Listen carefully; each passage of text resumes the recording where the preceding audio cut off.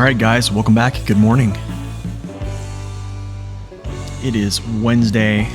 Good morning, good afternoon. Dird, welcome in. Scorpio, welcome in. I am doing well today. Thank you so much. I hope you guys are doing well. Let's get started. I am on my first cup of coffee today because I did not wake up super early like I used to, or I usually do. So, yeah, I might be a little bit slow here for the next half hour or so, but I'll get it done.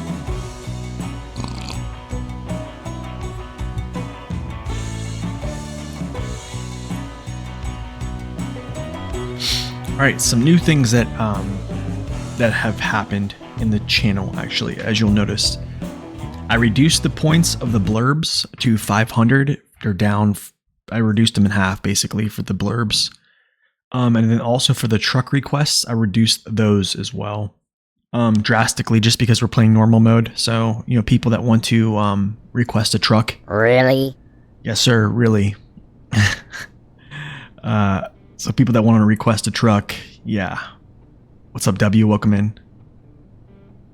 Something you missed to mention yesterday was one of the great things about the new season is how often you can feel the impact of missions you have completed. Really? That is pretty cool. So wait, what were you saying about what the final mission should be? Okay, where am I at here? Step. Guess I'll just roll out here. But I need essentials. Diving for treasure. Short circuit. That's there. Goes to the transformer yard. This goes to the drilling spare parts go there. That goes there. Long flatbed. Yikes. Okay, I am trying to think how I could do this. Oh, I know how I can do this. I'm gonna break out a new truck here. Let's break out something new.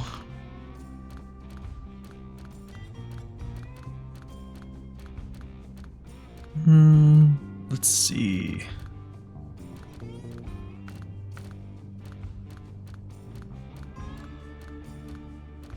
Haven't used the Paystar in a while. Need a crane though, which makes some of this sad.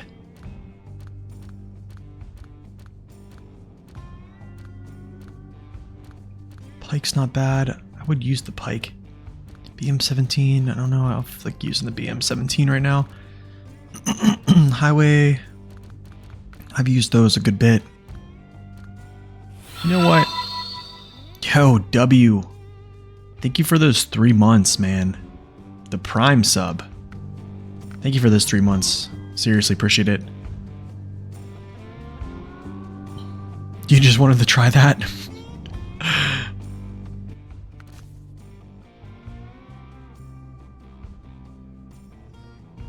So you haven't unlocked them all, but I think the contracts that have the most requirement belong the plant. Okay.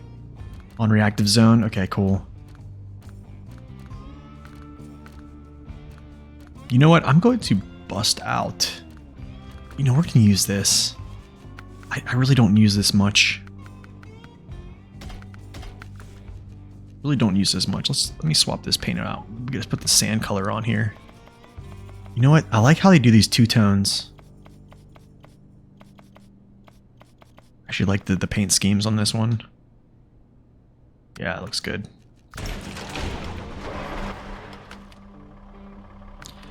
Also, I noticed yesterday off stream that the music at night is awesome here. Let's see if I can get it to go.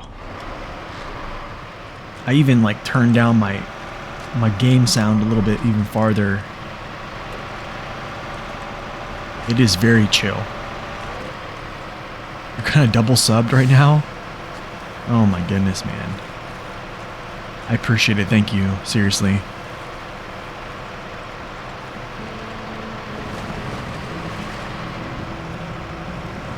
tier 1 sub and a prime. Goodness.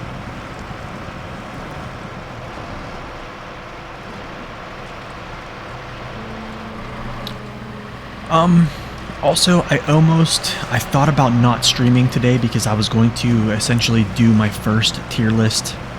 I'm still kind of debating whether or not I do my tier list on stream and then just basically cut them and post them. I think that would be kind of cool to do. I'd be able to still stream, still post a stream. But yeah. So hold on a second, I'm waiting for this music to kick in. I'm gonna do this, turn down this audio. I have everything that already, like, let's go 65%.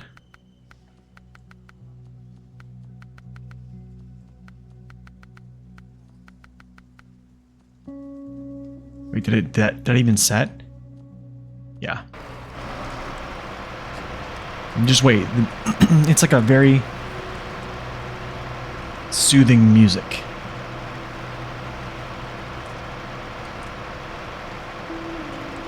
Yeah, there it is.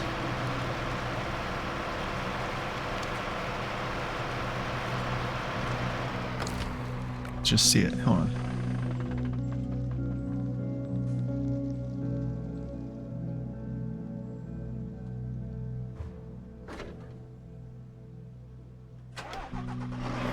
When it gets a little bit louder, I'll increase the volume.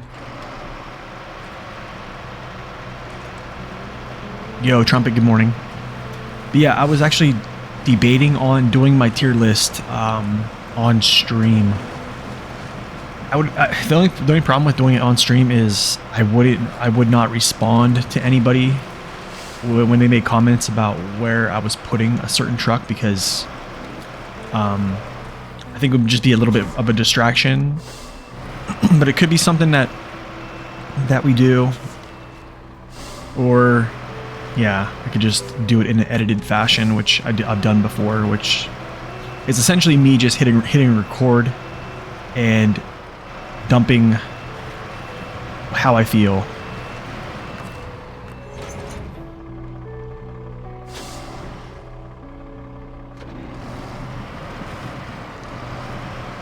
Chat is kind of distracting when watching YouTube videos. Yeah, that's how I kind of feel too as well. So maybe I'll just do that off stream.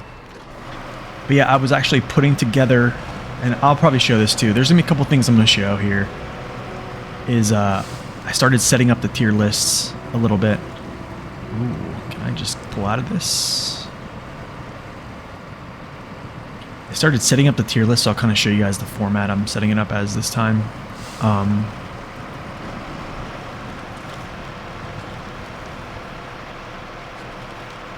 Yeah, for list and reviews, yeah, it is kind of... I would essentially turn off the chat overlay on the screen as well, so it wouldn't be like that. So the thing is, if I did it on stream, I would turn off the chat overlay that's on screen right now, and I would not respond to chat. So then when it goes to YouTube, there would be no one would know that it was done on stream unless you watch the stream again. Honestly, this is what like a lot of big YouTubers now do. They do everything on stream. Oh my, dude. I'm like really stuck.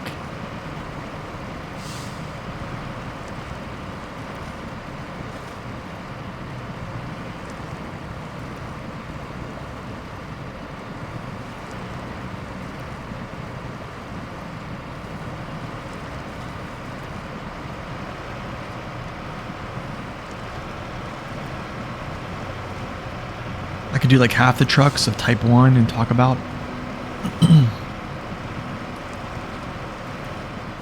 You mean like on stream?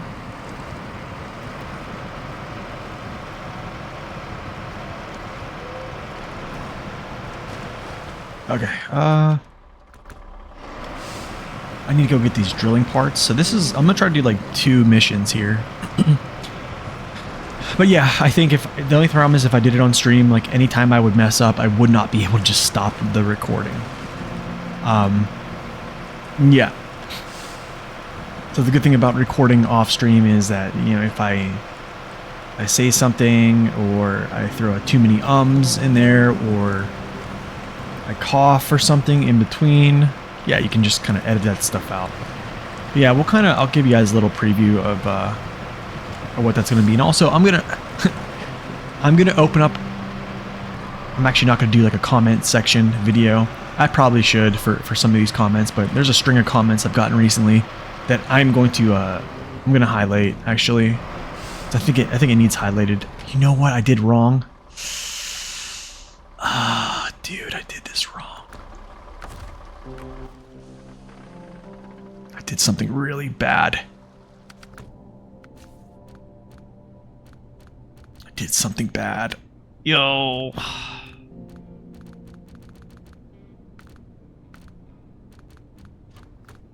I can't use that.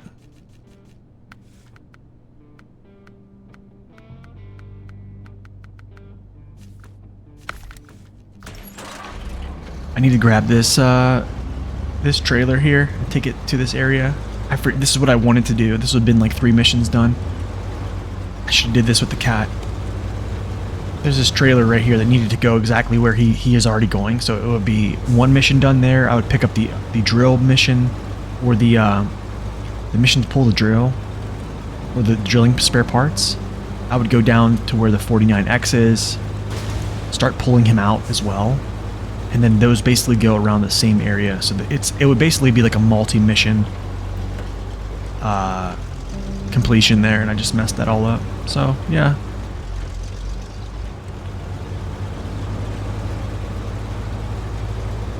But yeah, the tier list is gonna get moved around. I think, yeah, there's some trucks getting moved around.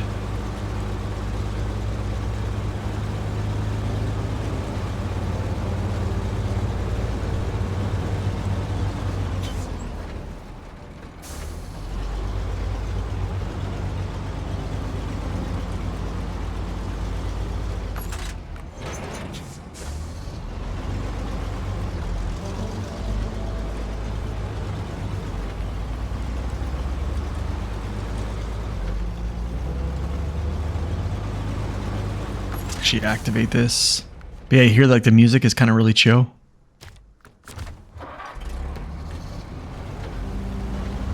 I was driving around yesterday after stream and I was like, what's going on? And then I remembered, I forget who was telling me that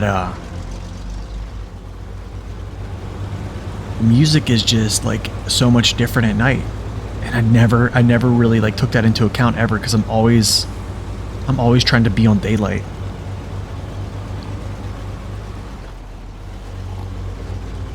Sorry, I'm just literally chugging coffee right now because I'm trying to wake up. I did not wake up early this morning and go do any type of activity like I usually try to do. Yeah. Yo, Ash, thank you for that follow. Welcome in. But yeah, we get some more folks in here. Probably at the hour mark. We'll do the the greatest, I don't want to say the greatest hits comments. We'll do the attack of the comments, the FEMM. The FEMM zone. And then, yeah, we'll talk about the tier list that's going to be upcoming, stuff like that.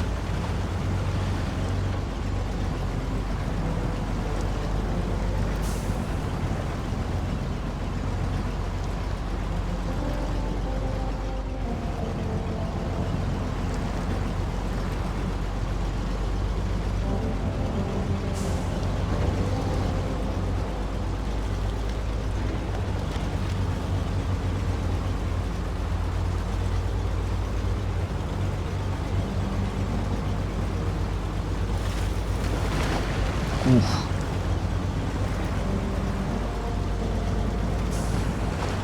Yeah, I think the night music here is probably my favorite right now.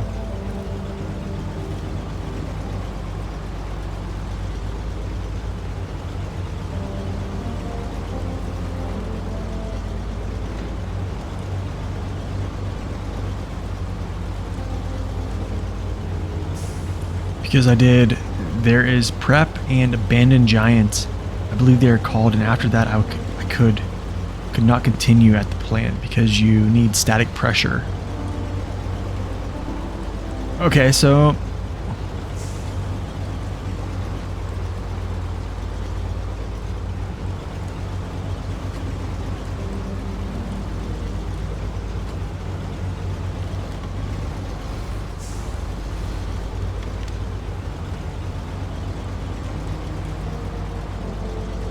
okay, so basically you just doing Flatland first is a better move then. That's where I'm at right now currently. I kind of paused over on Reactive Zone. My next mission on Reactive Zone was either I forget. There was 2 missions I was actually debating. Was the logs, which is kind of why I have my logging truck at this garage I'm currently at here. He's up here for long logs, which is my HX. Okay, so there is prep and abandoned giant. Okay, cool.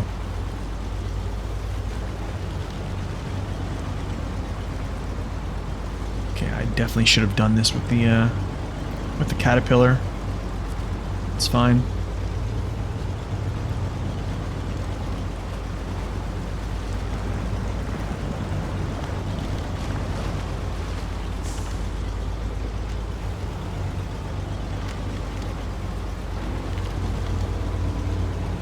Yeah, boy. Oh, wow. Balance, baby. That would have been a GMC or a Fleet Star. You would have been saying bye-bye right now.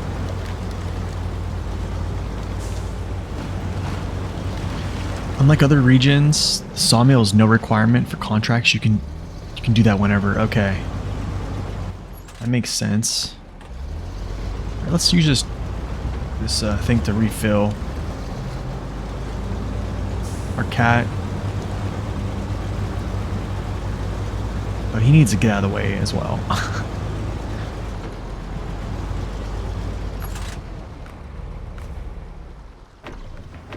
Okay. Get out of the way.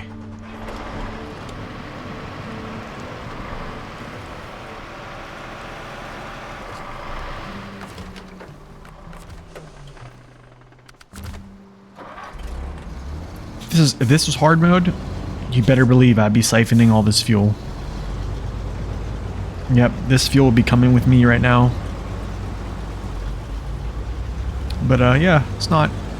Maybe not, I don't know. I think when I get here, I'm not going to even worry about this. Think about starting out. Oh yeah, you definitely...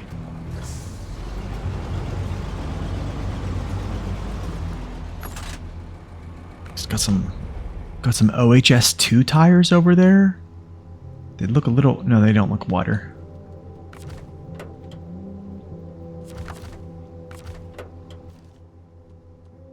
Okay, CT681. I'm going to grab these drilling spare parts right here. I am then... Where's that 49X? My Zikz is at the farm. Where's that 49X at? Somewhere on the coast.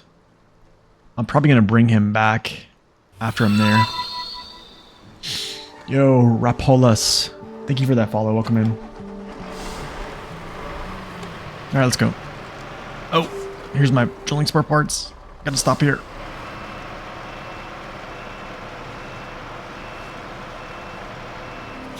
But yeah, I think the difficulty of this region is coming from like a logistical...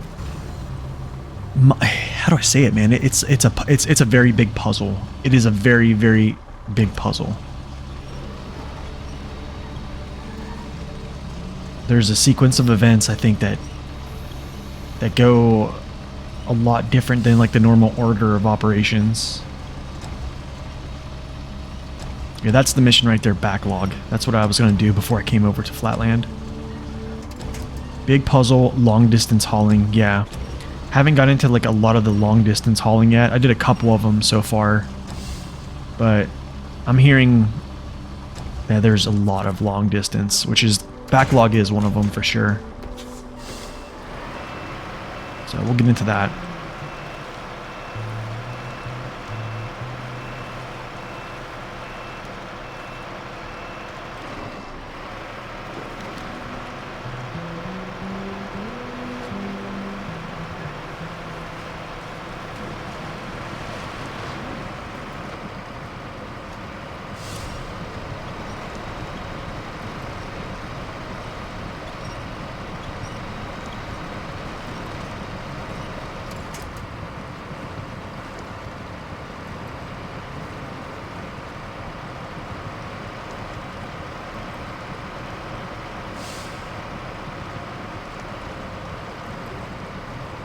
So, you know what's crazy? This truck is going about the same speed as the W990 in this same pit.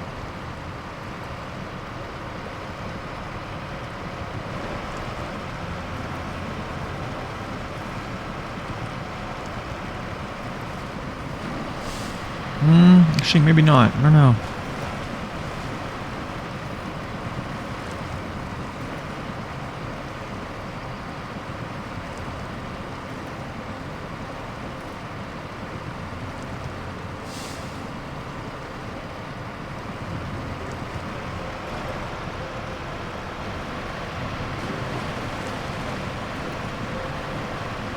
I think the tough thing for me in ranking where the W990 goes in the highway and heavy duty class on a tier list, because I kind of group those together, right? Because I wouldn't just do like a highway tier, because there's not many highway trucks, not many people are really interested in those.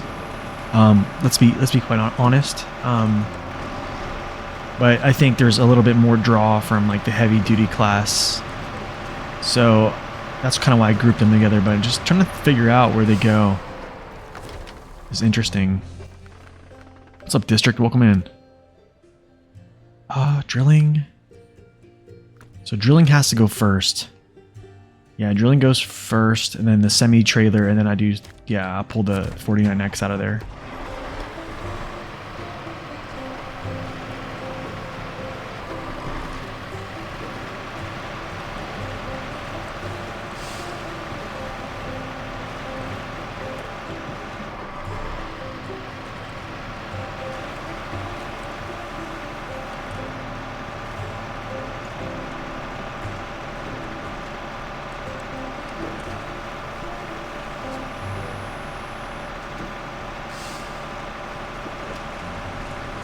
Passing out shortcut knowledge? Wait, when was I do that? Oh, I did that on Discord yesterday, a little bit. A little bit on Discord. It was just two shortcuts. I just took screenshots.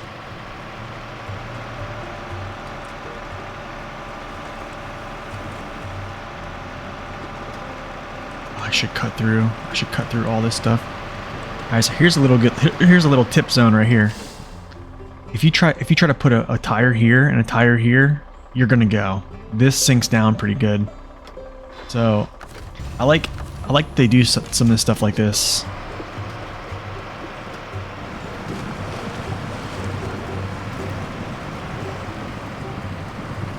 They did stuff like this kind of like in the Dawn as well.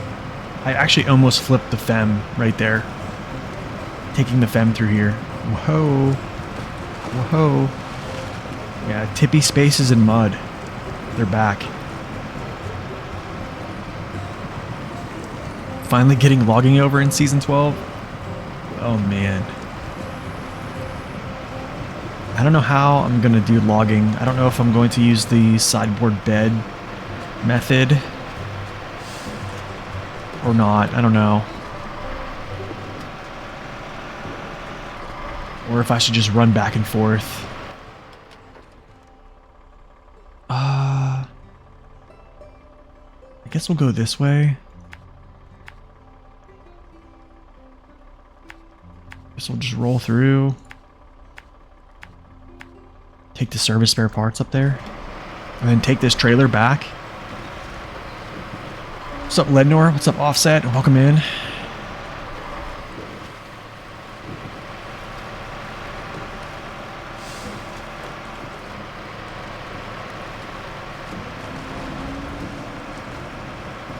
Logging to you feels like an interruption to me, where you have to pause all the missions and fun. I'm gonna try to enjoy it on this one. I'm gonna try to. Logging isn't too bad for me, honestly. I think it got pretty bad was when I kind of was getting a little fed up with it. Was in like the base game. The base game got a little bit overwhelming just because there's so many values, right? And I'm just sideboard betting that stuff, taking it there. It's just a huge operation. Maybe not timber for the locals in Michigan, but I think after that, I would definitely say the one in Tamir where it's like 6 medium logs. That's just kind of too much.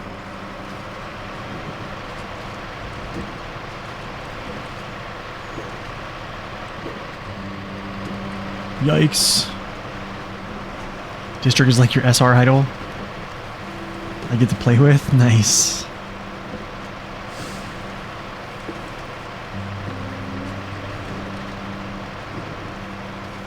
You did co-op once again yesterday? Oh man.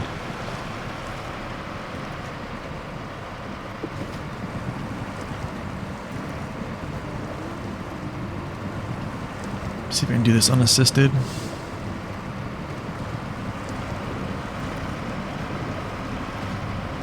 Yeah, I need to see it. I probably need to see it. Just I'm an early bird, man. I woke up a little later today, which I'm kind of upset with myself because I should be going and doing more activity at 5 a.m. But I slept in.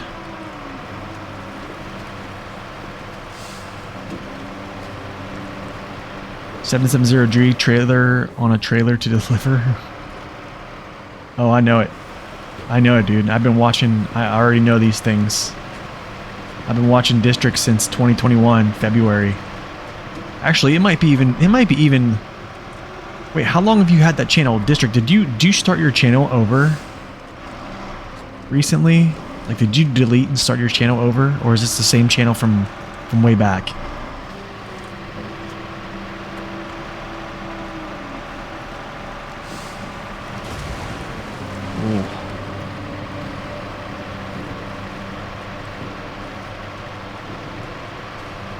It's the same. I want to see when my follow was. I feel like. Are you sure it's the same one?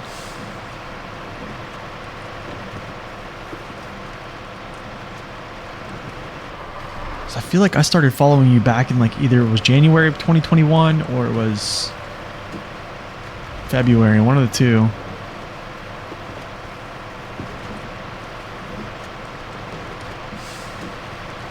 His followers reset? Really? What's up, Stream? Extreme Storm, welcome in.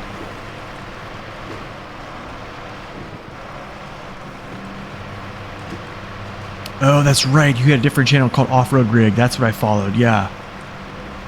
Yes, that's right. That's right. Yeah. It was Off-Road Rig.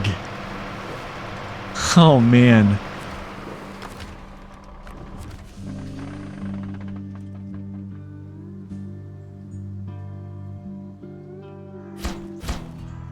Okay, wow. Well, thanks. What's inside, you asked? Don't worry about it. As they say, curiosity killed the cat anyway. We owe you for the job, so don't... It's probably some moonshine or something. Alright, I need to take this trailer to called Essentials now. And then I'll come back for this 49X. We'll pull him out with the cat here, and then yeah, we'll be good to go.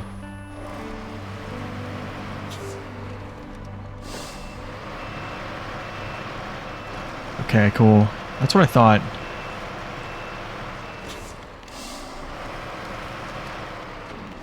What's up, toilet paper? Welcome in. You are not late. You're about 35 minutes late. That's it. Pretty early, actually. Thank you for that follow, by the way. I see that that follow yesterday, by the way. I think, yeah, yesterday. Can I join a player to do missions without the host even participating? Yes, you can. So whenever you jump in to do a mission, you can just go and do whatever missions you want. They're on the map as long as he's accepted them. Him, her, whatever you want to, whoever it is has accepted them. And then after that, essentially, you can just go do them.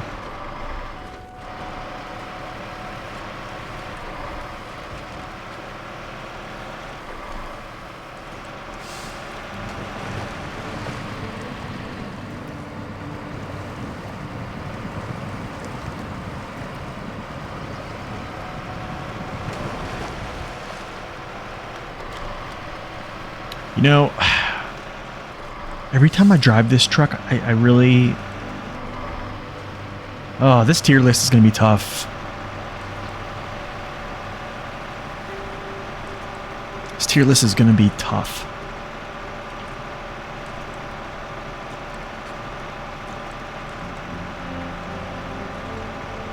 Alright, had to sip some of that coffee. You learned a lot taking so many shortcuts. You and District showed you? Nice, man. Yeah, probably just more District showing you them. I don't know. I don't have... You know, I shared a couple shortcuts on the Discord server to a couple folks on the SnowRunner chat and also in the PTS channel. But there were some pretty big ones. I actually might delete this. I don't really need this trailer at all, to be honest. I don't even need it. Yeah, I don't even need it. But yeah, District definitely. Most of the shortcuts that I've kind of come to acquire, I've learned from him. I'm gonna tell you guys the first time I've ever watched District. I'm gonna show you what he was doing. It was right when season 2 came out, okay? And I think I was like probably either on the Flooded Foothills or maybe starting Big Salmon Peak. And this was before I even started making YouTube videos. This is prior to that. And I seen that he was doing some type of challenge mode, and you know, watching people just play the game through, to me, I'm gonna be real, it just kind of was boring. And I tuned on to him, and he's at level 1 with a pay star, building his own bridges down here with concrete slabs. And then he was up in here. This is like what really jogs my memory, is he was crawling up this. This is basically ice, right? Because there's a warehouse right here that you can drive stuff from. He was crawling up this with a pay star. Okay, he didn't have chain tires. He had all terrains because he was level 1. So pay star can have all terrains at level 1 because that's just how it is. So can like the Tega, so can like the Voron AE, so can the I think the Azovs can as well. And man, it was just a crazy thing to watch him do that. But I think he had like a maintenance frame on there, I think, or something of that sort. It was crazy. It was craziness. And after that, I was like, dude, I gotta watch this guy. Like, this guy is gonna make my gameplay better. Like, I'm gonna learn something here.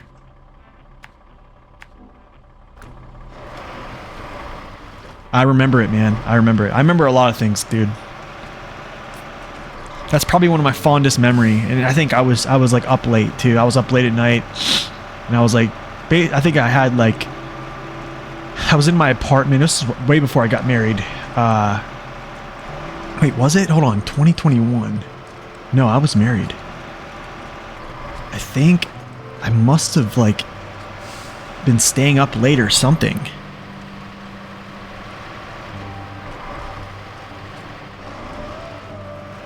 Yeah, I think I was, but yeah, I was just like, it was crazy.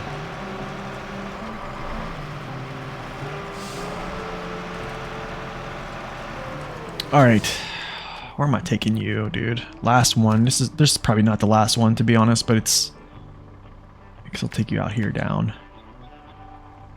I don't even want to go that way. I kind of want to go this way, to be honest, which I think I'm going to go. We're going to go this way.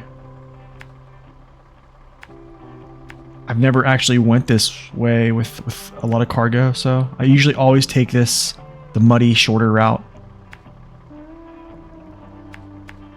So we'll...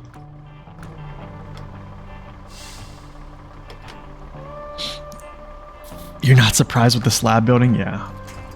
That's District. Oh, 150?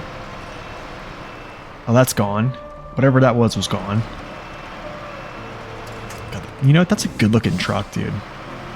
I don't know. See, the thing is, like, the 49X does look super good.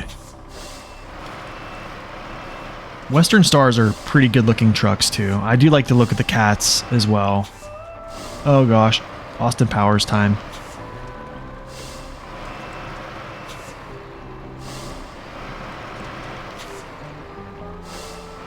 You scaled them out with all terrains? Yeah. I'm not surprised, man. I'm not surprised. It's a good truck. It's got an engine. It does. Let's go.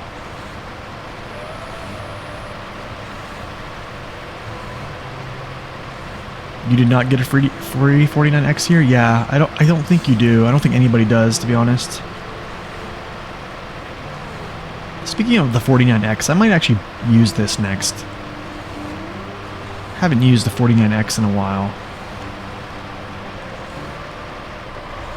I like that truck a lot, to be honest.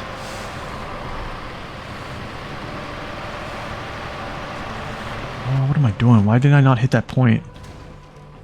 Why did I not hit this point too? What is going on?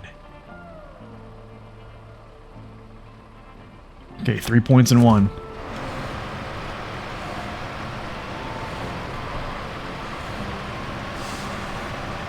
You bought the Western Star DLC? 57X all day. Yeah, that's a fun one.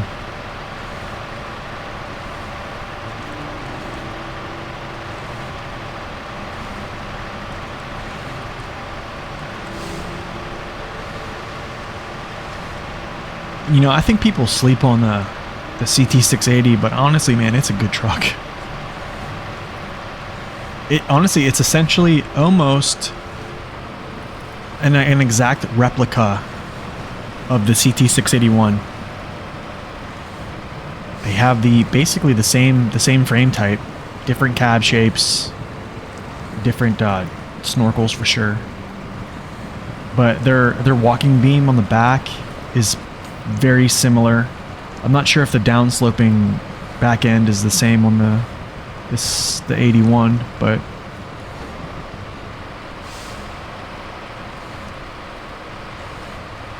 you had an 8 slot. Yeah, I think I remember that too. I prefer the 81 just because I like its power. Yeah, I think. But to be honest, these two are almost exact.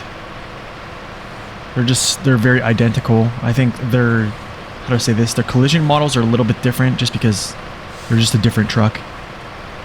But yeah, this one has.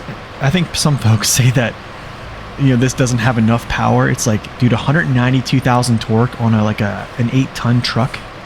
An 8 US ton truck is a pretty strong engine. Like there's never been a time where I've hauled stuff with this and I'm like, oh man, I just don't have the power. It's never really been that way. I think I like the 81 because it has power, but also like it's not plagued by crazy fuel consumption, even though it has a smaller fuel tank than this truck here.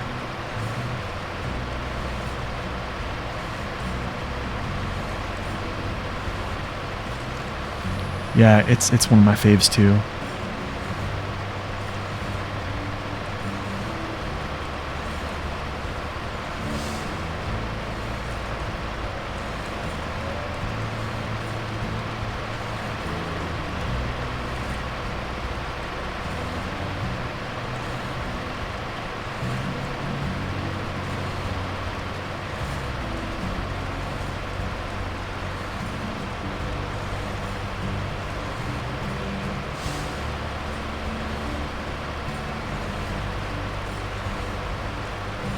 That's the thing, man. We all learn from each other, right?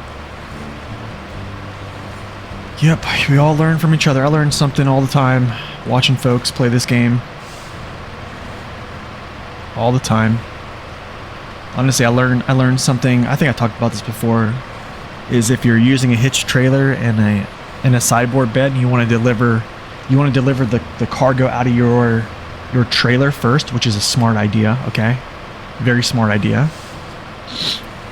And if you don't believe me, I can show you where a community manager actually said this prior to the game being released, which was in February of 2020. The game was released in April. But anyways, you actually disconnect from your trailer, you unpack the cargo in your bed, reconnect to your trailer, and then deliver the cargo that's in your trailer, because the cargo in your bed cannot be delivered because it's unpacked, right? And then you just repack the cargo that's in your bed, which gives you more grip, and your trailer gets lighter, lessening up the restrictions of going through terrain with a heavy trailer. And yeah, good to go. You do that with logs? Yeah. It's another way to do it too, is logs. Okay, I'm probably need to be careful here.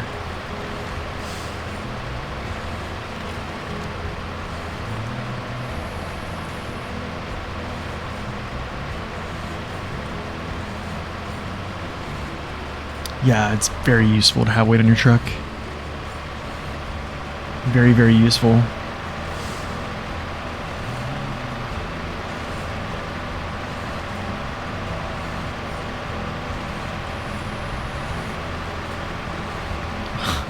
Oh, dude, I'm not a Wikipedia. I just,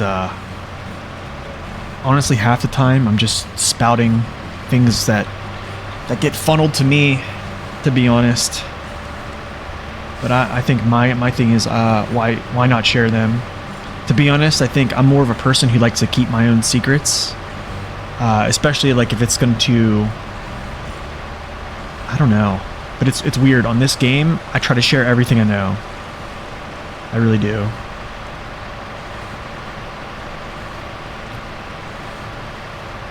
Everything I want to know.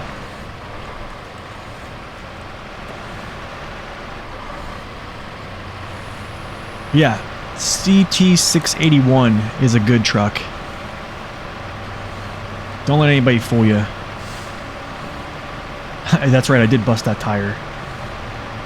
That's what that 150 damage was, probably. Alright, let's see.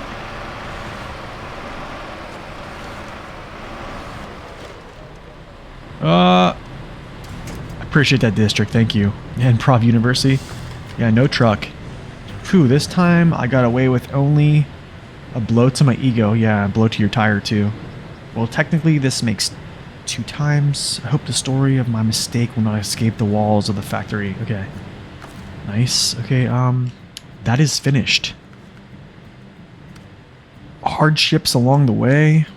I gotta do this, and I don't want to do this. And I'm probably just gonna use the Voron AE here because he's close. I don't have a high range gearbox on him, so I'm not gonna be able to like float my way through this. But yeah, we'll whatever. Hopefully I can muster out a gold. We need an improv U emote. Oh dude, how could I even do that? I don't even know how to make emotes. Alright, district, I appreciate it, man. I will see you then. DB13, everyone.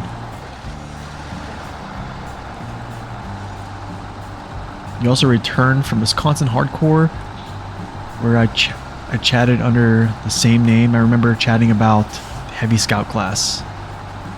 Oh, yeah. Wait, so you unfollowed?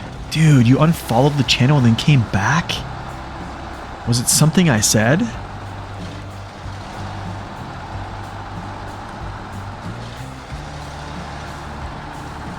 Dang, I scared you away? I'm not surprised that I scare people away, but... I mean, it happens. You never unfollowed? Really? It's saying that you just followed here last night at 7 p.m.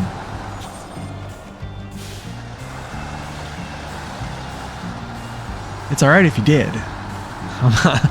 It doesn't... I don't care if you did. It's probably something I said.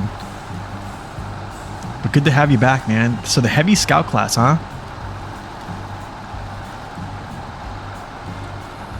Alright, so... Alright, let's try to do this. Oh, goodness. First checkpoint. This is going to be a hard turn, actually. That's actually going to be a really hard turn. That's probably going to be a hard turn, too. Yeah, I don't have it. Yikes, dude. A minute 55 to do that? Yikes. I don't even have a high range. Just an off-road. This is going to be kind of weird. Yikes. Okay.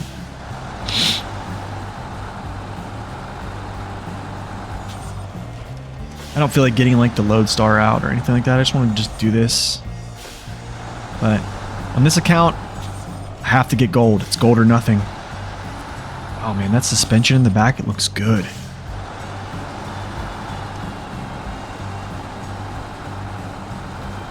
Ah, I see.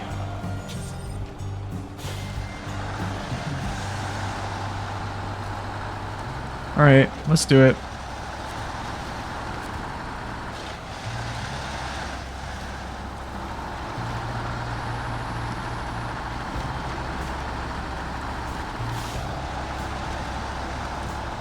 Gotta slow down and take this turn. Please give me the turn. Of course. There's this huge time loss.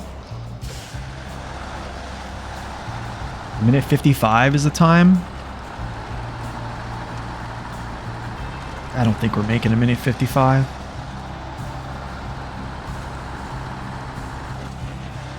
I almost think I need a high range for this. Unless I can just straight up keep fourth gear.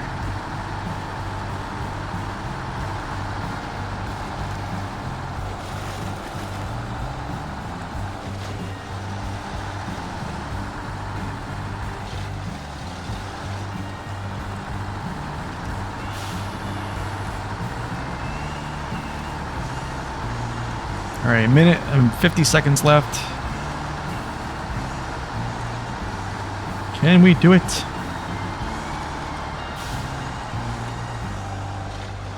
Really, dude? Hit the downshift there? Come on, I don't want to have to come do this again. I dislike these so much. 25 seconds. 20 seconds.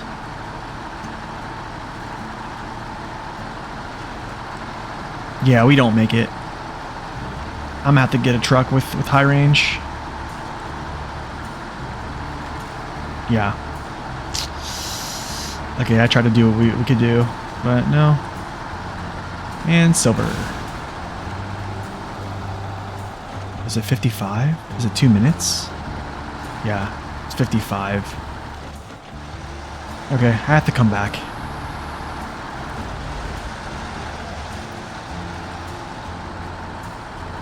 Yuck. Okay. Coming back.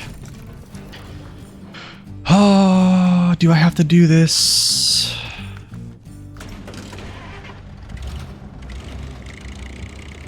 Could just use a Tega and probably just crush this as well, but...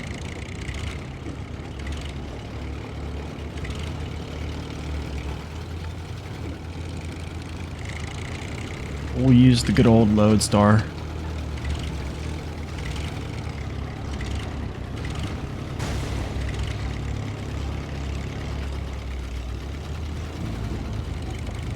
Hopefully this will be fast enough, actually. I don't know.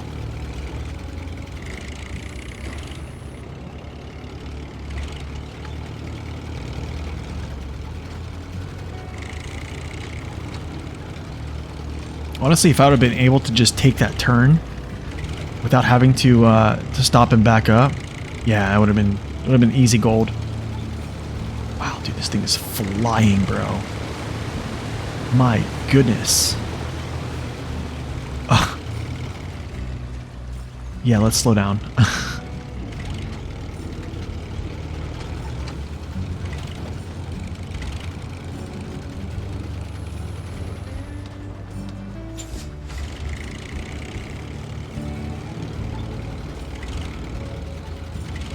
The power this truck has is unreal.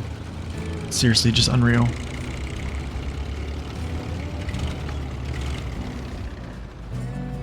Power slide.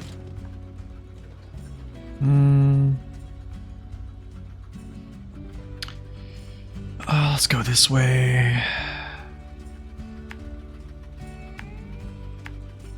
Hardships along the way.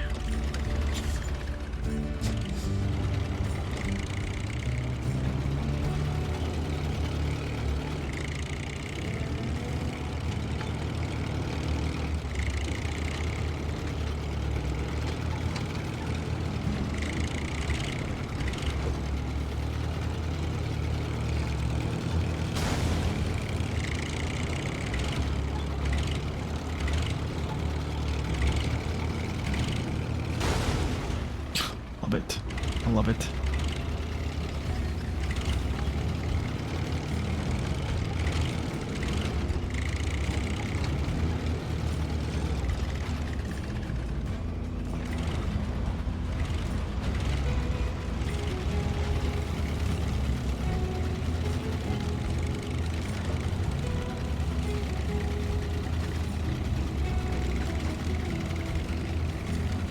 Yeah, I don't know.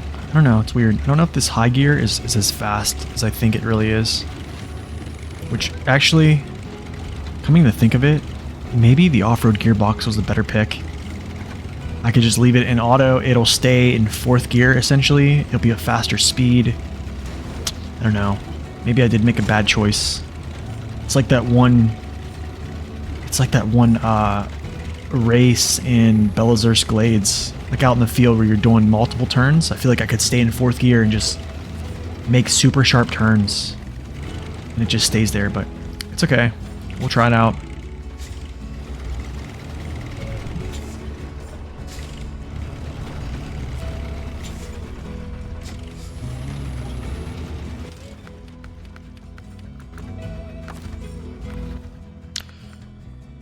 Okay, it's not even on there. So essentially it's like down, I go left, right, left.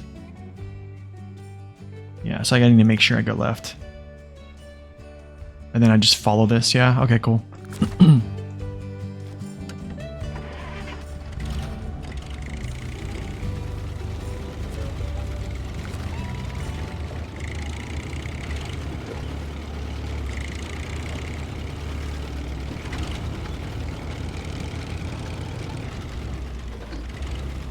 Make the turn, make the turn, make the turn. Beautiful. Make the turn, beautiful, bro. Nice. Back into auto. Let's go, push.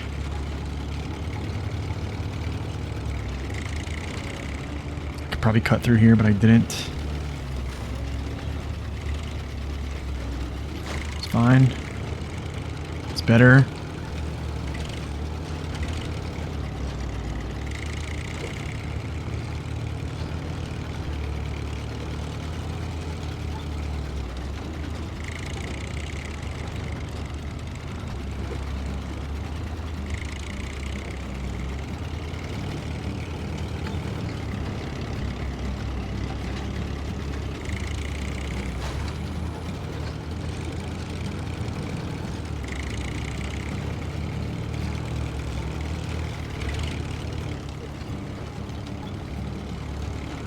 $115.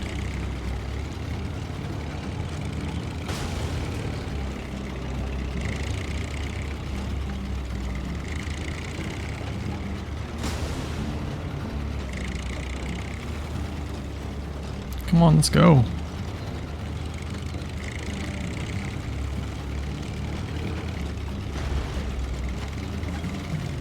Yikes. Still close. All right. Good stuff. Udor 5 trucks, CT681, the Voron AE, the 5600 TS, Thatcher Force, and the F750. Nice. Those are good picks. Alright. Backlog, no. Running dry, no. Monumental Services, no. Overio, no. Checkpoints. That's in Overio as well. That's a lot of access. A lot of trailer access. That's back in reactive zone. Garbage. Okay, maybe we'll do this. The garbage is up there. Cool. Sounds good.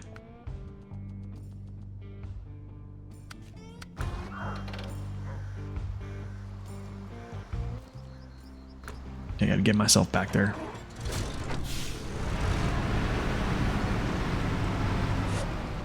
Oh, the flickering is back.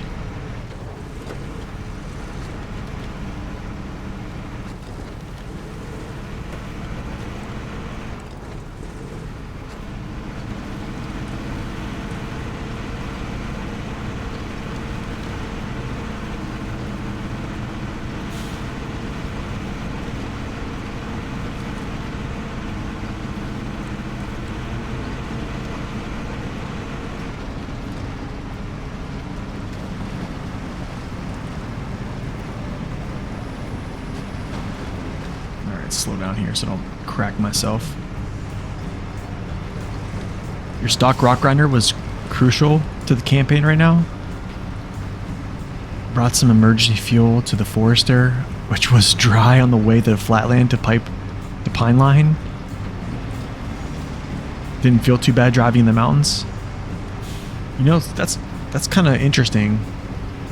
That is interesting. I don't think the rock grinder is bad by any means. I don't think it's bad. Honestly, I think pretty much every scout in the game is not going to have a really hard time on North Carolina, to be quite honest. I mean, like, look at these roads. I mean, in a lot of ways, like, these are pretty light. I mean, you have some deep areas, right? But I mean, overall, I think the thing is like the X factor is essentially the Jat tires. The Jat tires on the scouts are just, they're insane. And you're probably pretty sure you're using the Jat tires as well. Yeah. Rock grinder is not bad. I think it's pretty much middle of the road. But even being a stock, it's pretty good. Probably was better on fuel as well.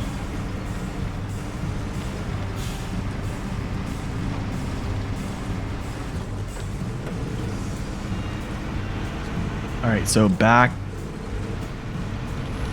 Go get this garbage.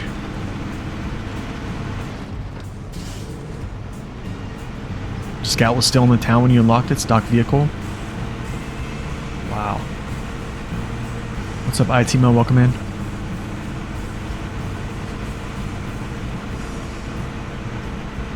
Alright, so I need to get some gas, actually. This is a good little stop here.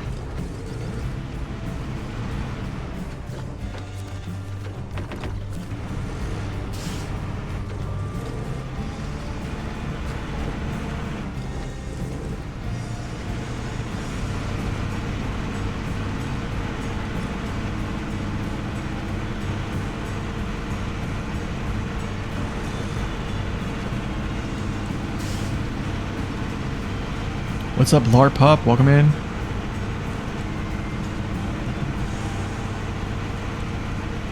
You think you prefer the Scout 800 with the Jats over the rock grinder? Yeah, they do. I'm kind of leaning that way too as well, to be honest. Actually, did I make the wrong turn? No, I make the right after. Make the right after the bridge. I mean, the Scout. The Scout is pretty nice with the Jat tires, I gotta say. Turn my phone over. Shoot, hold on a second here.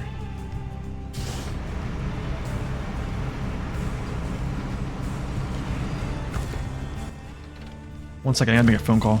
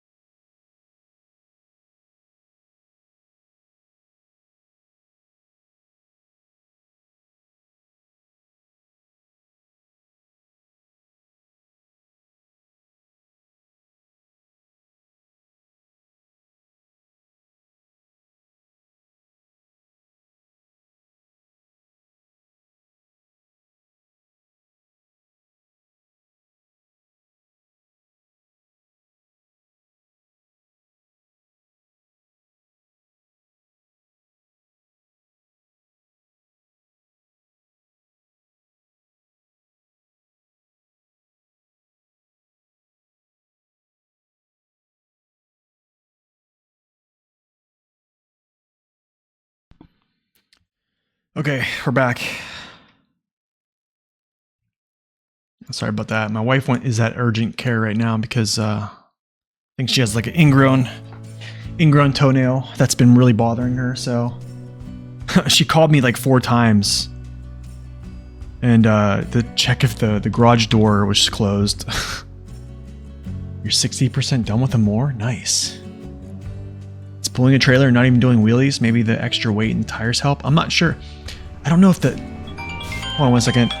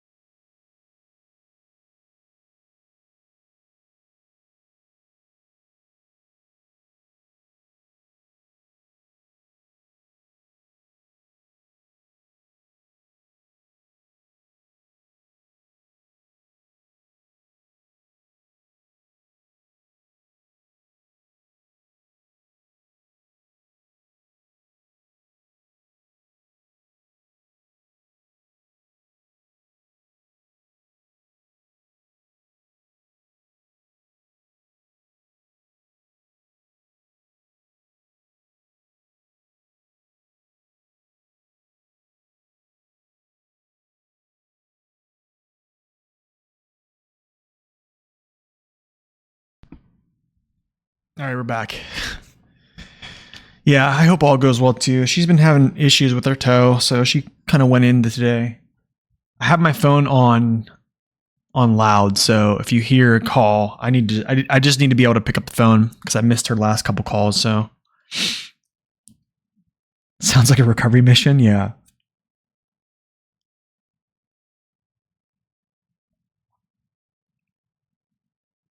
You saw it in What's Wrong? Yeah, I think that's something me and SD1 actually talked about. Yeah, I think I talked to him about that before, actually. All right.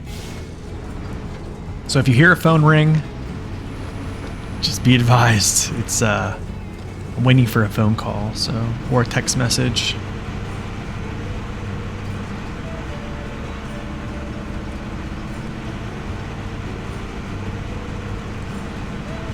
Okay, that's the text message.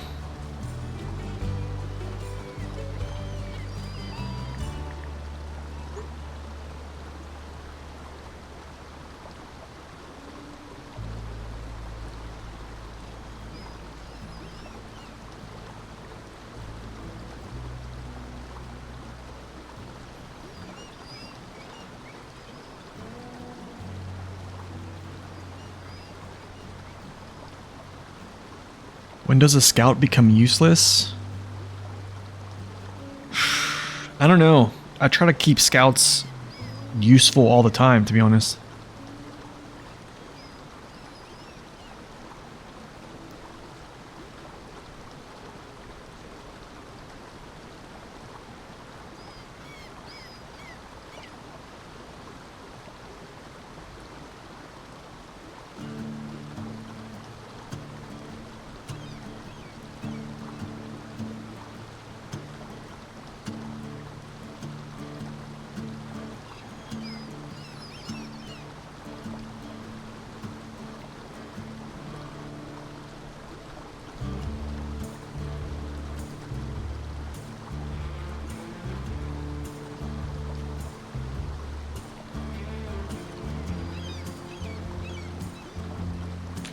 Okay. Sorry about that. I'm just answering my wife's message. She's at the doctor right now for her foot. So, scouts becoming useless. I think it's all about perspective, honestly. I try to keep them relevant as long as possible. I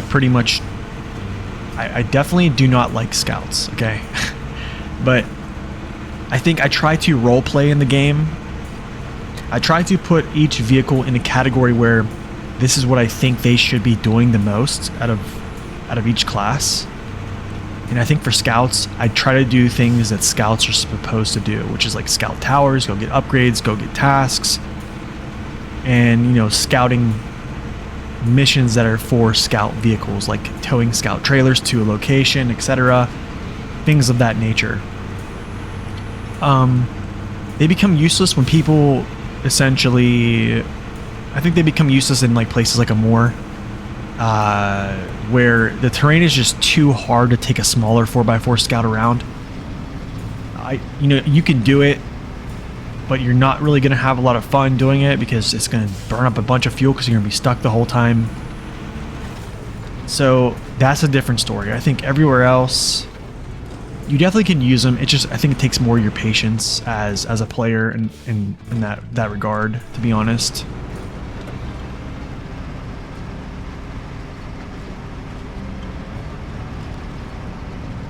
Yeah, if it flips, no biggie. Maybe put, yeah.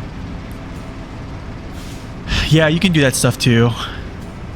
I was using the step deck with a fuel trailer on top of it. That's kind of like how I roll. Flipping, so the thing is with flipping right now, I'm not really ever too concerned with flipping my truck over anymore.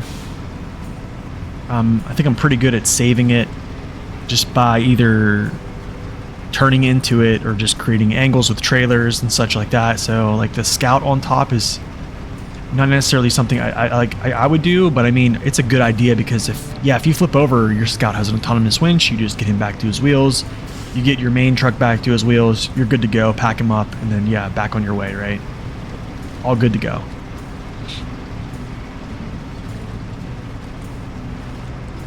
Use scouts quite a bit, that's good. That is good. One thing I have with scouts for now, I'm in the end of Michigan in hard mode, okay?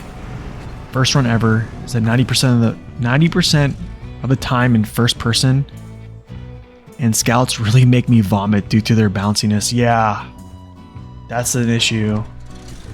Yeah, I could see that. Yo, Axolotl, welcome in, by the way. Yeah, I think first person probably will make that very annoying. Yeah, I could see that. All right, let's see if these act like cargo containers. I wonder if I could actually just pack these on top of each other. Let's see. Or if these are like cargo container properties. This might be... Let's see.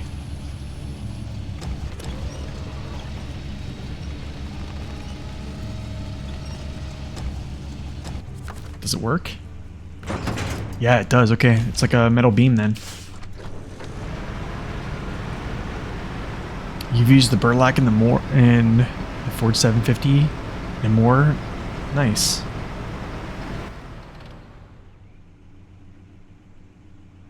You know what? We're gonna take this route. Why not? Take something different here.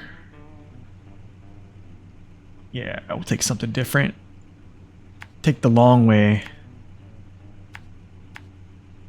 Yeah, we'll take the long way.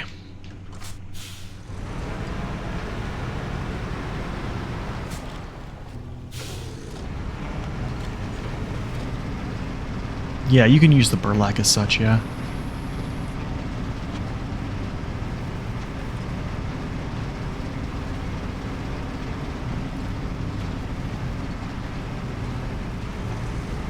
The tips that save a flip I need. So why do you think... So... Why do you think the Wrangler, the Vorn AE, they're all fast? Oh. Yeah, they are all fast, so... That's true, they are all fast. The thing is, all of those are pretty stable trucks, to be quite honest.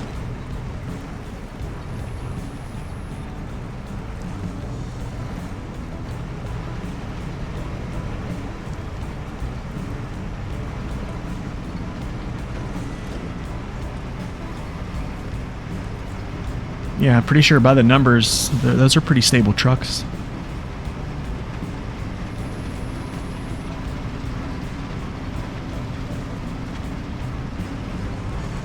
You can't find stability in the best trucks. What are you using? I mean, how are you driving?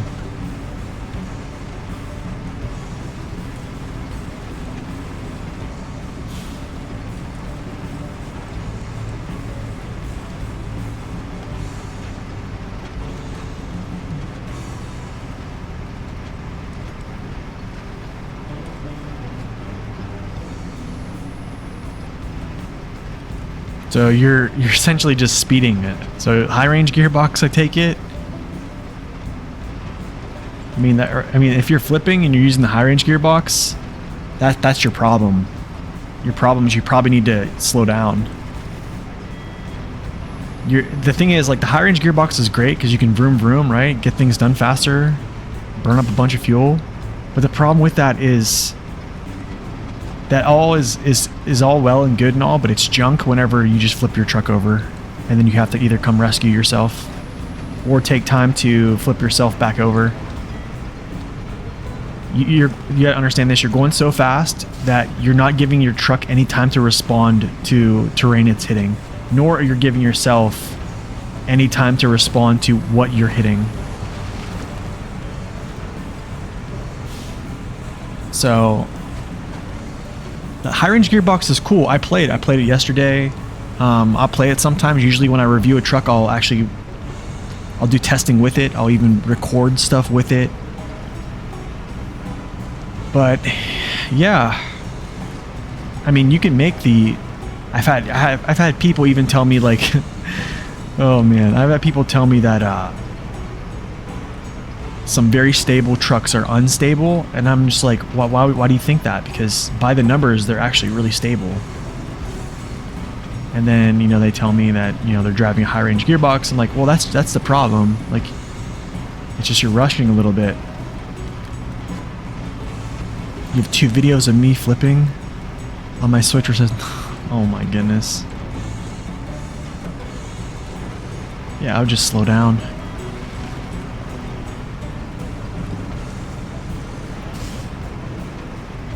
Yeah, the Antarctic will teach you how to stop flipping. Yeah, kind of.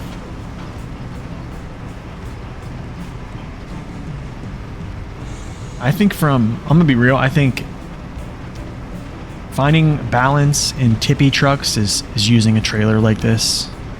This truck is not tippy at all. Actually, this is like one of the more stable trucks I've actually driven. But like vehicles like the Paystar 5070, the GMC MH9500, those are not very stable vehicles. And then there's just things you can do to help them, using double tires, doubles in the back, creating angles with your trailer. Your trailer basically gives you balance. So like, let's say this, anytime I put an angle in this trailer, okay, let's say if I was sitting downhill right now, let's say this trailer was pointing directly downhill. Okay, so right here, the trailer is wanting to tip over, but it's not. It can't, because my truck is literally facing this way, longitudinally, and it's connected to my saddle. Okay? Same thing happens with my truck. If my truck is put into a position where it could tip over, and my trailer is in a position where it's longitudinally facing parallel uphill, that essentially is just giving my truck balance. So it kind of tries to complement itself. Yo, what's up, Stephanos? Welcome in. Yes, I do have a video on the tires on the DLC. I have 3 videos of tires, actually. They're all on the channel. I think the new tires are good. Yeah, I think they're good. They're good for different play styles. They're good. They're definitely good for different play styles. I think they're actually good for some trucks too as well. You took the obvious shortcut in the Pine Line, which you missed the time before. Really? Which one? Oh gosh, I don't know how you're gonna explain this.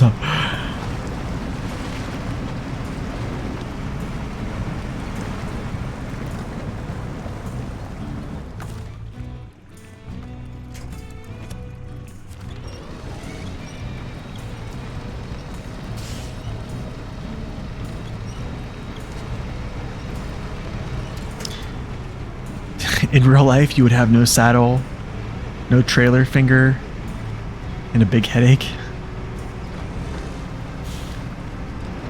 Yeah, probably. Probably, but like that's the thing. SnowRunner is not real life. I think it does a good job trying to be a sim, but yeah. It's just not.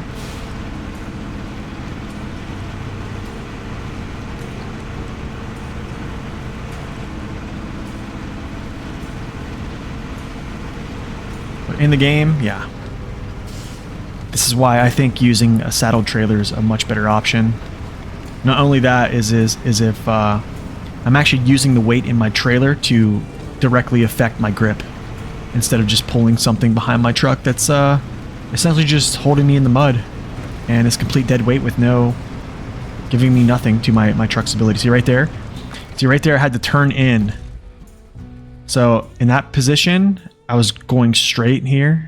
This was all downsloping into this pit. If I would have continued, the trailer would have been upset, and it would have, because of my connection point, it would have tipped my truck over. So what I did was turn down, create this angle here to regain my balance. That's how you use angles in this game with trailers.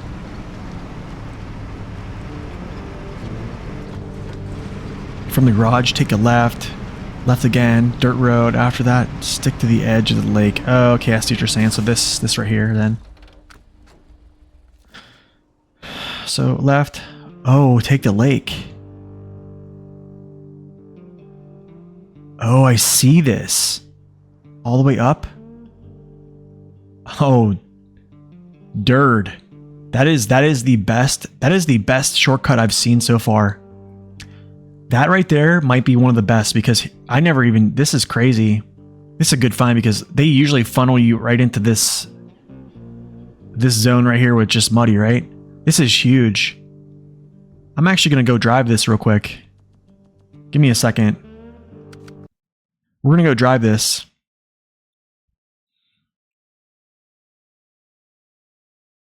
You never really found the 9500 unstable?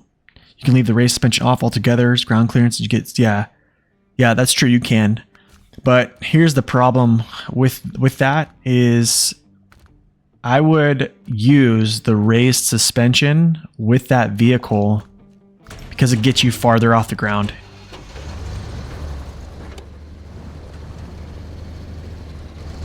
I want to be farther off the ground, so I think here's the thing. I think this. If I'm going to use a trailer, I use my trailer as a counterbalance. So in some cases where I wouldn't use like let's say a raised suspension, I wouldn't use it on the BM17. If I didn't have a trailer, I wouldn't use it. What another truck is, the Paystar 5070. There's no wheel upgrades for it, so there's no reason to, except if I have a trailer. So if I have a trailer that I'm hooked up to, yeah, it's all well and good. But if not, yeah, I would just probably say no race suspension. Where's that shortcut? I think it's here. It's probably there. I should have went down, but I'm gonna go down this way. Let's go like this. Okay, this is actually pretty mellow. I don't know why I'm using the high range gearbox. I seriously don't know why, but I am. Okay, I probably could just take that shortcut or that route right there, but it's fine. Is there any tracks down here? All right, not. Wow, dude, this is craziness. This is a crazy good shortcut. Good find. Good find, my man. Okay, so I take it, we go up this way. It's a nice house, except for that roof, though. Yep.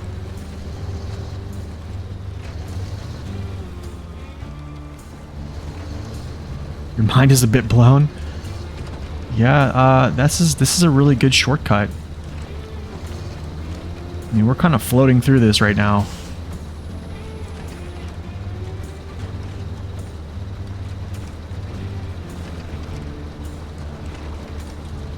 Boom, yeah. And then I would actually take it as far, because that's where the end is. You could actually go over that way, or you can just continue.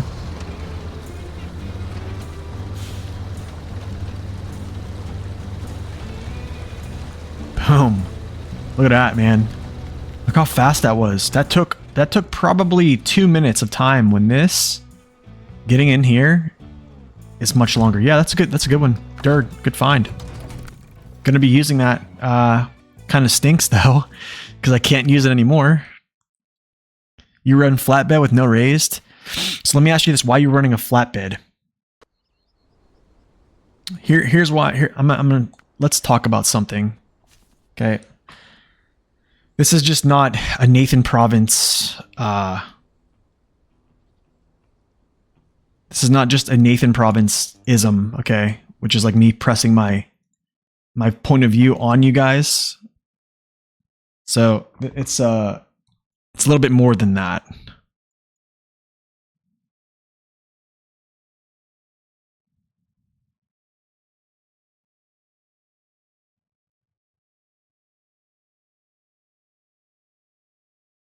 Okay, here is what I mean by that, Rook, is I don't think you should be using a flatbed. Here's why. This post was made by a community moderator or community manager back in the day, and I think somebody took over for him. I'm not sure if he's even with the company anymore, that or he moved up to a position where he's not really in the public's eye. This was prior to SnowRunner even coming out, okay? February 2020, okay? He's talking about terrain, driving in mud, grass, all this stuff. No tint. Tint is darker, more viscosity, so it's like basically wet mud, okay? Hidden extrusions, hard to pass. A wet road has more viscosity. Okay, we know this stuff. I've talked about this. Driving in snow. Snowbank, the wheels will sink until they hit the asphalt level.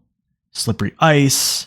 Chained wheels on ice. Here is where I'm telling you, this is why this is really, really important that I think you use a semi. I think everybody should be using a semi-trailer, unless the vehicle has a frame that is just not conducive to using a semi-trailer. And I can tell you a couple vehicles that are not good with semi-trailers, just because, yeah, their frames are too long and they just can't handle them. However, if you look at this, no load, bad traction, you're stuck.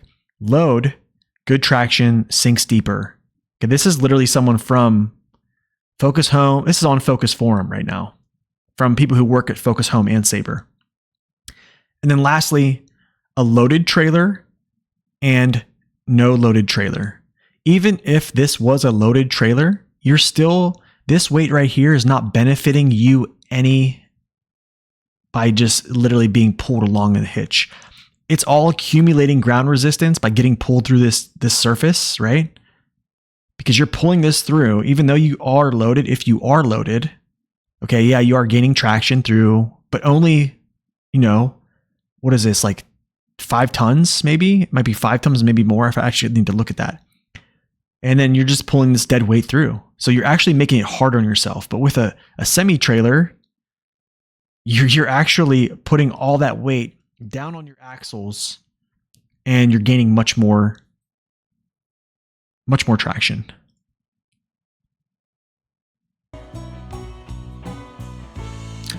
I don't think the Kodiak works great with semi-trailers, actually. That is one I don't really recommend. And the reason for that is the single axle in the back.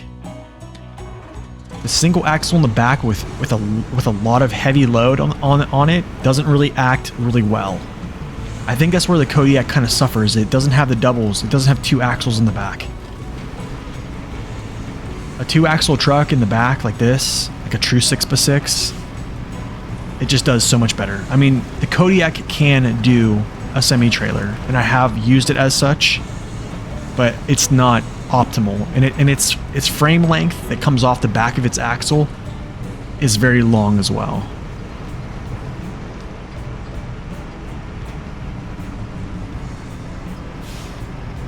The value of a flatbed trailer combo comes not from superior off-road performance, but flexibility through, like, hooking a trailer to a heavy truck, delivered a mission trailer before, still turn to cargo and second truck. Yeah. Yeah. So what you mean, Dirt, is basically like if I drop the trailer, the truck is still useful in its current form, right? Because if I drop a hitch trailer, I still can do something with this flatbed, right? So it's still useful. In this case, if I lose this trailer, that's essentially like like I'm dependent on this trailer here, but not so much with a flatbed or with a combo. Don't be mean to your lovely Kodiak. Oh, dude, I love the Kodiak. Yo, Seer, welcome in.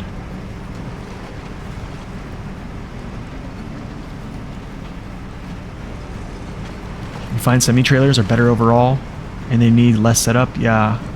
I don't know. I think I've definitely done a lot of testing with semi-trailers, putting weight down on wheels, even highway tires, man. I've had playthroughs where I've only had really diff lock on highway tires, and just because I had weight on those tires, like significant weight, I was able to do things. 5368 Kodiak, let the war begin. The 5368 is actually not too good with a semi-trailer either. I mean, I make it work. What's up, Ryan? Welcome in. No worries, man.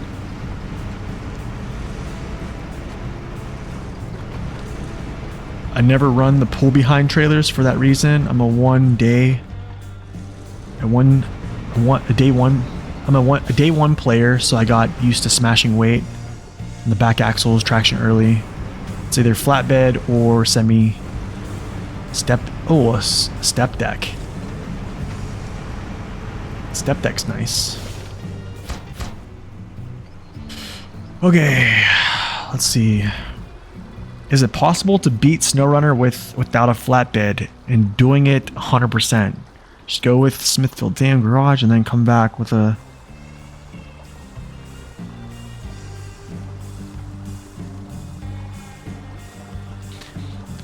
I think so. I think it's possible. You mean like just with like a regular flatbed trailer and not a sideboard?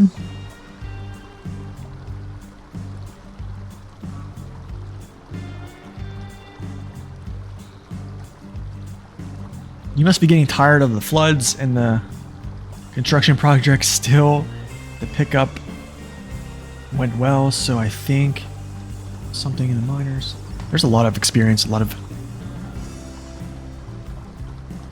I said it was. You said it is possible. It was. Oh, you weren't asking.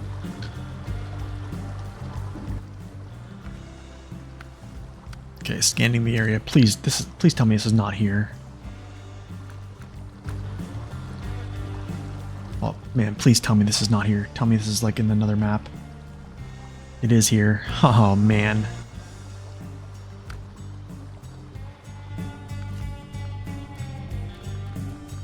It's here.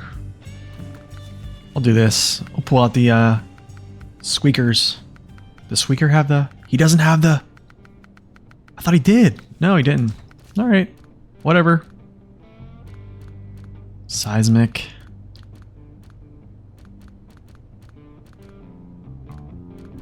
Seismic.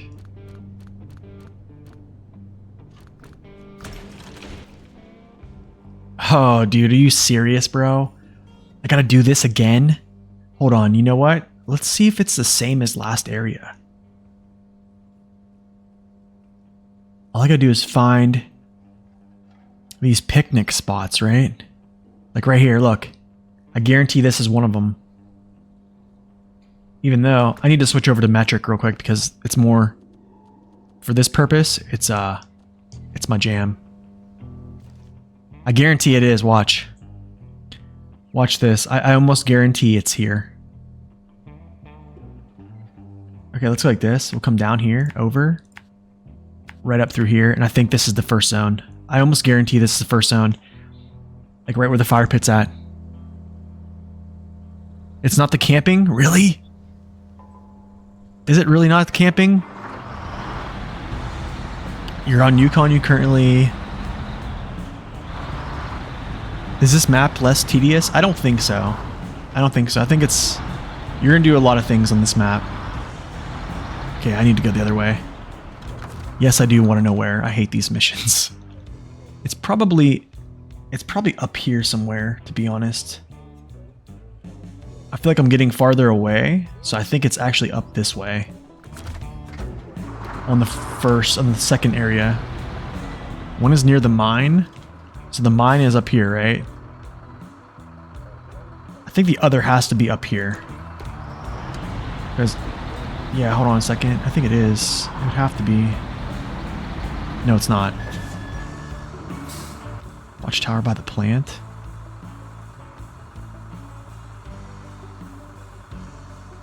Yeah, we're gonna go up that way. Mountains near the garage. Okay, I'm gonna go after one in mountains near the garage, I think.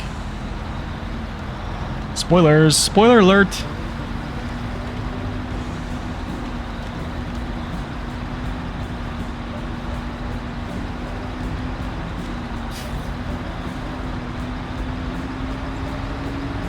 So yeah, another good thing you can use with tippy trucks like this one here.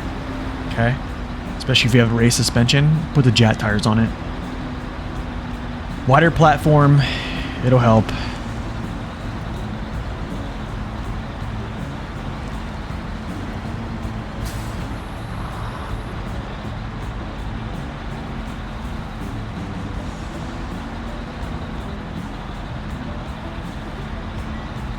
It's the starting point of the race, really?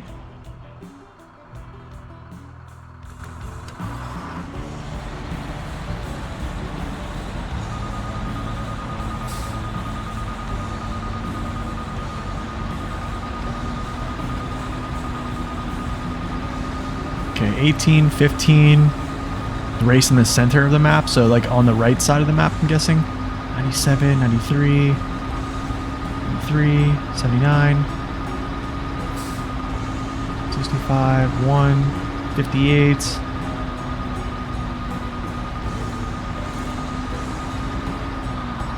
Okay, I think it's probably over here then.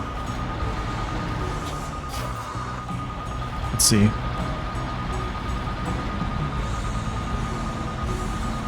Okay, still going the right way.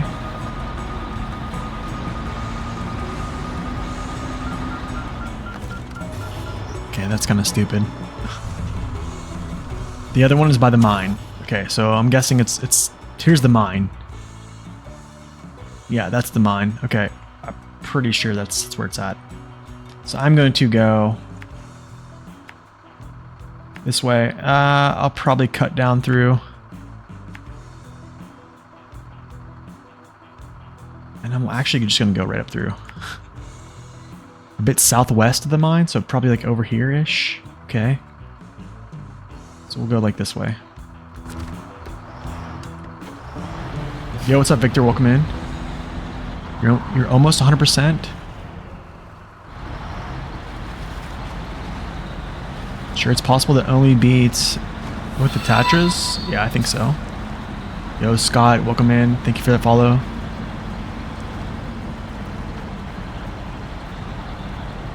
When you're done with Amore, you never want to see Super Snow again?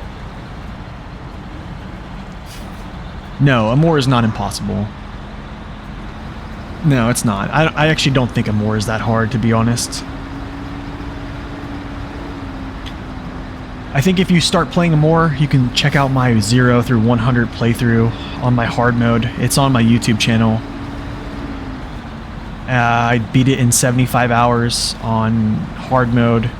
And that is probably like 30 hours better than my normal mode playthrough. Pretty much I walk through essentially everything you need to do, mission by mission, 0 to 100. I think if you follow that, and then make it your own, however you want to make, I think it's great. Do I use a graphic mod for SnowRunner? Why? No, I don't. Why?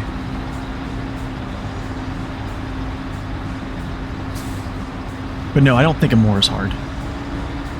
And I played chronologically, so I'm not jumping around grabbing great trucks either. I'm just using what the game gives me, essentially, on hard mode. So, I don't think it's hard. And also I have a map guide as well. I have a route runner series, actually I call it. Actually, is this mine? Oh, this is going to be tough. Wait a second, I can take this. Yeah. Yeah, I can take this. It's looking better than your game? Really? Man, that's crazy. I wouldn't have thought it looks good on screen or on stream. Usually, like, I have a lot of distortion just from streaming it, but yeah, I actually have the graphics are turned down to low for streaming. So I'm kind of surprised that it looks so good.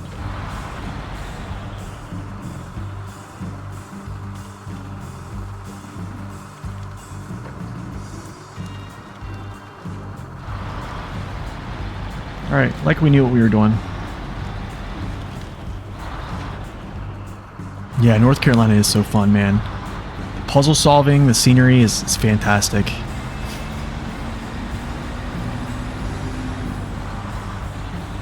Honestly, I don't think Azov 7 is good. I don't think you needed Antarctic, to be honest. I just don't.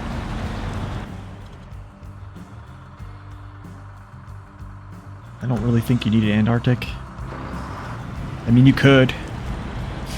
But let's see what you get here prior to that. I mean, if you had a collab to, yeah, I don't know. I don't.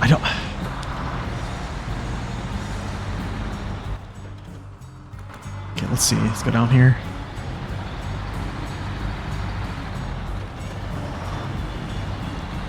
Dan's good.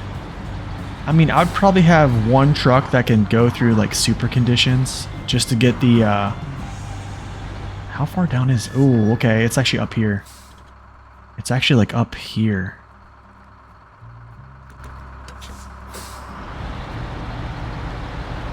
You're just allergic to big slow trucks? I kind of am too.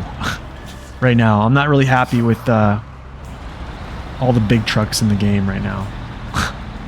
So yeah.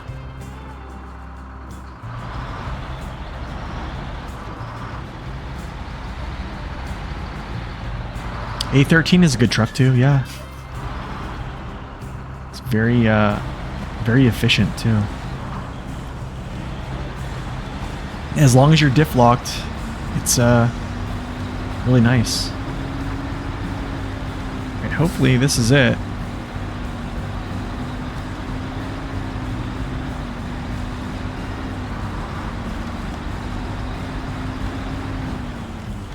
Okay, I need to like go a different way because I can just see it. I can just see the demise right there.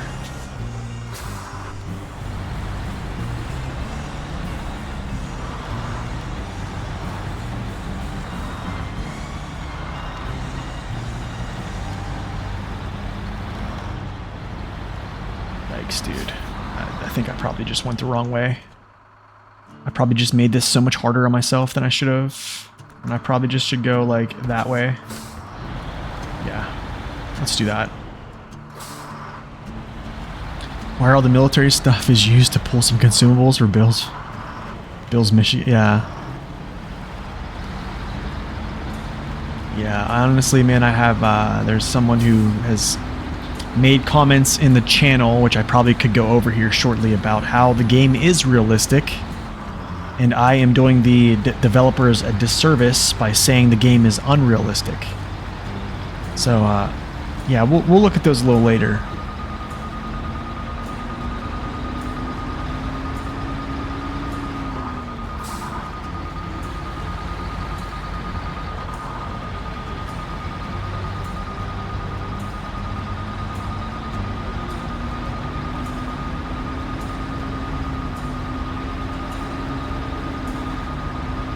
$46, $42, $38, $35, $4. Yeah, it's a good terrain sim. I think it's a... Honestly, I'm gonna say it's not a good terrain sim, to be honest. Actually, if I can interject on that, I don't think so, to be honest. I can kind of tell you why here in a second. Wait. Okay, it's down.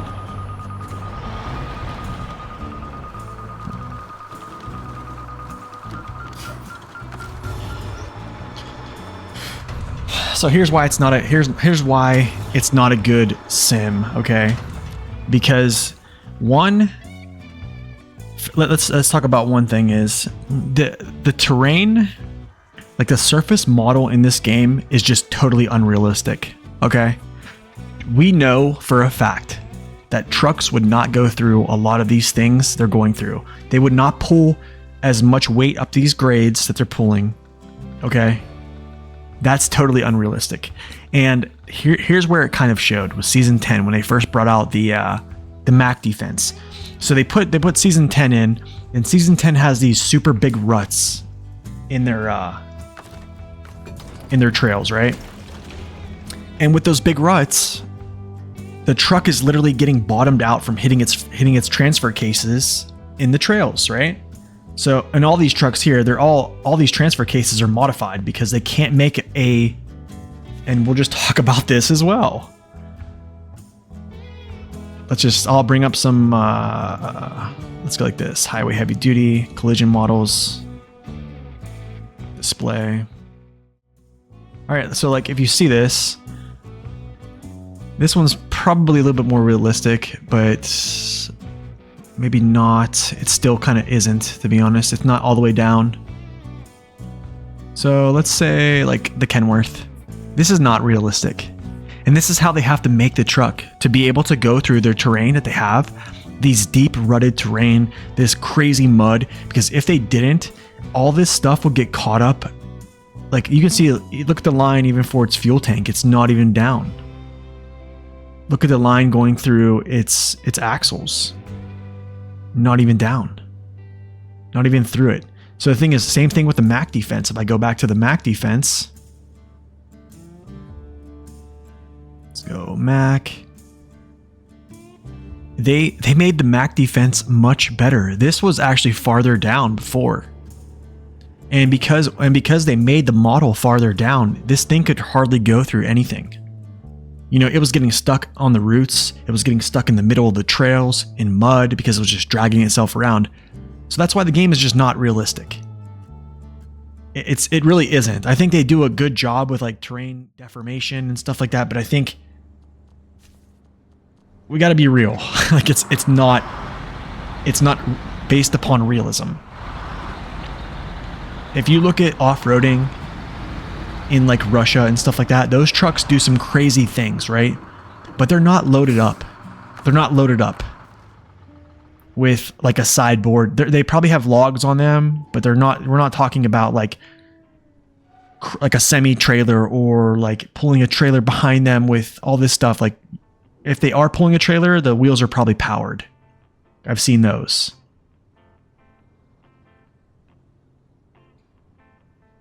Yes, I have all the trucks in that folder, yeah. And then also, like, here's another thing is, like, if you see the P16 in real life pulling a grade, it is impressive, the amount of weight it pulls up a hill. But the thing is, the grade that the P16 is pulling up that hill is nowhere in comparison of what the grades that trucks can pull those things up hills in the game. So, like, yeah. Sorry, that's my wife, so I have to answer this.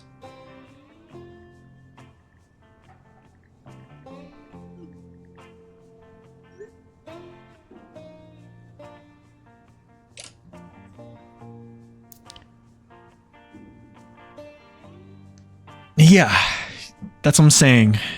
And honestly, here's the thing. Honestly,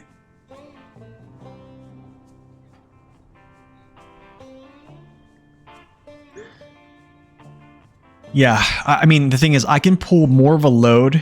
I can probably pull heavy logs in this game up a slope better than I can with a P16, okay? With a smaller truck, with like a CT 680 or 681. And it's just not real, right? Yeah, that's what I'm saying. There's no way a Tega can do that in real life. it's the pools of the P12 and P16 in real life are pretty awesome, but like they are nowhere near what they can do in the game. Yeah, in the game they can, you know what I'm saying, like I'm pulling, oh man, insane amounts of cargo up hills. Okay, where's this next one at? It's probably down here, right? That's what I'm guessing. So I'm going this way.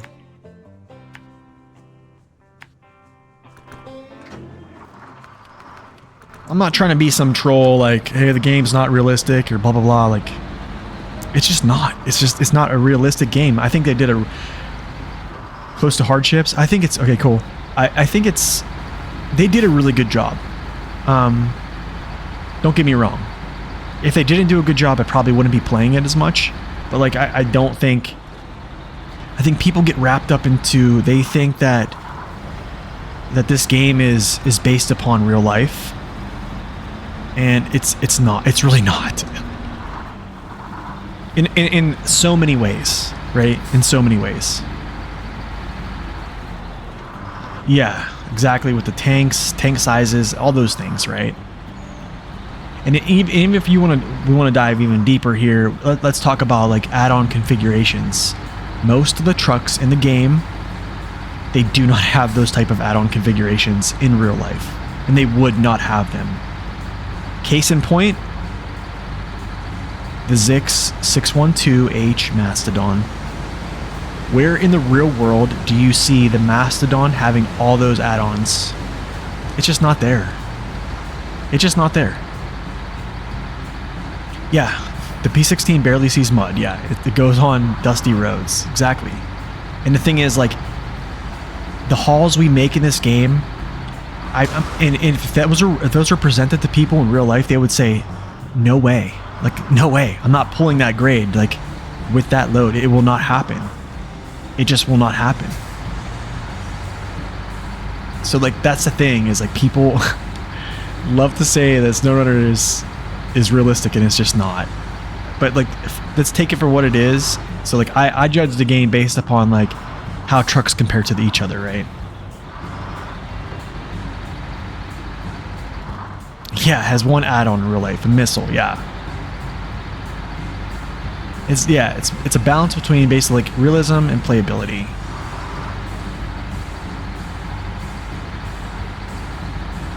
Also, taking damage on rocks going 25 miles per hour down the road. Yeah, that's another thing.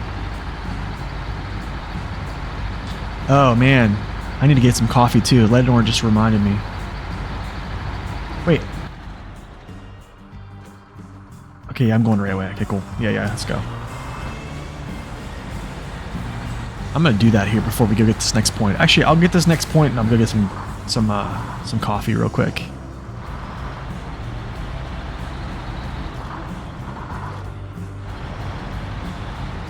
The truck wasn't even diesel. It had 130 horsepower. Yeah. 8 tons. Yes. See what I'm saying? And we're taking trucks and they're being made out of context. 130 horsepower. Yeah, I think my Volkswagen out in my garage has more horsepower than that. It also exists as a fire truck in real life. Yeah, so we'll talk about this whole conversation, realism. I had a nice had some good comments on my last video about how I'm pretty much telling people that the game is not realistic, and it is. So we'll talk about that. Yo, what's up, Tenable? Welcome in. Yeah, no, exactly. No one would use a 605R or a Mastodon for agriculture industrial work. Yeah.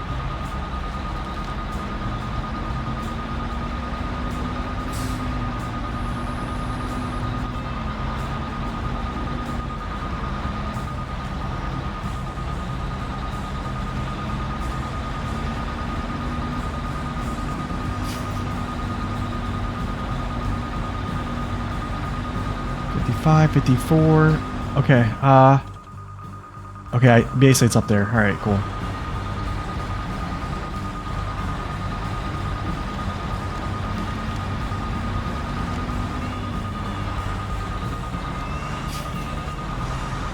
But yeah, I could say this, man. Being a content creator, you get some very interesting folks that comment on your videos, and I don't know.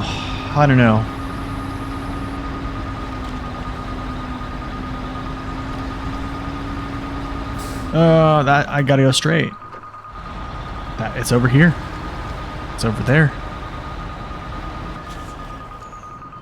There's not much damage. We're just talking about how the game is not... Whoa. Hold on a second. 11, 10, 9. Where is that going? Where am I at? Hold on. Am I like... Is it like right up in here?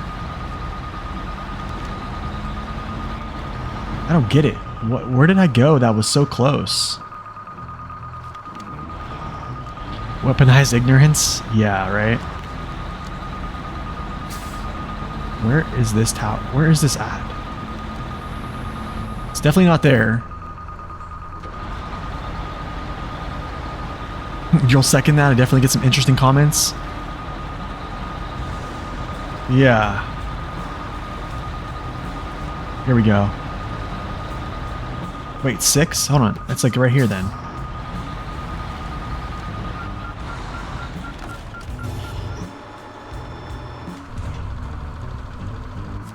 Alright, cool. 1 second.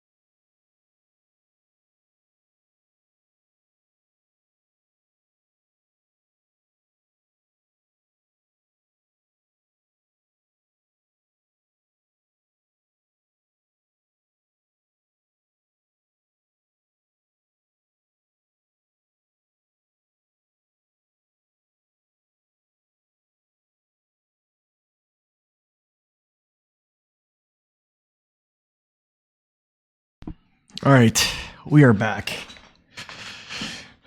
Sorry about that, y'all.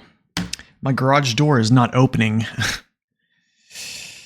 My wife is back. She just got her foot cleaned and stuff like that, and she's just gonna try to see if it'll heal itself. Got some antibiotics and stuff like that. And it has a fire truck variant. Okay. So it has two configurations that it's being used. Okay, so I am going to show y'all some comments that I received. And I'm going to show you just how crazy these comments kind of get, okay? This is what happens when you make content. All right, so here's some comments we get. So it says, interesting review. I don't know why on earth you would compare the hauling ability to the 605R. The 605R is great in smooth terrain because it's power to weight ratio. Totally not true. It lacks grip and weight, which is false as well, to pull the heaviest objects in the game, which I literally showed it pulling the same construction rig trailer up the same slope, and it wasn't a smooth grade. Okay. Same one, and it soloed the hill just alongside of the FEMM. So that is just totally not true. It's not special info. Most of us are aware of this. Okay. All right. The 612 with the MHH tires are a better option. They are not. That has been proven. I've already made a video on it. And even if I was personally disappointed when I tested it against the 74760, okay, whatever. That aside, the 612 being there, I don't understand why you would do why you and some others even consider the 605R, because the 612 can't pull or can't off-road as fast as a 605R. It's actually my other favorite truck, but I'm not letting my personal feelings get in the way. So he's basically saying I'm letting my personal feelings get involved with this when I'm literally showing examples. Aside from that great video, I said, so I replied back. I said, the 6R pulled both of the same hills without axle freeze, and it didn't. So the FEMM actually froze up at one point on the hill. I didn't really show that too much, but the 605R has not froze. Like, it did not freeze on the hill. That was kind of the very shocking thing about this was, and I said, I even swapped with the tires. It doesn't have grip. I may ask, if it lacks grip, why does it crush all special mission trailers, even to more pulls? And for the 612, I already have done that video, and the Zikz tires being better. Here's basically I gave the thing, and I said, why compare the 605R? I said, because it's what everyone wants to see against this truck. I've already tested it against the former #1 holder, which is the Dairy Special, and the FEMM already won. The Dairy Special couldn't get up the hill solo. I tried. I know other people have soloed the hill with the Dairy Special. I could not do it. Maybe it was a little bit of maneuvering. I probably could have done better to actually get it there, but it also was suffering axle freeze, which we did see. That was on stream. Why not the 612H? The FEMM, because even in adverse conditions, the 605R is faster. I've tested it even with the gearbox angular velocity as much as well. I will show this in a second. I believe I've already shown the facts on stream. Come stop by the stream and I can test it to show you more. Okay. So he said, I remember that video. The ZHM tires have a higher friction value in mud, snow, but lack the friction required to pull trailers effectively. This is just a contradictive statement. Okay. What's up, Doc? What's up, Alderar? Welcome in. What's up, Jelly Bean? So listen to what he's saying. The ZHM tires have a higher friction value in mud and snow, but lack the friction required to pull trailers effectively. How does that even make sense? I don't know how this is calculated in the game. Okay, he's basically saying he doesn't know how this is calculated. But the thing is, like, it's already been. Attempts to simulate the fact that weight equals friction, and then there's a frictional values, the tires based on the thread pattern. The thread pattern doesn't matter, actually. It's the width, etc. Okay. Your test has shown with the fuel tanks increased weight. As a ballast, the 612, the ZHMs are 5. But when the weight is not over the wheels, I notice it slips more. Okay, that's because there's not weight on the wheels. I just took the friction chart, so it appears the combination of things, 612 weighs more, and his tires and terrain friction values, the JAT MHS3 tires are skinnier, and the real life appears to 605R doesn't simply weigh enough and its tires are a little worse than the MSH3s, which they're not. Based upon, I would use the ZHM tires. Based upon my testing, the bare minimum, the heaviest loads in the game, weight of the Dairy Special 745C or above. As for the 612, it looks like the tires are too skinny.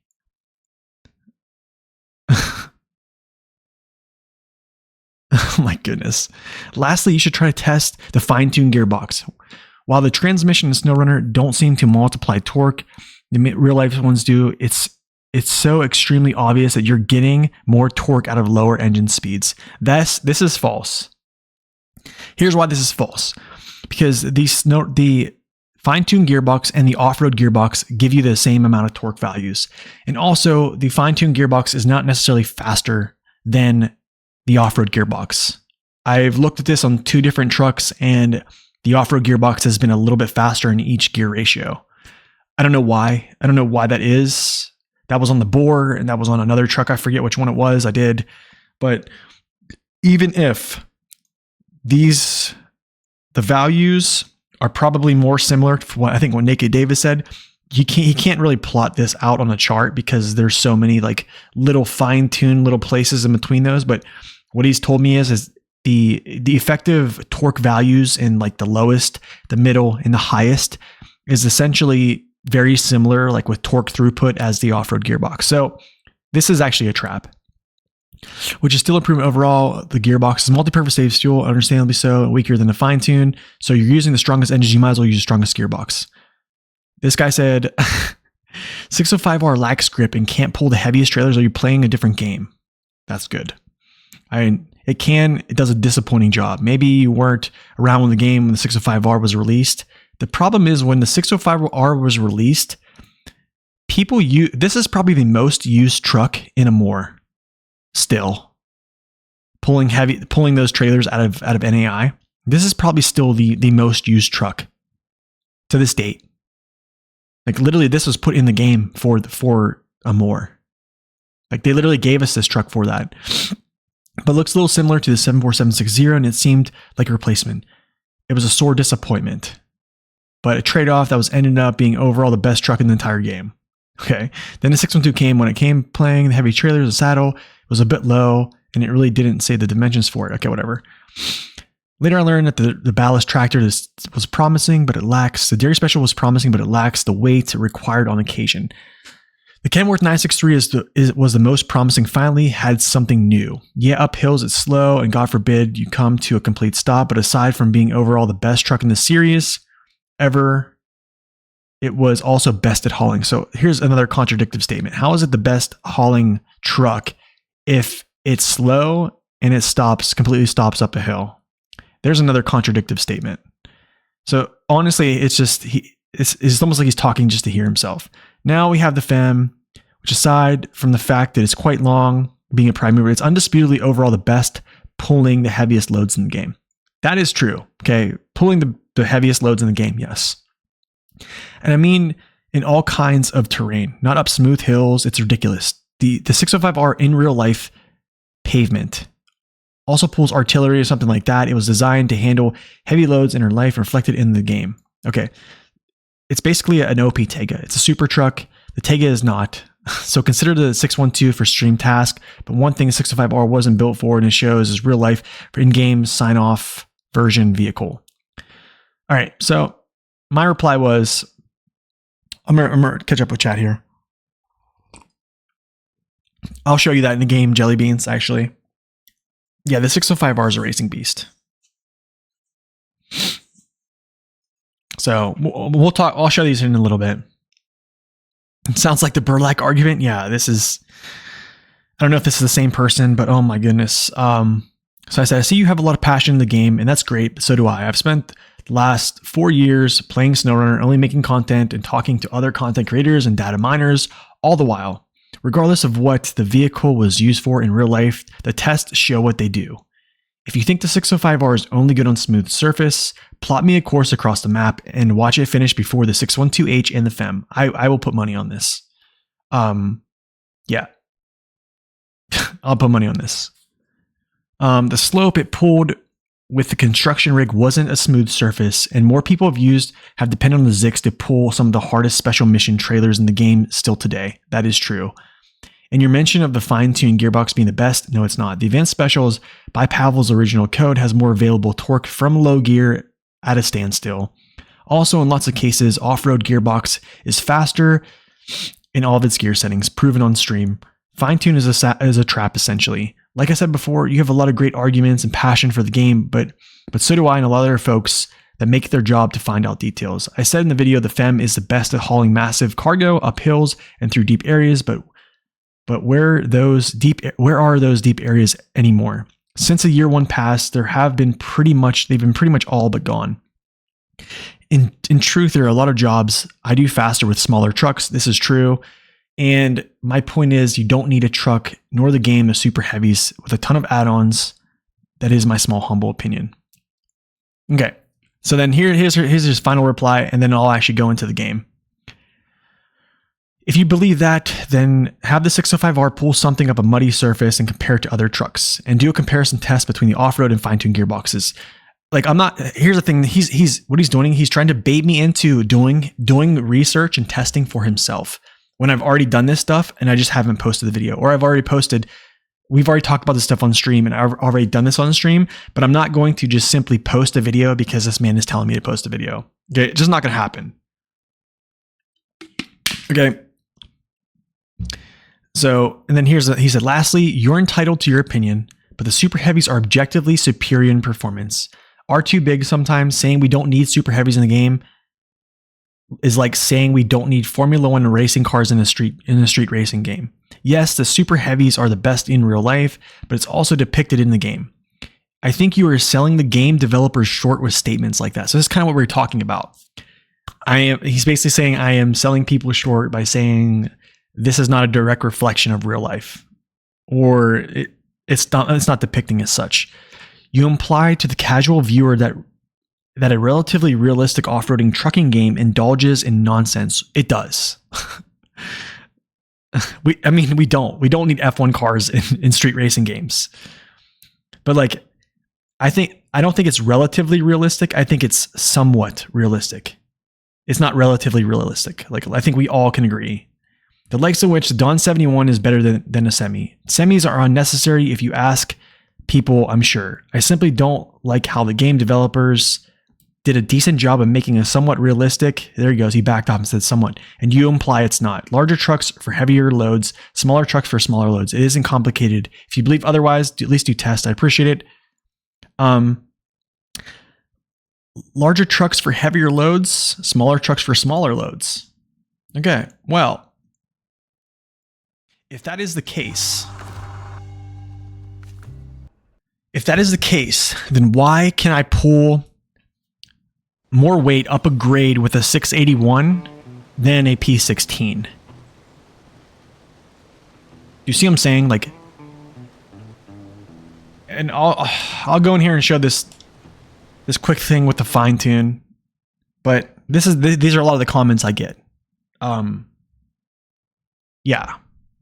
The thing is, the 605R against the 612H put two pieces of cargo in the back and literally plot me a course across the map, and I guarantee you the 605R is going to finish first, okay? Because the 612H, while it is a great truck, okay, it's going to slam its nose on every up and down you hit. It's just true. It's just true. Like, I saw the streamer claiming that the CK1500 must have some hidden stats on his tires because according to him, it was far superior than any other Scout. Yeah, I don't know. I don't know. The fine tune drinks too much fuel. Yeah. Welcome in, Naked Dave, by the way. It's good to see you. I don't know, Dave. I don't know what side he's on, but this guy's been a regular. He's been a regular person who has commented about my nonsense, quote unquote. I've driven off the road, so yeah. I mean, the game, they've done a good job. Okay, and I've said this multiple times, and I'll say this again, is like the devs they've done a really good job at making this basically the only game that has good terrain deformation. Okay, it is absolutely true. But the thing is, it's still a sim. Okay, I'm gonna do a quick. I'm gonna show you guys a little quick something here. No, you can't make them all happy, and that's yeah, you just can't make them all happy. And I tried to explain it, but okay, so check this out. I'm just gonna show you a quick. Here's a quick, just a little quick result here. I'm gonna throw this in high gear, and then I'm gonna downshift when appropriate.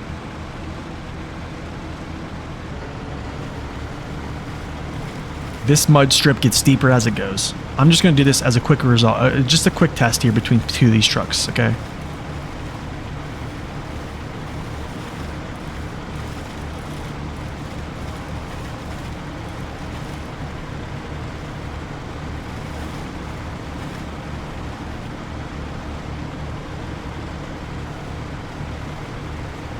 All right. I've even done this in auto. Okay, I've even done this in auto, okay? And literally the 605R kept 5th gear through that whole strip the last time I tested this. The 612 has to downshift again, back to 1st. What test map is this I use? It's a private one. It's a private one. All right, now let's get the good old Mastodon out. Custom tires. It's ridiculous, man. Y'all making me go back to the garage just to look up all these truck numbers. Alright, so I'm going to put this thing in high gear, which it has a slower high gear. Yeah, I definitely know this than the 605R. But I'm just going to see if it can maintain it all the way through at a decent speed, right? If I would record this, it's much slower. No, they do not. They do not. So its max cruising speed is like 4 in high, which is an upgrade of what it used to be.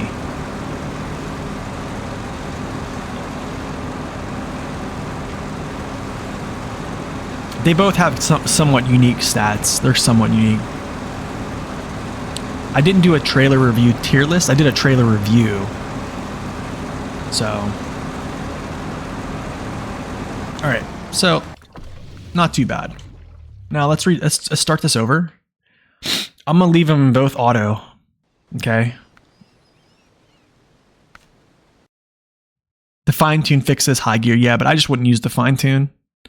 I don't care about the fuel consumption's out of this world. I would never use it.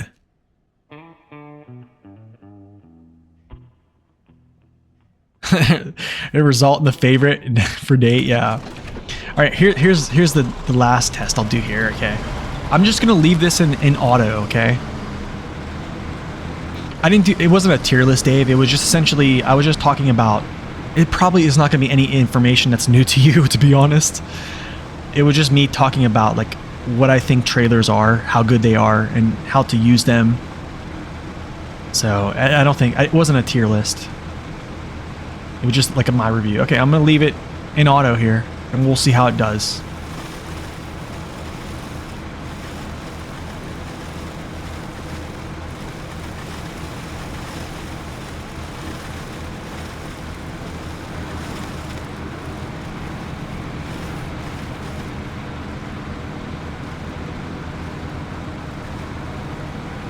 We did not downshift one time. Speeding back up. Okay. No downshift.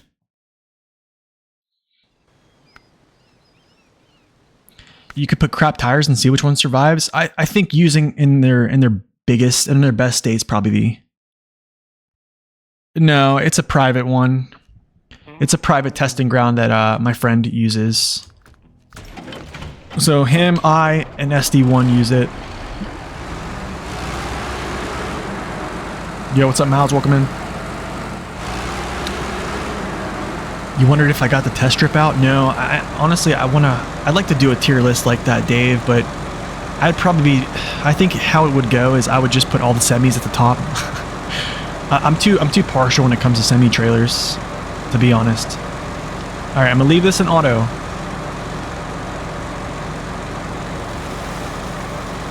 You're staying in auto.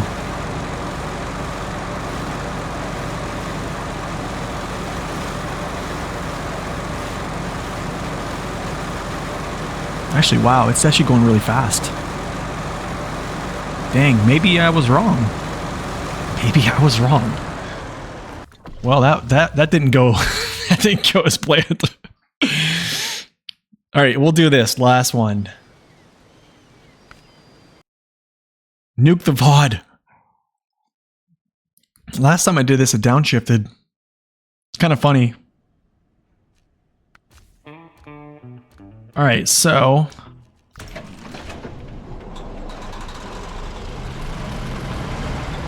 I need to do something. It was like haul something up the secret update to the 612. Yeah, I'm wondering if I should haul something up this hill and then just test it. Let's do that. I'm actually gonna time this. I'm gonna time this on my phone. Actually, they gave it more balls. I think it's the advanced big. I think it's the advanced. Alright, cool.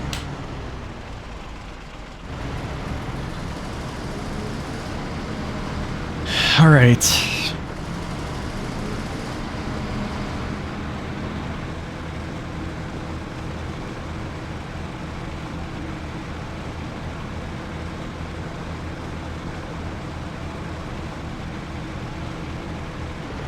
Gonna switch down. Let's see if I make it.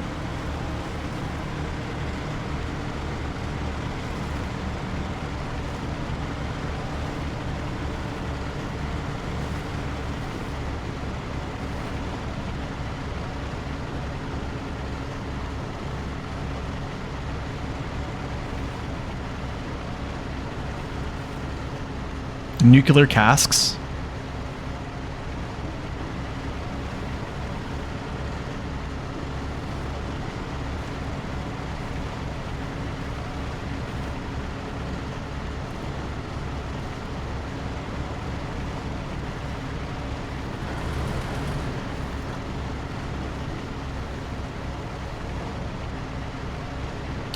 Wow, he said it doesn't have enough grip to pull up heavy loads up a muddy path.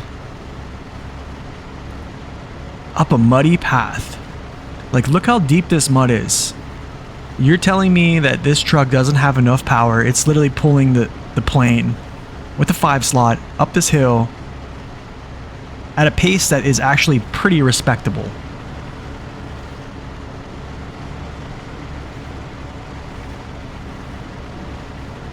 And also,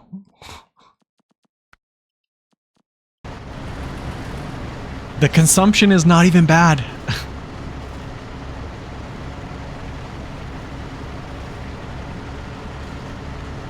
Okay, so let's do this. Let's take this. Let's remove, detach, delete. Let's reset.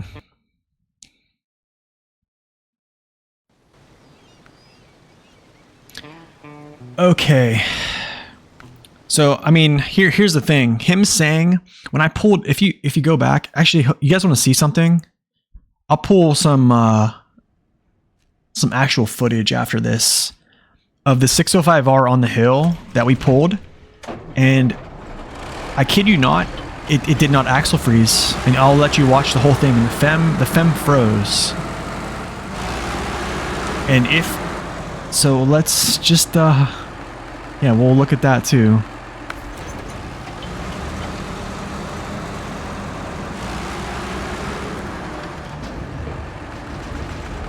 The plane is pretty heavy.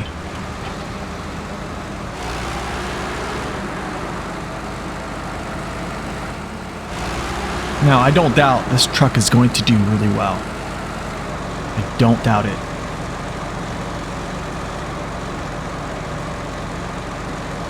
Honestly, you know what I almost want to do is I almost want to go over to the PTS and pull the construction rig again.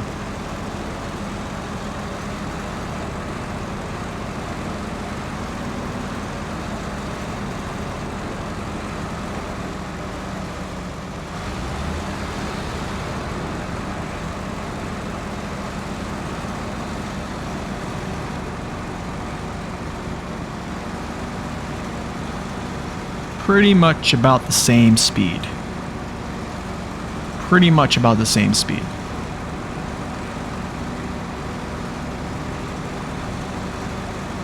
Yes, I think the Kolob would, yeah. The Kolob would do it.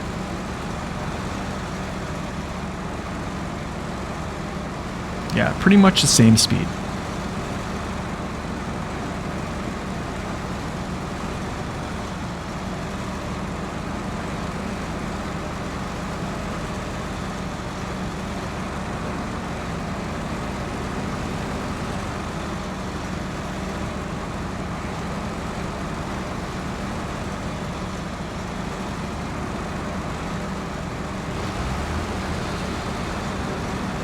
No, so I think I threw it down. I threw it down to L because it slowed down to like 1.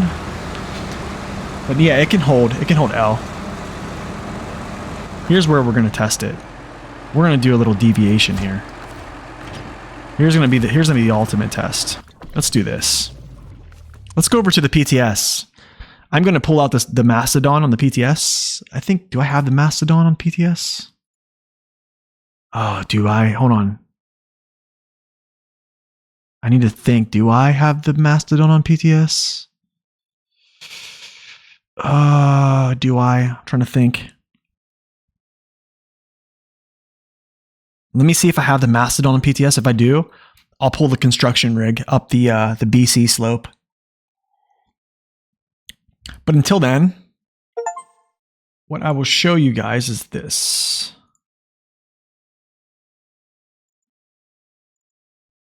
All right, let's find.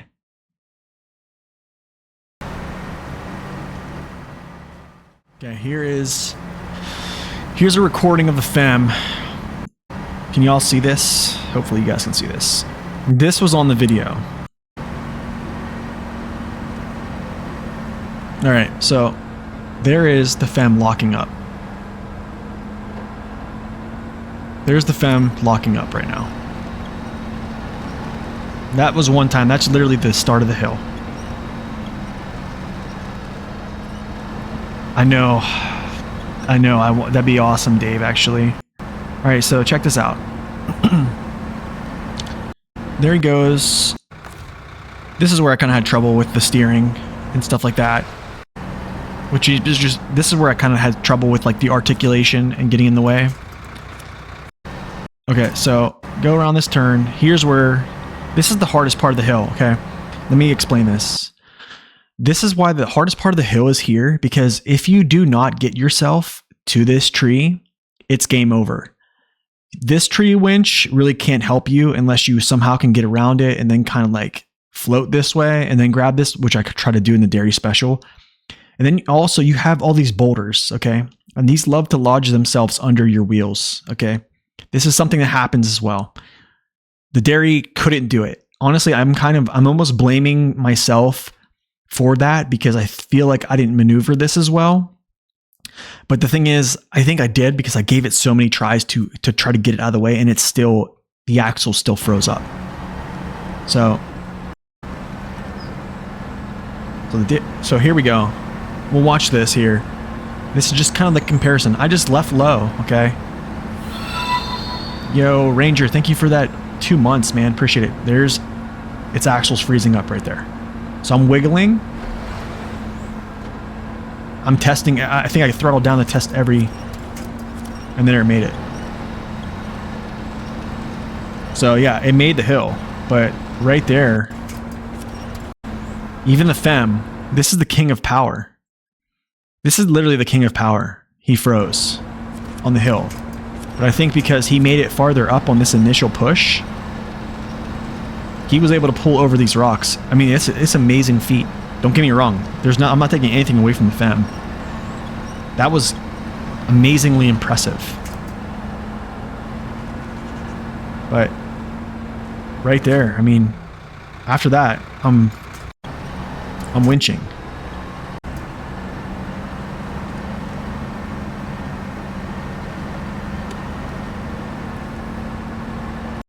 So, I mean, it's respectable. That's a very respectable thing. Let me see if I have the Zikz.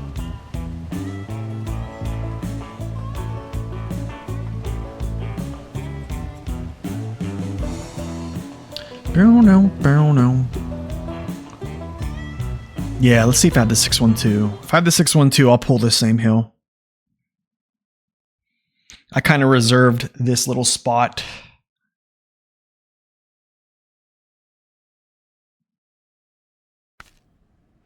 Do I have it?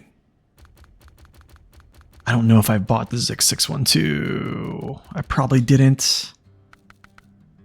I probably didn't on the PTS. Yeah, I didn't. Sad face. All right, so let's see here. I'm gonna pull out the other one. Let me find the Zikz pulling the trailer.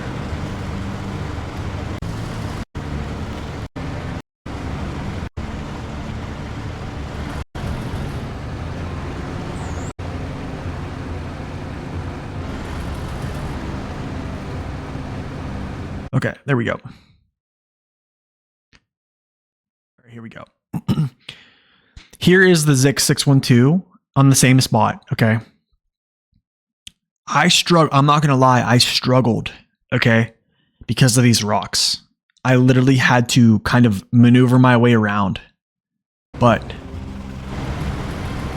here's me going back and forth to maneuver myself. But the tires never lock. The tires never lock. I go left to right this whole time, and they don't lock. And watch, I'll start creeping up the hill. But here's the problem, is that rock right here, I don't know. That's where I had to like maneuver around. So let's see, like I go down, I maneuver. So after I get by the rock, I think. Yeah, see? I'm not locking. The truck's tires are not locking up. Even when this rock is literally stopping me from pulling this through. Okay, here's another next maneuver. I did the same thing with the dairy special. Okay, you guys remember this on stream. Same thing. So I'm just gonna let this kind of roll through.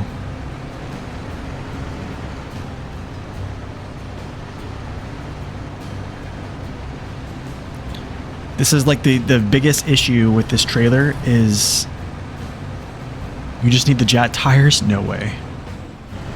605R tires every time.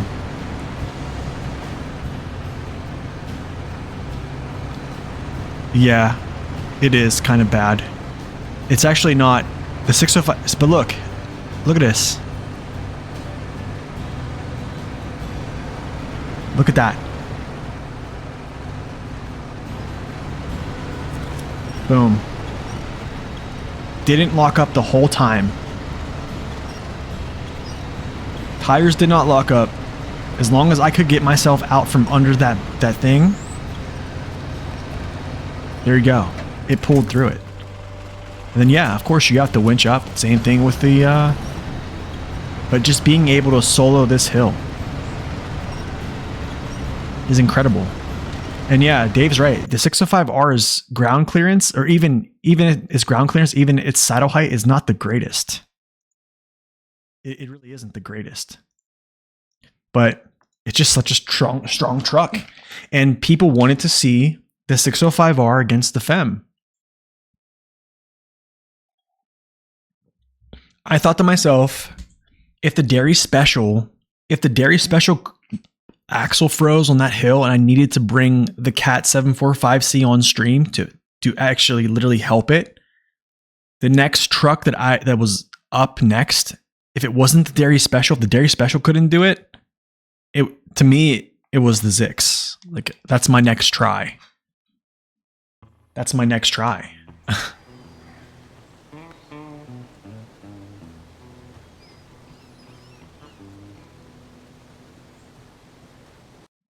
But yeah, I really wish I could pull that. I'd like to pull that actually.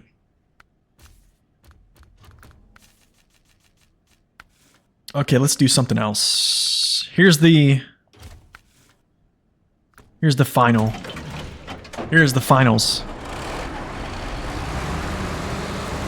Okay, here we go. I'm going to show you guys another video here before we get started. I'm going to show you a video. You guys already seen the 605R pulling this hill in high gear, okay? The hill in BC, I did the construction hill in BC with the construction trailer. I did not do the ski slope. The ski slope it does not make. The FEMM makes it. The FEMM fully loaded makes that hill, and I did say that I think multiple times in that review. It does. The British Columbia ski slope, yeah, it makes that hill. No other truck. The construction, yeah, the construction it made it unassisted. Okay, let's go like this. Let's go display. I show you guys a little bit of this. That's the FEMM pulling that. Here's a 605R. Okay, here's 605R guys with the new 5 slot and the drill rig in high gear. Oh, by the way, I did not even reset the surface. I pulled this with the FEMM prior to this, so you can see the trail. High gear, all the way up.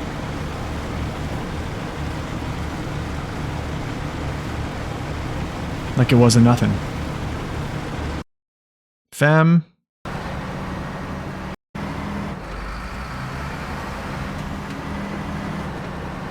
High gear is engaged.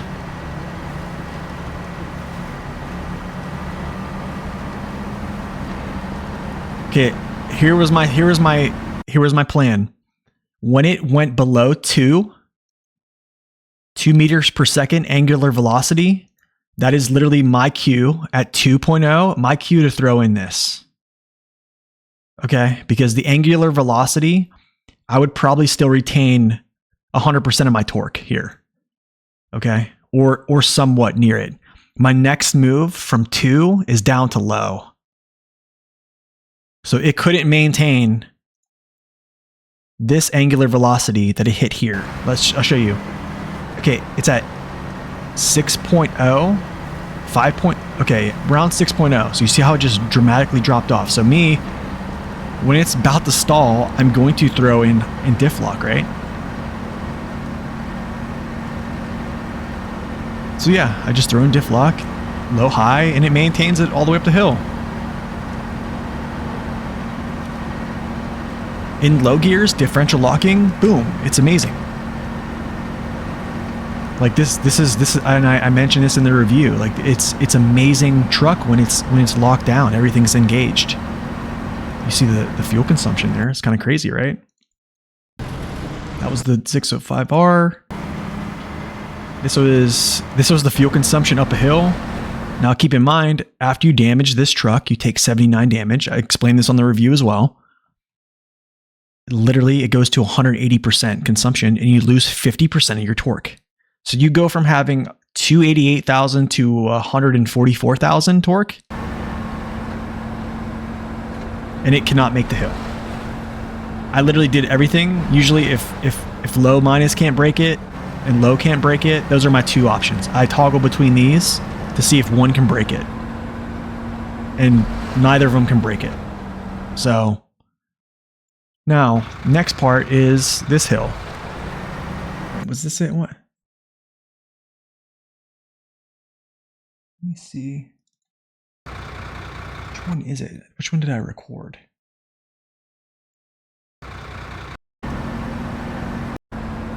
Yeah, that was the Jats. Okay, here's another thing. Here is the 8-slot trailer, 4 metal beams, MSH2 tires. Low plus is engaged. When this drops below 2, I swap down to low, pretty much.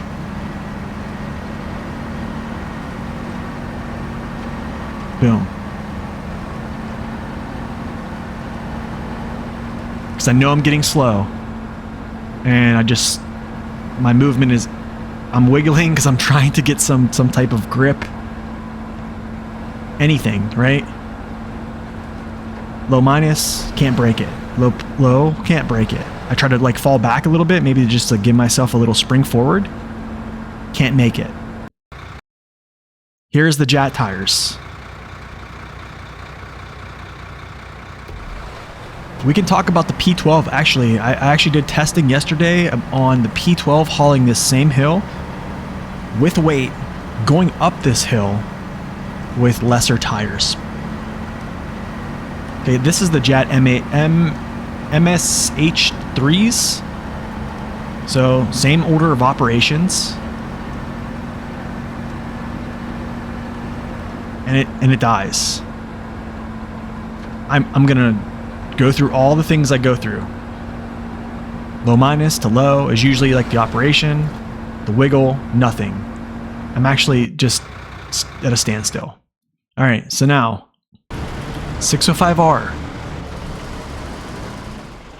So I was like, okay, surely the 605R is not going to make this, okay? I thought to myself, surely this is not going to happen. Like if the King of Power cannot do this, there's no way.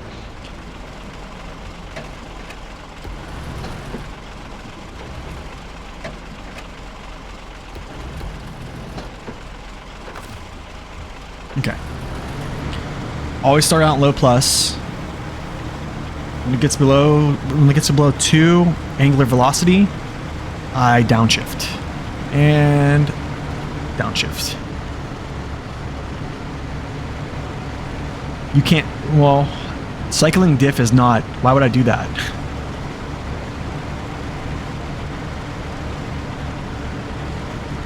I don't think the slip would have helped.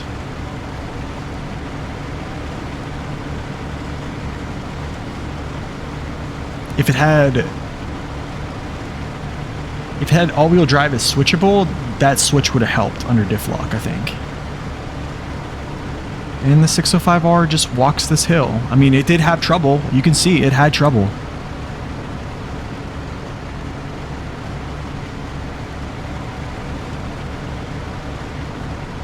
Now here's the issue.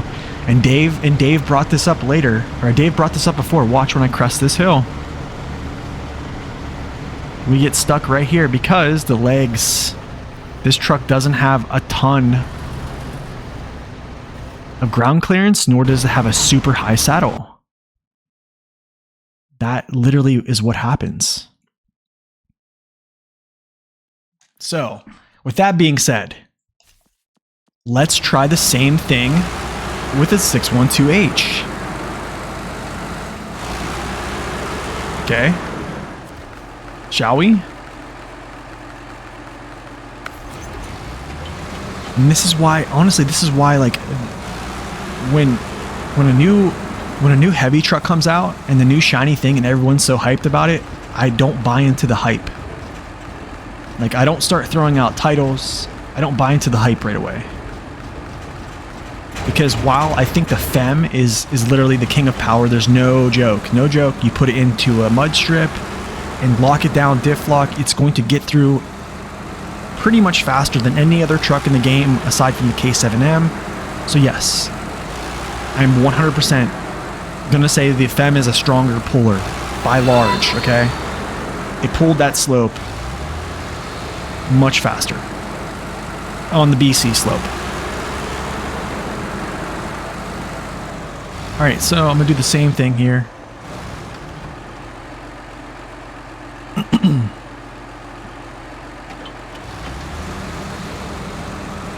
Okay, 3.8. I'll downshift at 2.0, or around 2.0. I'll let it run a little bit higher. I'm gonna let it run. Wow, look at this. Downshift.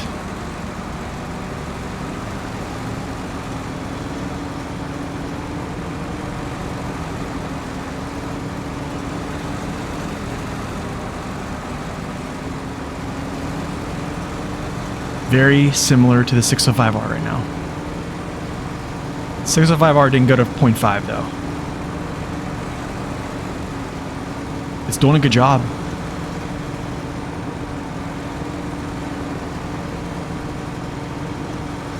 I don't want to shift to low minus right now. That would actually be a bad thing. Low minus is just for breaking the stall. That's where I would do it. You don't want to be in low minus after you break a stall, and there's where it stops. Let's turn a little bit. Let's get a little wiggle. Let me see if I can wiggle out of this.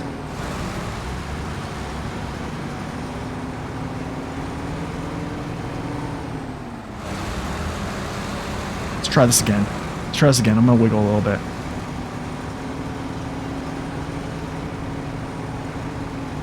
Okay, well, I think that pretty much shows.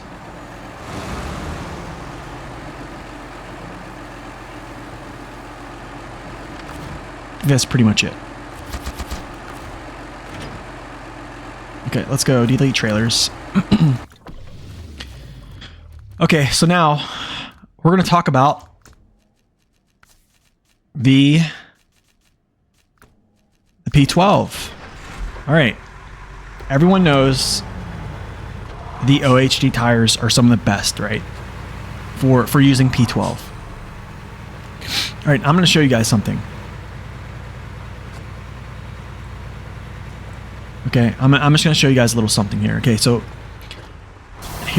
this is something I've kind of understand. There's some folks on Discord that are actually like big brains, right? And a couple months ago, they mentioned about using a lesser tire grip on trucks that have low power to weight. Okay. And I'm going to give you guys a candidacies for doing this. And then we're going to show this test. Let me pull this up here. All right, let's go. Yeah. All right, here's the display. Okay, so trucks with very low power to weight. The number one lowest power to weight right now is these trucks right here. Both Pacifics. I don't really worry about this one because it's not a tractor, or it's just a tractor. This is pretty low, but this still pulls pretty well. The Kenworth's another one, okay? This one actually is a lot higher. This used to be the number one spot, okay? As of Antarctic, I don't think that really applies too much. This might apply a little bit. I think this right here applies, absolutely. Okay. Now, I'm going to show you guys a little something with the P12. You think part of the reason people... What is this? You think part of the reason people are going goo goo gaga for the FEMM is because they think they are good drivers and they're driving with articulation where they probably failed the Antarctic? Yeah, probably. Okay, so we'll look at the Kenworth too. But after a little bit, I need to get back to playing.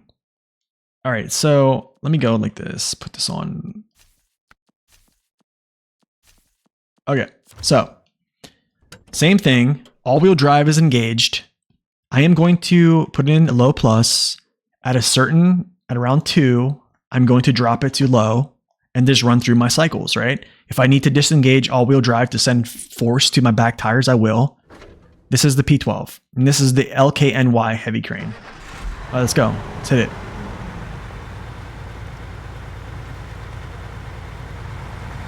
Still in low high.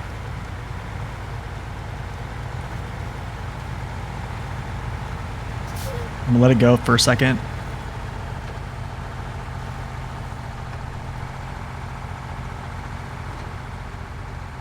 Low minus can't even break it.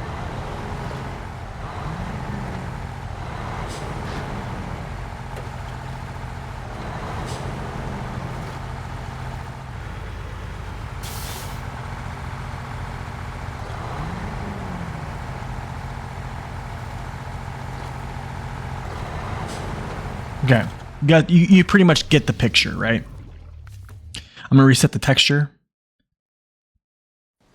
No, I think OHD. Okay, this is a big topic here, so just I'll answer that question. I think the OHD ones. I think the JAT OHDs are probably gonna be. They're gonna have more slip. I'm going to explain this. Okay.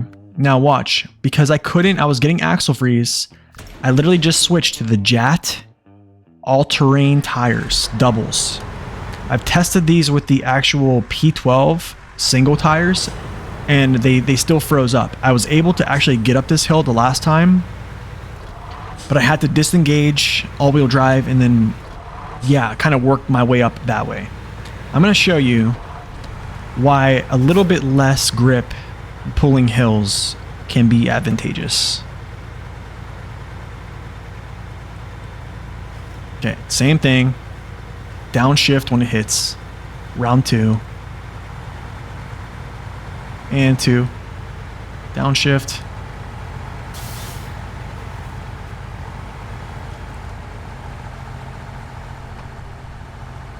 Oh, yikes. Well, I guess I did it the other day. Oh, there we go.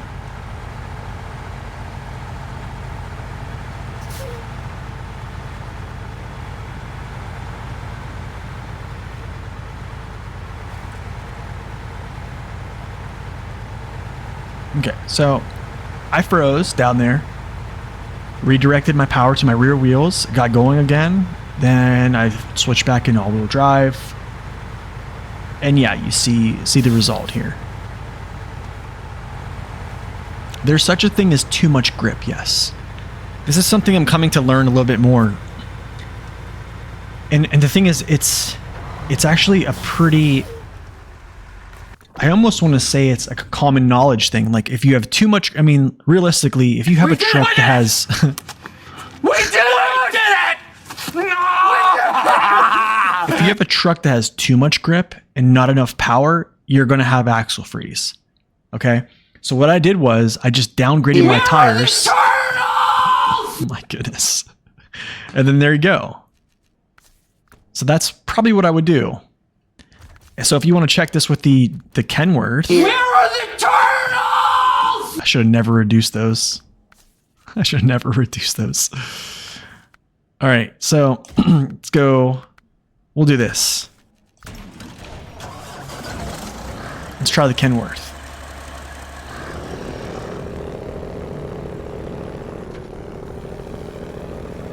I should have never reduced those points. All right, we're gonna try the Kenworth here. Same principle. Honestly, I think this might make it. Yo, Redneck, thank you for that Prime sub. Let's do it.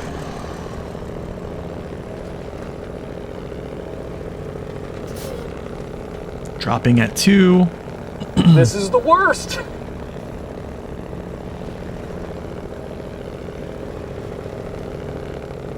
Okay, so I really don't even need the drop. I probably need to put more weight. Will I get over it? No.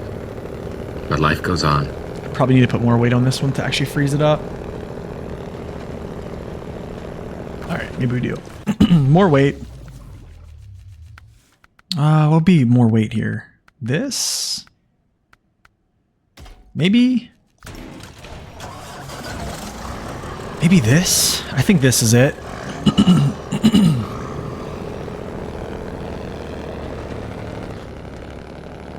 Yeah, you're probably right, Dave. Let's try this first. I think so. I think you're right. Dave, is this interesting or is this boring? Should I get back to playing SnowRunner or what? Okay, actually, I need to drop it. No, maybe not.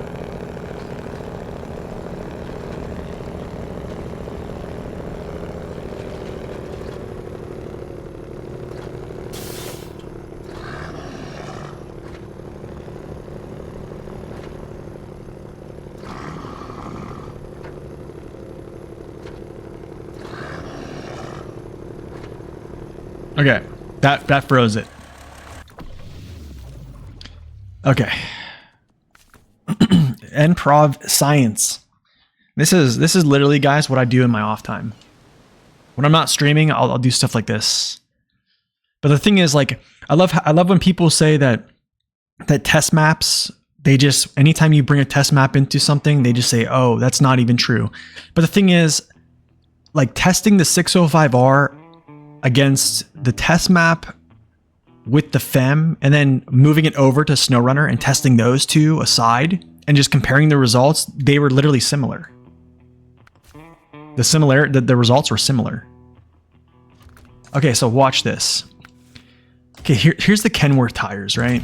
These are a little bit taller. These have less grip, okay? Less grip than the MSH tires. To be honest, I think they look better. I think they look better. They're the best looking.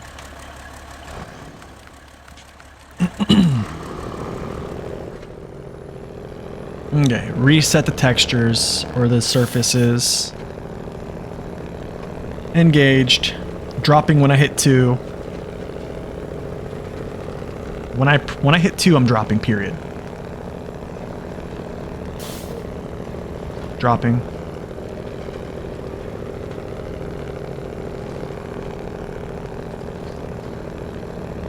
Okay, you see what's happening here? The tires and the weight are generating enough grip. I would say sufficient grip, and the engine is still able to turn these tires under that load. Okay, that is why it's able to climb. So essentially, if you're going to pull something up a slope with the Kenworth, I do suggest downgrading your tires. If you know you're going to pull something like up a slope. We can try the Jet Super Heavies, yeah. That might be another one that makes it, to be honest. Let's reset the texture. Surface. I keep saying texture, surface. We need some MPU merch. Oh my gosh. Yeah, you're not stressing the engine. So basically what's happening is the power throughput, and they're just complementing each other. One's not overtaking the other. Okay, I'm gonna go MS3s.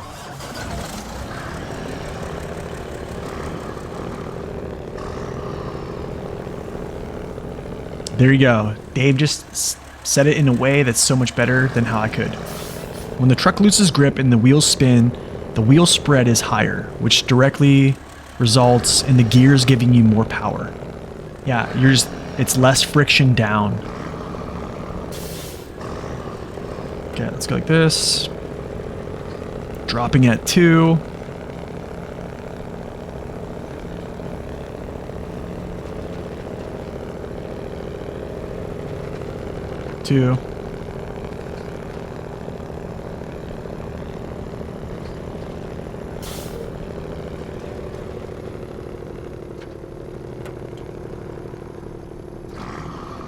So you see there that there's low minus.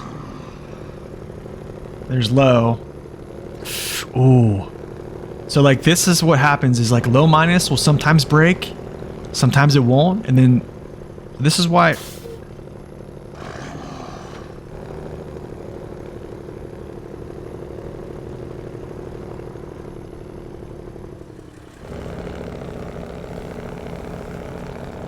Oh no, come on.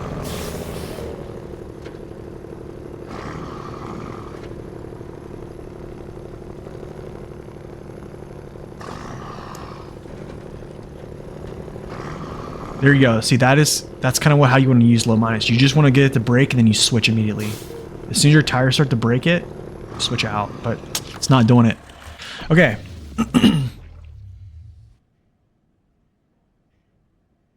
So yeah, I honestly, yeah, you're essentially losing power because the friction is overcoming the power of the engine. Yeah. Yeah. So, but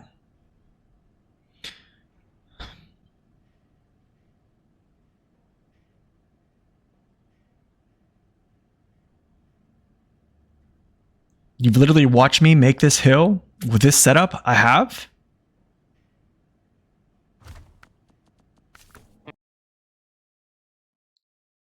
But yeah, that is essentially what you can do. I can show another quick a quick showing of the Dairy 31. Is it 3194? This is another one, guys. Actually, this is another one. Let's try this out here. OHDs. Am I talking about tires again? Kind of.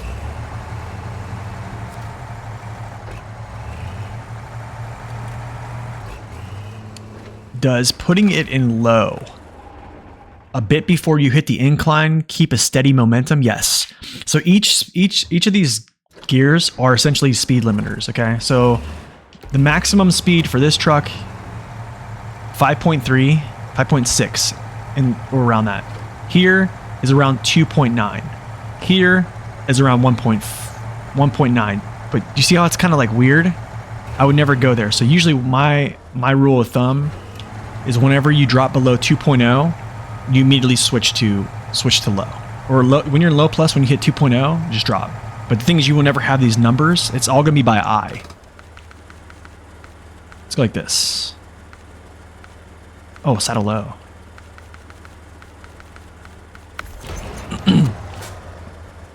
And from now on, I'm tired, Nate. Not completely starting a different tangent, but why does everyone like the balloon Tega tires? They turn your suspension into mush. Well, I think just traveling fast turns your suspension into mush, basically. The Tega tires don't necessarily have the most grip, but I mean they are better than the AMHS, the TMHS are. What's up, gamer? Welcome in. It's going good, man. Please refrain from disturbing the lecture. All right, so OHD1 tires. As you guys know, this truck has 10.5 power to weight. Okay. 10.5 power to weight. So still rather low.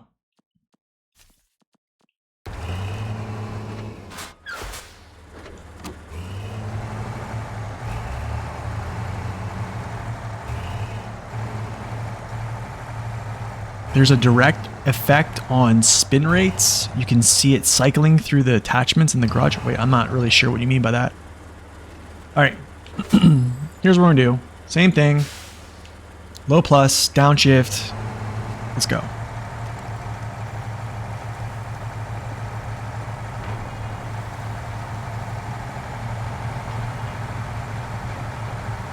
I might need a high saddle here. I think I might need a high saddle.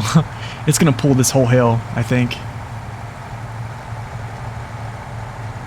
Yeah, I think it's gonna pull this whole hill.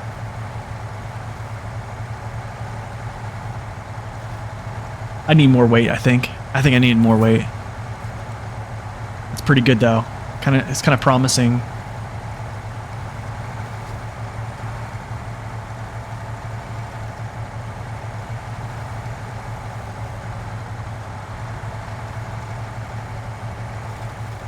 No, the 4520 is still pretty heavy. The thing is, the 4520 got a better engine, so that's why it's not the loser when considered like power to weight anymore. The tank puller, yeah, kind of. Okay, let's do it here. This should do it. I don't know. Let's see.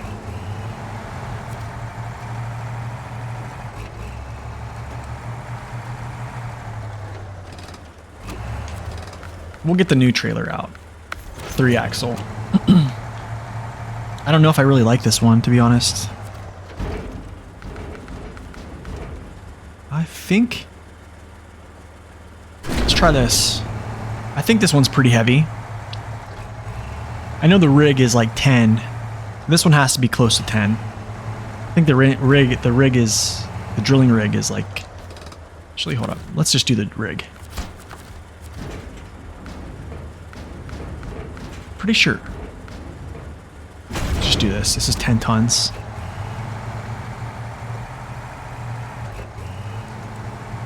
Does it say that? It might. Honestly, it might still have less power to weight. I think it is heavier then. You pull the 8 slot up Yukon. Dang, nice.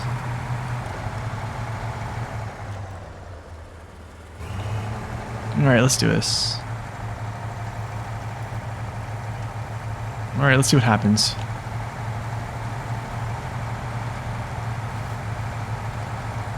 I might have to pull an 8 slot.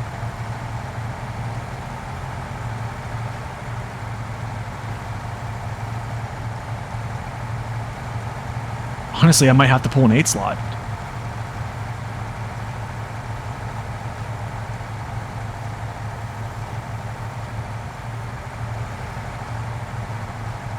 Alright, and maybe we pull the 8 slot. Okay, this is good news, though. I like it. Okay, so I guess 8 slot. I didn't think I had to do this. I thought it would freeze up, but alright, let's do it.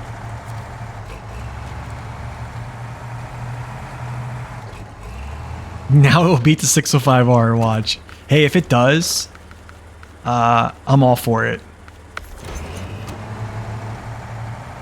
I'm all for it, man.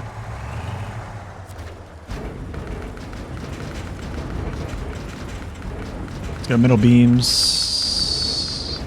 They're pretty heavy. If I can find them. Alright. Alright.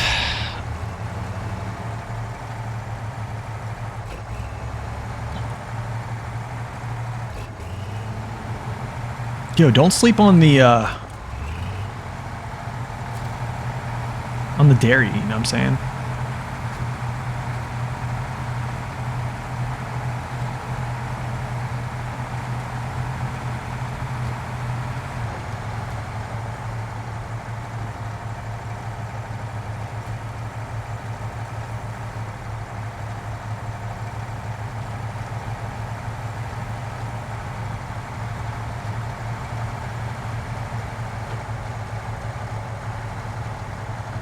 Let's go.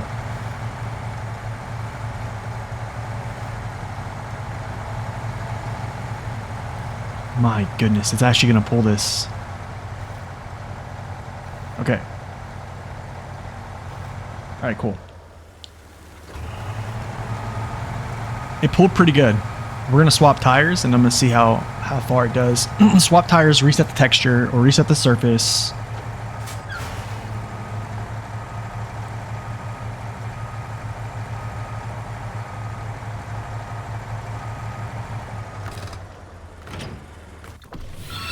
Go reset this. Yo, Camshaft, thank you for that follow. Welcome in. It turns like a battleship. It's ironic, yeah, unironically Mastodon level pulling. Yeah, it's honestly, we're gonna see how it does. Yo, Razor, thank you for that follow. Okay, so now I'm gonna downgrade the tires to Jats, not highways. Jat ATHDs. Still a heavy tire, but just a little bit less grip. So we'll get a little bit more force feed of power through, a little bit more throughput. Mac Daddy is still GOAT. All right, let's do it. All right, swap pushing to low when it hits 2.0.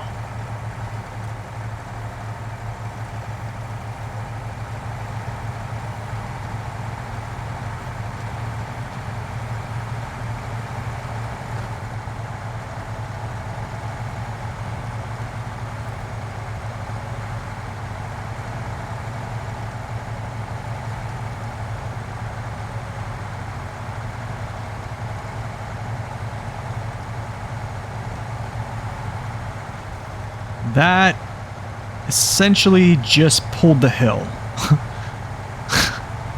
That just pulled the hill. Okay, now listen to this. The FEMM failed with this, okay? I want you guys just to realize that. The FEMM just failed. We did it!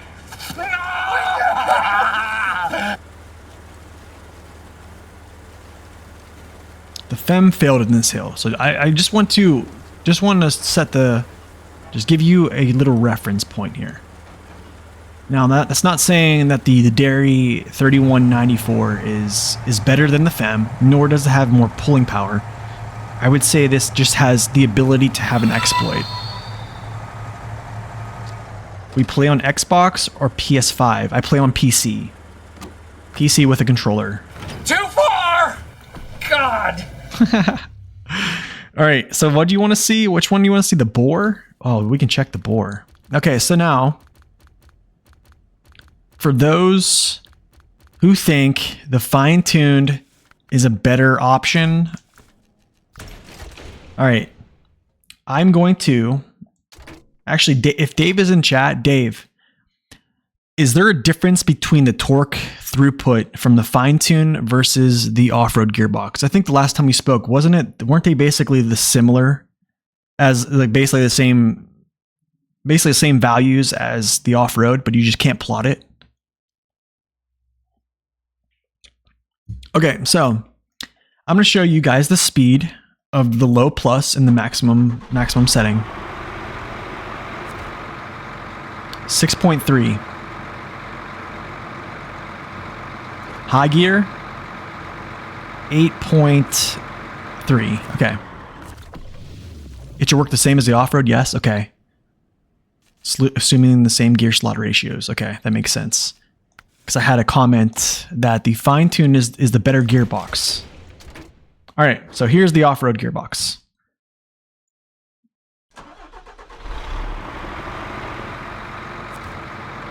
.7, 6.5, faster than 8 okay, so it's high gear is slower. High gear is slower.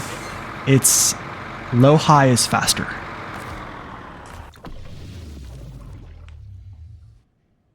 I will absolutely district, yeah, for sure. All right, so anybody wants to see?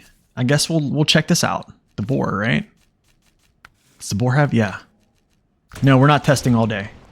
This is the last bit right here. This is the last truck I'm testing, and then I'm getting back to NC. Getting back to NC after this, but yeah, I like to do a lot of things like this because I get comments about certain trucks are not good, and I am kind of holding up some vehicles essentially. Basically, I get, thank you for that follow, by the way. Eris, thank you for that follow as well. There would be folks that say I'm not using the correct truck as a comparison, so this is just kind of to clear the air, because yeah. Okay, bore, OHDs. You would like to see W990 tire comparison? There is no tire comparison for the W990. Just use its customs. Just use its customs. They have the codes. That's what y'all would use. I would definitely just use those default tires. Yes, 52-inch defaults. They have the best tire codes. I don't think you're gonna have lockup issues because, well, it has 228,000 torque. Okay, so same thing, same go. If things start to go hairy, I'll probably force feed power to my rear wheels. So. Bore, 260,000 torque. Let's do it. Okay, let me get close here. Such a fast gear. Such a fast gear.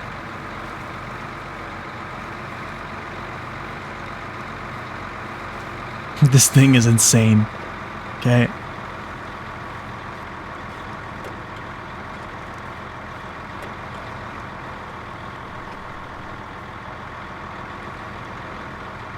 I'm just forcing power to the rear.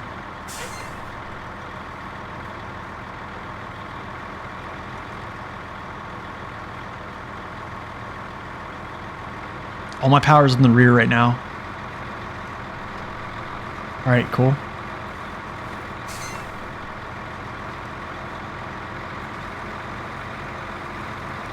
Look at that. I'm telling you guys, the bore is nuts. There's a trick, man. Whenever you're starting to get axle freeze, just force that power to the rear axles. Yeah, the champ, bro. No need to downgrade your tires. The bore, no need to downgrade tires to spin. Boar's a beast, man. This is Naked Dave's favorite truck, by the way. Can we do a quick one with the Mac? Can I check the speed on the ATS? I can, yeah. I'll do the last one. Last one, this is it. So we'll do ATMDs. I need to get another trailer. Last test. Can we do all the trucks, including scouts? No, we're not. We're done after this. We're done. This is it. This is the last test.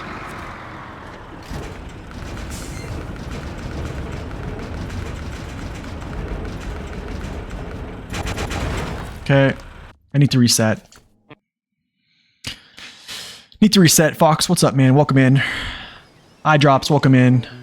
It's good to see you guys. I'm sorry if I haven't been up to date on stuff. Promise, last one, yeah. This is it here. This is the final. No more. What's next after the Mac? Nothing is. We're not testing the Mac.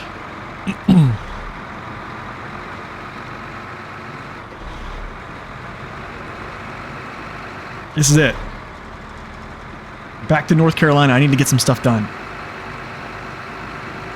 But yeah, but for those, for the people out there thinking I'm cherry picking, yeah, I'm not cherry picking. I'm just putting the truck up against what I think is the best option. I think the 605R was the best option to put the FEMM up against.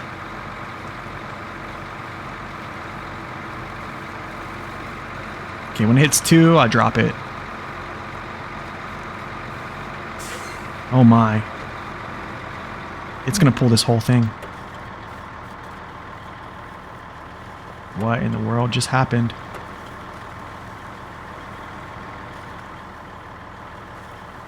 What?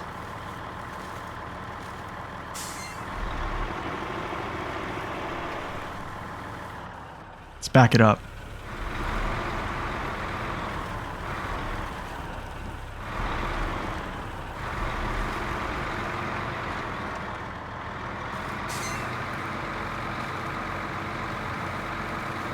I'm gonna stagger this off.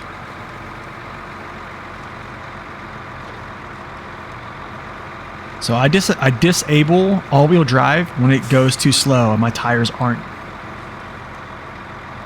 So when I hit like 1.0, I'm taking off all-wheel drive to force feed power.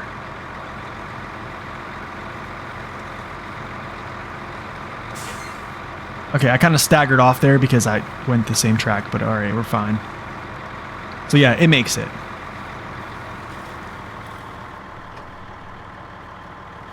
Okay, it basically made it up the hill. But I think the OHDs are still the call. Alright, I'm still getting spin though.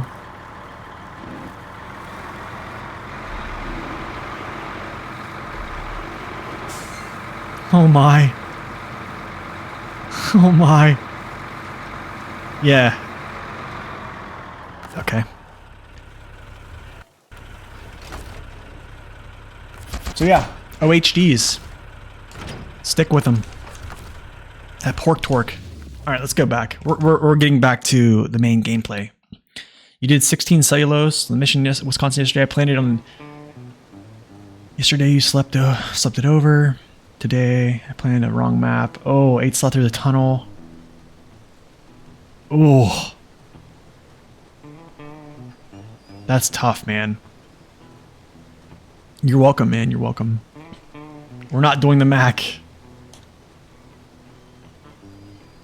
You can't ignore the boar.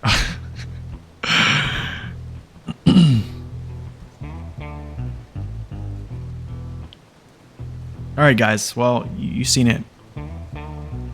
I've showed my results of my comparison and the reason why I actually made the review for the FEMM as such. So I wasn't trying to be harsh on the FEMM. I have given the FEMM its respect. There was I could probably count at least 2 or 3 times I mentioned it pulled the ski slope with cargo, and no other truck has done that. So, yeah. For the femboys out there, it's still a strong truck. Don't worry, it's still there. The 2 towers. Ooh. Okay, we'll do this. Okay. 2 cargo containers.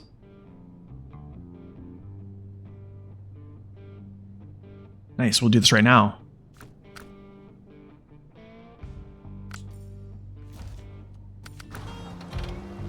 Femboys sit in the back. Yo, femme fatale. Oh no, I need gas. Ooh. I know the Western Star is over here. Dude, I need to probably put gas somewhere like in the center of this map. You know what? I'm gonna go back to town real quick. Where was my gas truck I wanted to use? This is my gas truck. I'm gonna sit down there.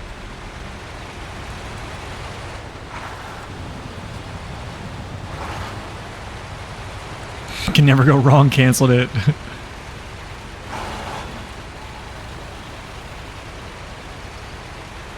So who's the femme lover? You might not like what I did with mine. You sank it in the lake. Feminists. There was someone on Discord, they put like, because there's a movie called Femme Fatale, and they just literally put the femme's picture in front of like Rebecca Ramin Stamos. I thought that was hilarious. Do I have a suggestion for the truck tire combo for the Big Salmon Peak, that ice hill climb? Okay, so I don't even recommend taking the ice hill. I'll show you where to go, actually. Here's a better spot. Alright, so let's say you're taking... Oh, wait, Big Salmon Peak? On that ice road hill climb, the way to the northern warehouse. Wait, which one is that? The northern warehouse.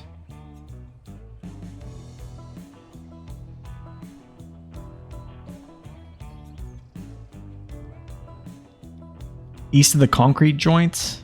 So this one right here? You think... I think it's the other map. I think you mean this. Yeah, I'm kind of confused. I think you mean Flooded Foothills. Are you meaning this pool with the trailer up this thing here?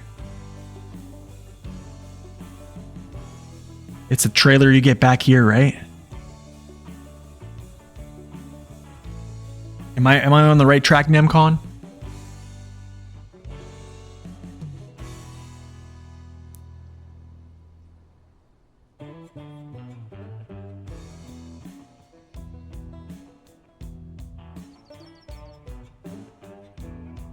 It's a trailer with the pumps.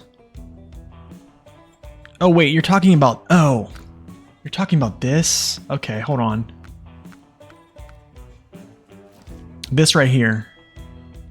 It's back in here. Where's it at? Oh, back in here.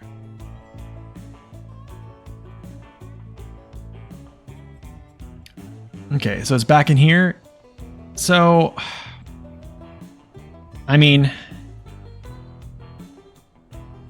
the main road warehouse. This warehouse right here?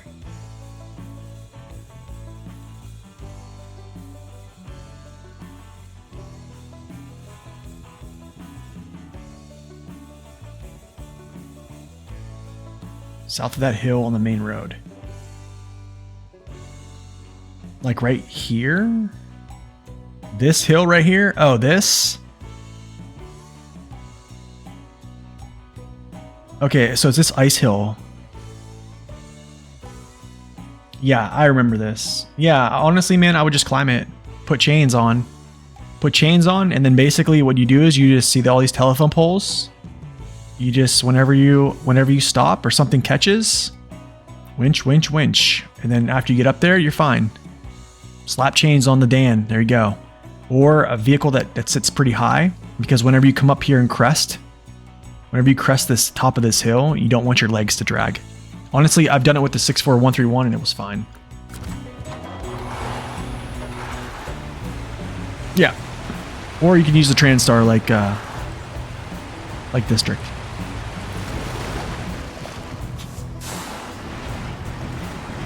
Oh, the chin. That sweet chin music of this truck. The sweet chin music. You had to do it on the P16, winching a lot? Ooh.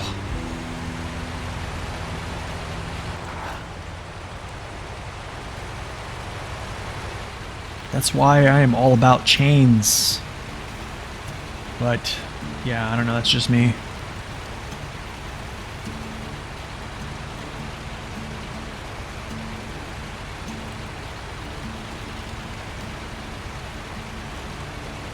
It is just ridiculously good, yeah, it is.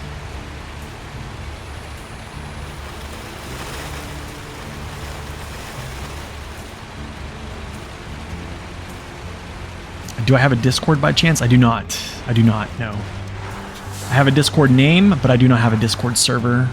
I think it just would be too much for me to manage, honestly. I honestly don't feel like dealing with the hassle. I get enough crazy comments on YouTube and yeah. Yo, what's up, Albert? Welcome in. I think we've dealt with enough crazy comments in the last 3 years. I don't need more. Yeah, I did raise the suspension. It should be up.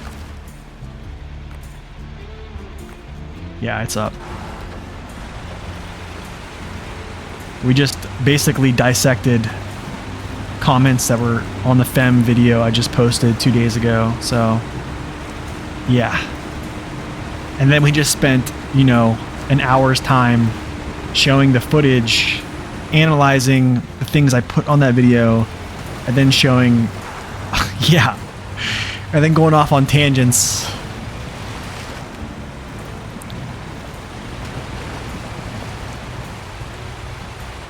The Champions Club.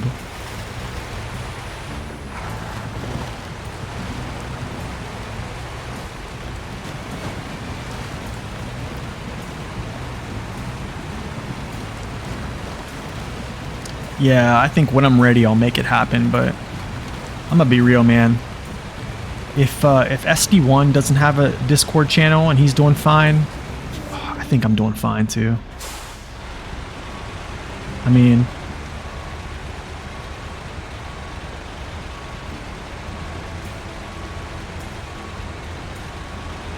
I'm gonna do this. I'm gonna park this guy right here. There we go. There's my fuel truck. Let's go, Step. We all love him.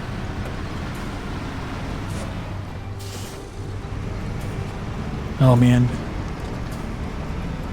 I think the comment that really bugs me about that whole thing was him saying that smaller trucks are for smaller loads and larger trucks are for larger loads. I agree in real life, but in SnowRunner, I can pack smaller trucks with so much more weight than I can, say, like a P16 or something like that. What scout should you use for main? I'd say whatever you want, honestly. With the Jat tires, I'm pretty sure you're going to be alright with any tires you pick. You know, we're going to go out this direction here.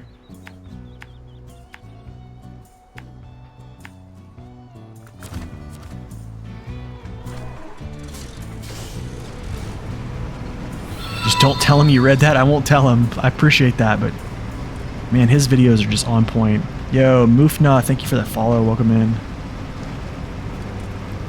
You can still haul 29 metal beams with the Fleet Star? Yeah, you see what I'm saying? What's up, Craig? Welcome in. It's going good, man. We are cracking away. Anyone with the army? Yeah, they haven't put the Step 310 through its paces. Yeah. This is... what, this map here? This is the Flatland. Yo, Mufna, thank you so much, man. You finally caught me. Glad to have you, man. Welcome in. You missed all the fun of testing and dissecting comments on YouTube. Man, you missed the fun, but there's more fun to be had.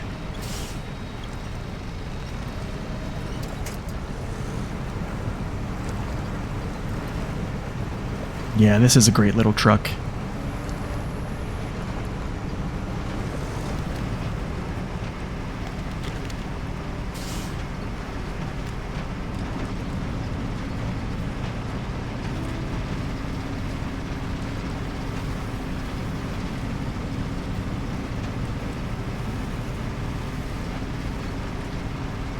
I still surprise you with your tests? Man, I'm glad I can. I honestly, man, I've been surprised myself lately. I've been learning a lot of new things in the last couple months, so that's a thing, man. You're loving the W990? Dude, the W990 is awesome. I had it, what, I think I might have had it yesterday out with the high range gearbox, yeah.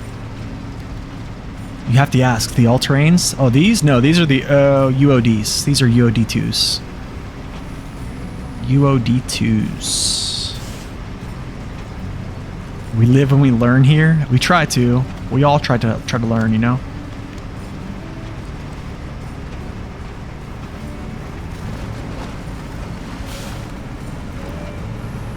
You need to get the upgrades for the main. The Drift King? It kind of is, right? So much power. You've pulled the flatbed semi with the vehicle spare parts up a steep hill in the South Village of the center of Cherno-Kamensk with the Warthog.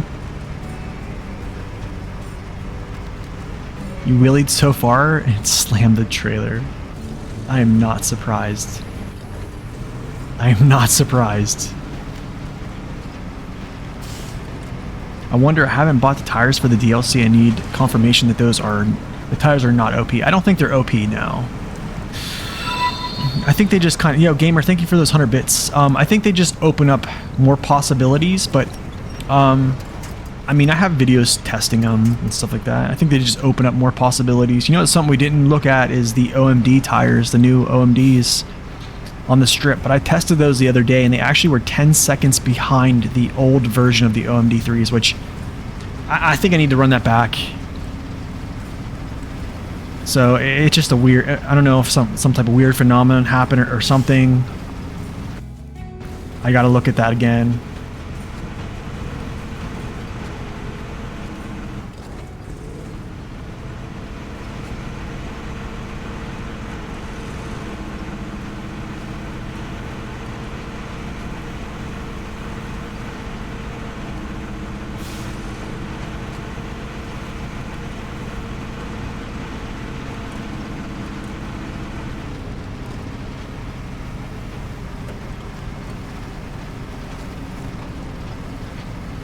You know, I was wondering when I was going to bring cargo down to this place. I was seeing this the other day. Actually, I saw this earlier. I saw the zone down here. I was like, oh, there must be cargo that goes to here. So I wonder if this like opens up the dam. Oh, or maybe it closes? But why would you close it?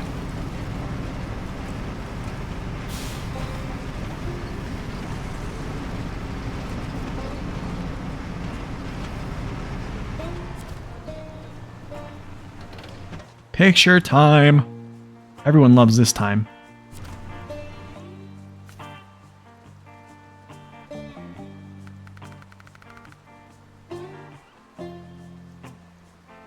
You like this new region? There is a lot of driving, yes. There is a ton of driving.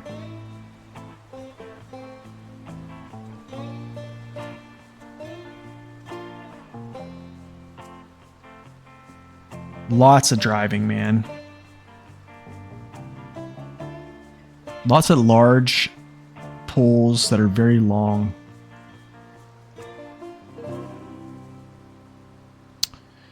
Here.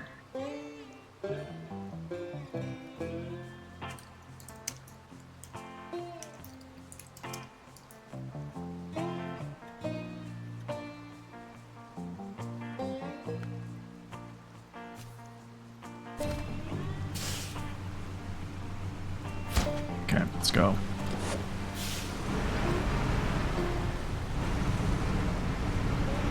You're currently at 60%. Nice, man. What am I at? 59. Oh, I'm 1% behind. Oh, I would be so much farther if I didn't do the old stuff that we're doing, you know. This is actually a bad position to be in where I'm at currently with this load.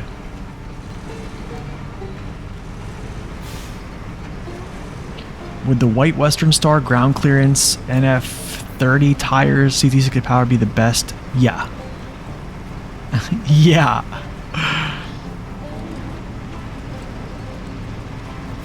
I mean, White Western Star with OHDs? Come on now. FEMM is the best truck for fishing.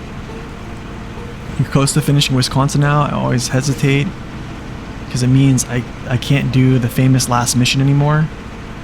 Like towing the train. Oh yeah, that's true. That's always a good one.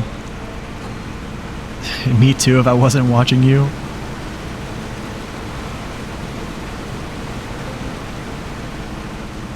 Yeah, it is kind of like a little breather. A little bit. I think Reactive Zone and this one are I would say a little bit similar. Hold on a second, I have a call here.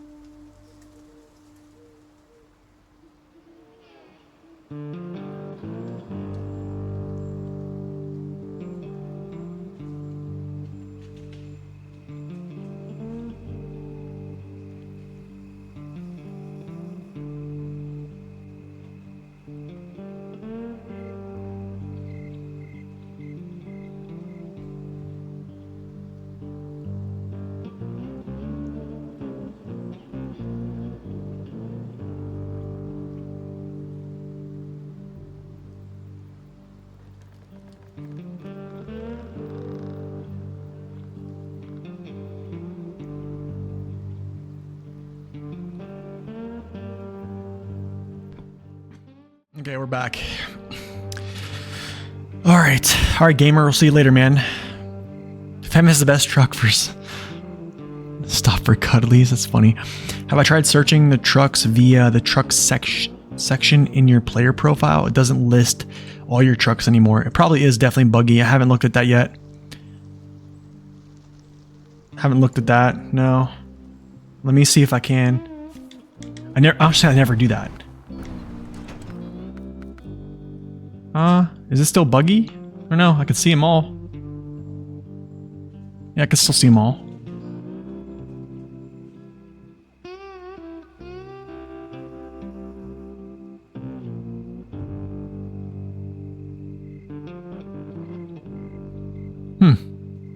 Alright. Oh, it's my turn.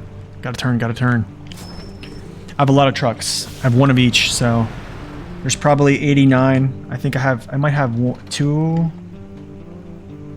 Some I might have two of each, but usually I just keep one of each.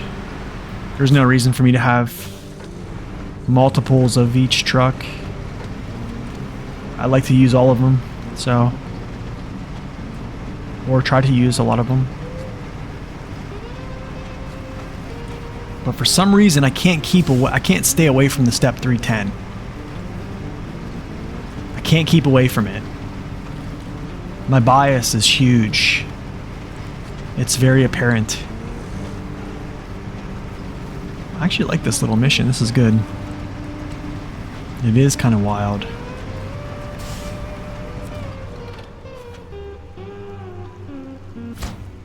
What is this? Water stations. Yuck. No. What's water management? Oh my. Wait. Oh, this is where you get the water. Okay, that kind of makes sense. Step 310 Echo is just a good little boy. Yeah, he is. The Vorons are good as well. Yeah. Except the Mac Daddy. You notice on Map Runner it shows the Western Star as a reactive zone, the factory when you deliver the FEMM. Me and Storm, at least one other 49X wasn't there. Yeah, I don't think that's a reward. I don't even think they could. I think it's just, yeah, it's not a thing. To be honest, they can't even really make the 49X a reward because it's a standalone DLC. Yeah, there you go, Naked Dave. He actually works on the Map Runner project as well. So, yeah, it's out of date, as he said.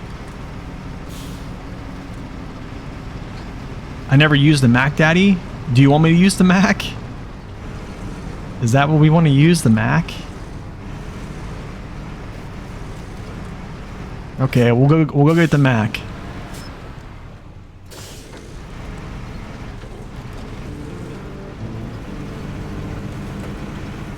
You know what? I'll just go get a Tega and then we'll just crush this whole region.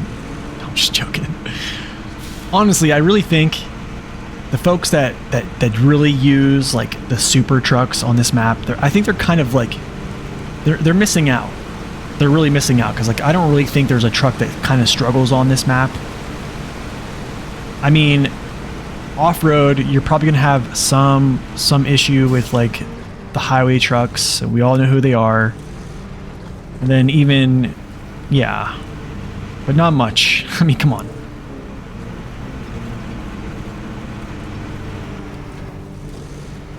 So I don't think he is. Naked Dave is not the one who's done Map Runner. He actually works with the developer of Map Runner. So I think the snow render option or the snow render, I guess, engine on there is actually Naked Dave's product. I think I'm saying that right. But I'll let him tell you. I don't need to speak for him. You started using the TrainStar on this map? But yeah, if you haven't checked out Snow Render on the Map Runner site is awesome. I believe he's still around. He's probably working on some stuff.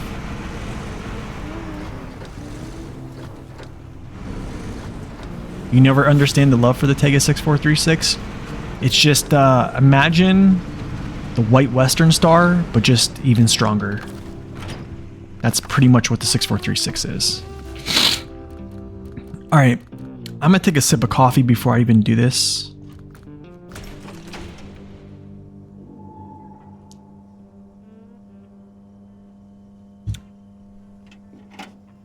What do I need to do? Let's see what I gotta do. Oh no, more stuff running dry. No, water? Oh. That's reactive zone. That's Overio. That's Overio. We might actually do that. Running dry. That's reactive. Backlog's reactive. Reactive. Overio. That's Overio 2. Pipeline. That's reactive. Okay, I'll do these. Actually, I'll do the water first, maybe. Oh, wait. Living on the outskirts. What's this?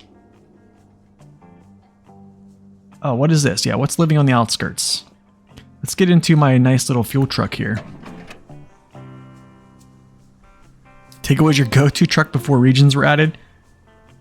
Yeah, it's just so nimble.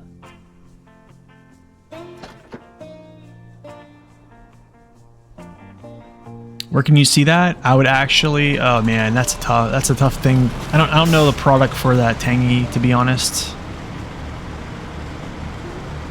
Yeah, I don't know the product for that. I think it probably would be a spreadsheet somewhere. I forget where, but I probably wouldn't use crane, bed, and trailer combo, to be honest. But that's just me. That's just me. What? Deliver water to the... Okay, I gotta do water. Oh wait, these living tasks, there's 2 of them? Oh, you gotta be kidding me, dude. You gotta be kidding.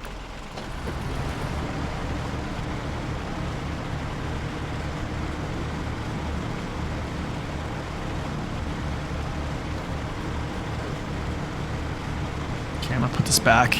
This is my nice little fuel tanker here. I guess I'm doing water. Yeah, I guess I'm doing water. Okay.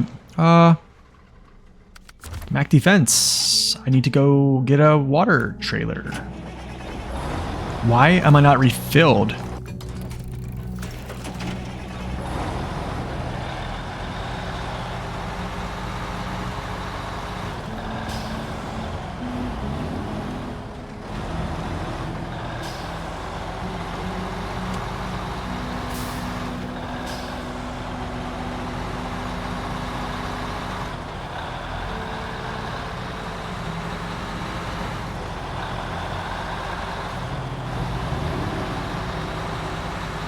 Bothering people with nerd stuff in the chat. Guys are too big brain for me. I'm just a guy that plays SnowRunner.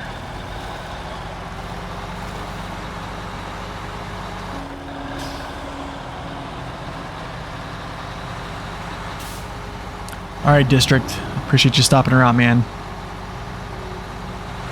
We will see you next time. District B13, everyone.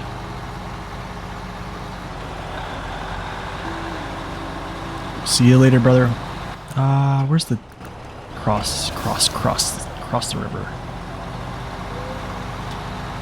You know, I might as well just go get this other mission for the water over here.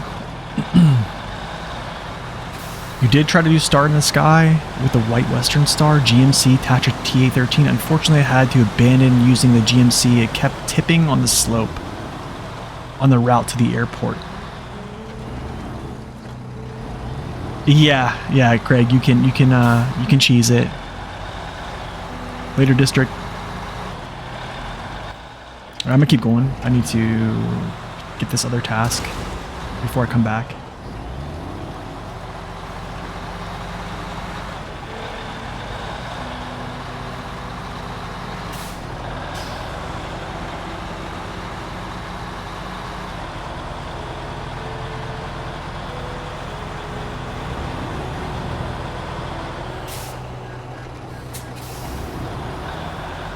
I think this is where it's at, right? Yeah.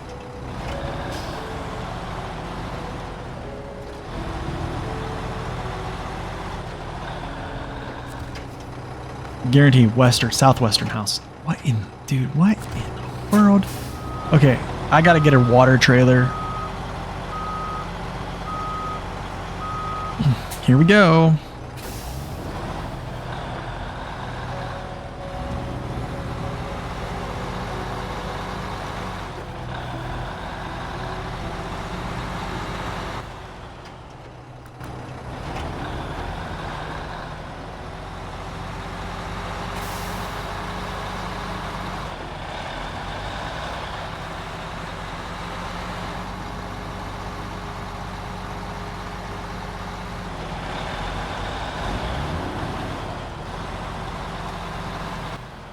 Oh, what am I doing?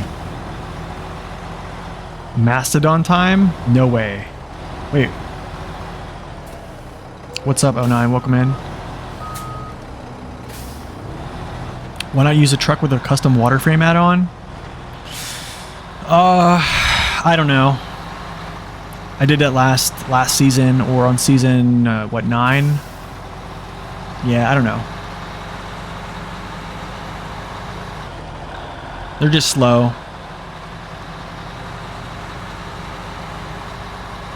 I can't say I'm going much faster, but yeah, I've used them.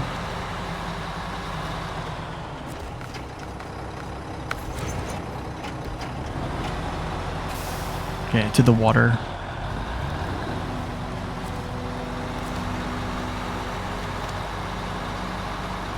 You think you're gonna get the Year 4 pass before the new game? Nice. Nice.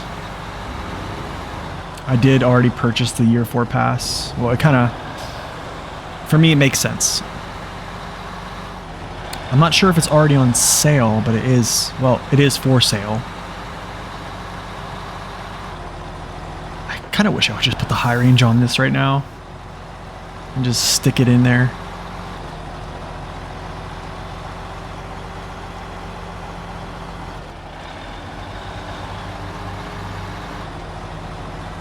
That's right. Yeah, they even mentioned the Year 4 pass on the trailer. I actually like the season 12 trailer.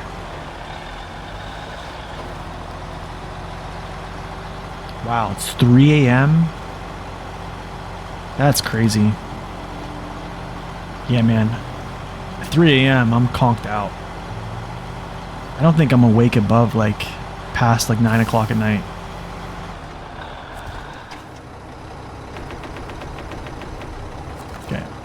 Where does this go? Okay, I guess I'll just go there. I don't think I can go.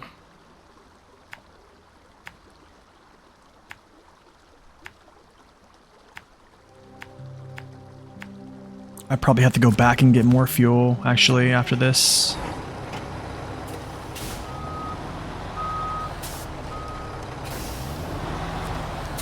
You had to finish a mission that was bugging me? Oh, I've been there.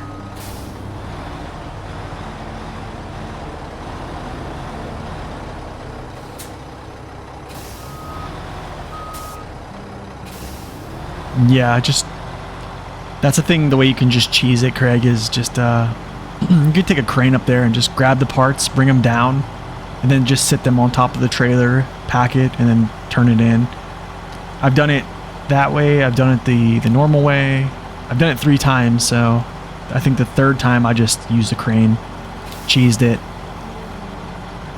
It wasn't a hard mission, but you wanted it done? Yeah, I've been there too.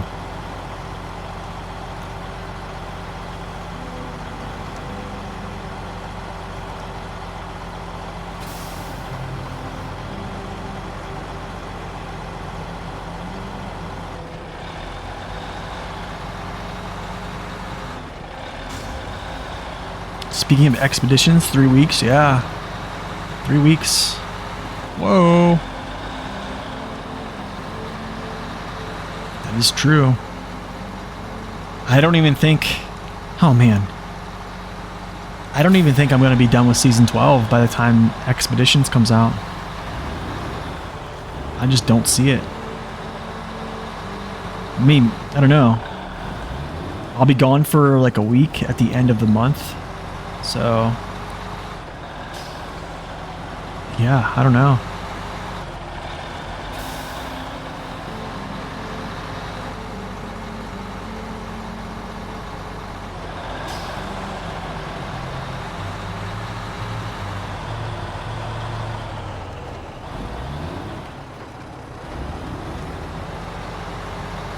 Yeah. Mufna, I get that comment probably so much. The only problem is as soon as you turn off your game, you switch maps, and you deploy a truck, the terrain just resets. So they just come back. All that stuff just comes back. That's the only problem with doing that. Is you'll take all that time to clear that stuff, and then, yeah, it just comes right back.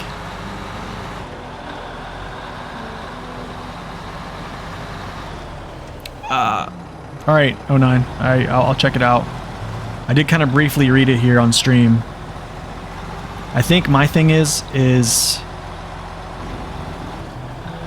for me to get on a podcast or kind of like something where I'm talking with people about SR in the game, I think it would have to be with folks who are like testers, like getting on the phone on stream and talking about things with like Naked Dave and people who essentially like spend massive amount of time gathering information.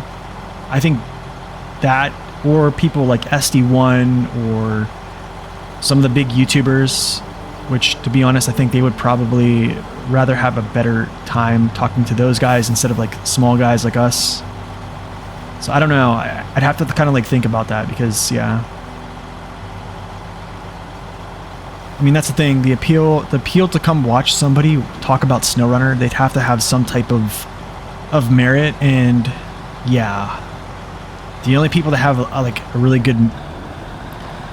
merit, it kind of would be jokes. I think the people would actually like come listen to would be like big folks like SD1, and I don't even think he would do it. Guys like Tribe Called Cars, TC, large accounts like that, like those are probably more people would be more inclined to come listen to them than just a couple of dudes like me, you know what I'm saying?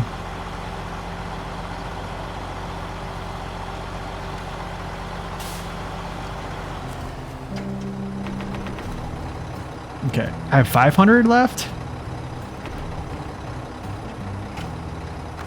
But yeah, I'll look at your comment. But yeah, I'll definitely look at it. You saw Mr. Lone Wolf's, or honestly, Lone Wolf would be a good one.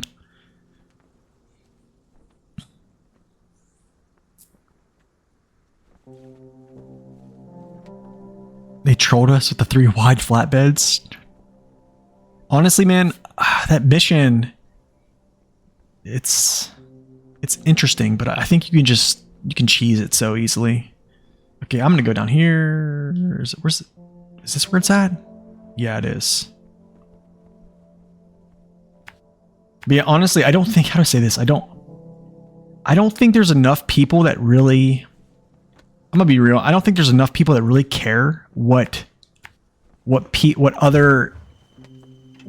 other folks really think about SnowRunner. Does that make sense? Like, I don't really think people really give a crap. About like what Nathan Province thinks about the game. You know what I'm saying? Like, that's the thing. I think people just care about news. They really just care about what's next in SnowRunner. If bugs are going to be fixed, and is multiplayer going to be sustainable, and that pretty much is like the focal point of what people are really interested in. There's like a small percentage of people who care about like nerd stuff like we do. I know you guys do, but I mean, like, I think as just a general. So I don't know. I'd really have to kind of think about that.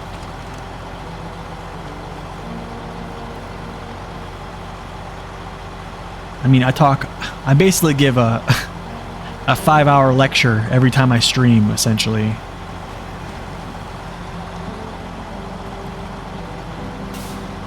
I could also stir up some stuff. I kind of do that, Naked Dave, a little bit.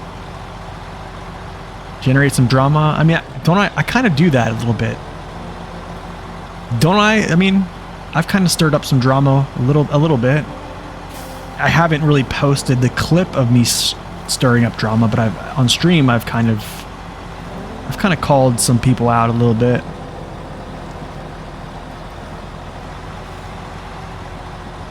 Oh man, I don't want to turn into Asmongold here. You know what I'm saying? If you know who Asmongold is.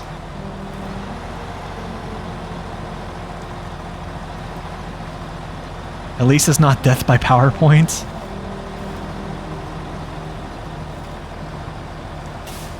Zachrar? Yeah. That's Asmongold. I think he streams on Zachrar because I think he took his account or whatever away or something. I forget. Yo, what's up, Chill Zone? Welcome in. First timer from YouTube. Man, welcome in. Good to see ya. SnowRunner drama, that's funny. No, I think I stirred up some drama the other day about a video that was posted by TC saying that He was saying how overstacking is cheating, but using mods are not. And I just found that so comical because it doesn't make any sense whatsoever. That just doesn't make sense. Whenever you overstack with a vanilla vehicle, you are literally taking on extra risks. And when you use a mod, pretty much mods exist for the sole purpose of making whatever truck that the mod is based off of better, or a better version of a different truck. And usually, mostly 99% of mods are way better than vanilla trucks. Or, because the thing is, if they're not, who would use them? Who would download a mod if it wasn't better than a vanilla truck and use it? So it behooves the people who are creating the mods to make them really good, so then they get upvotes, and then people tell other folks about them that they are a good mod. Do you see what I'm saying?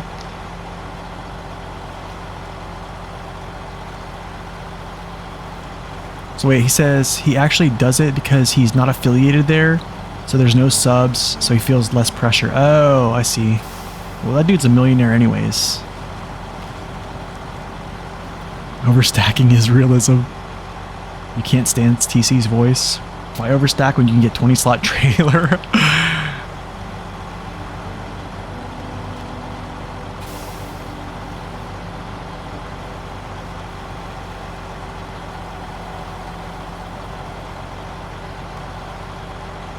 Yeah, no, I get the sentiment. It's just that also, like, I'm also I'd be talking to people that I never talk to. You see what I'm saying? Like, now if, like, I know SD1, so like if it was me talking with him, like on a stream or something like that, I'd be okay with that. But like, just getting on and talking to people who are just streamers and like not necessarily trying to insert a lot of, like, how do I say this?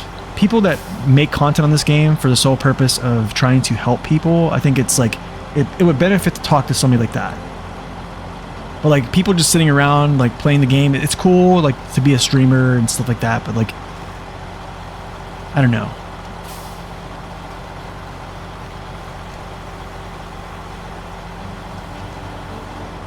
Wait, where am I going here? Is this it? Wait, where am I going?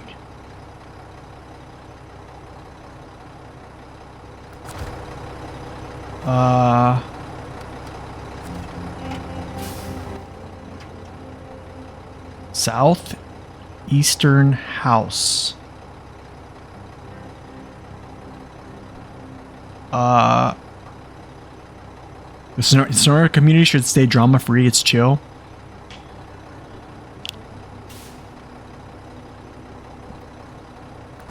But yeah, I mean, that's the thing, is like, left? Maybe it's behind, is it back there? Is it back where I got the... Oh, I see it, okay. I see it, okay. It's actually not even on the map. Yeah, there's no marker on the map.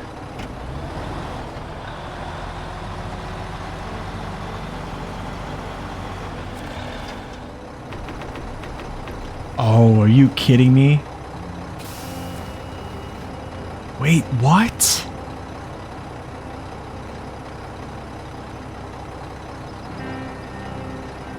What just happened?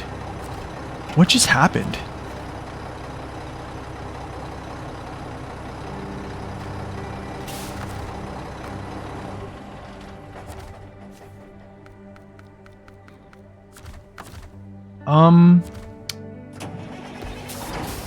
Is this a water tower?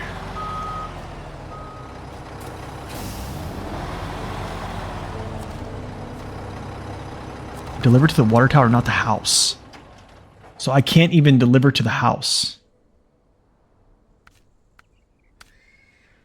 Oh, there's the southeast house. Goodness. So wait, how can I can't get it out of the water tower now? Why can't I get it out of the water tower?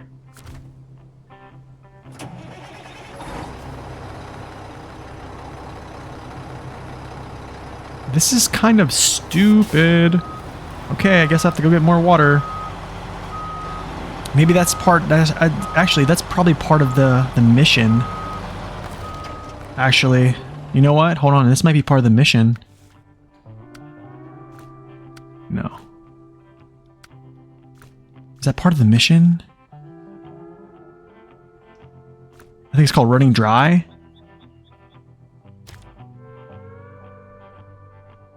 No, it's not reactor zone. The tower, no.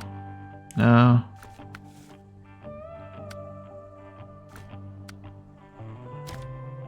Yeah, it is. It's part of this mission. Okay. That makes sense. That makes sense. It's part of the mission. And I delivered 500 to it. Okay, whatever. I did something. I did something. There's progress. There's progress, I guess.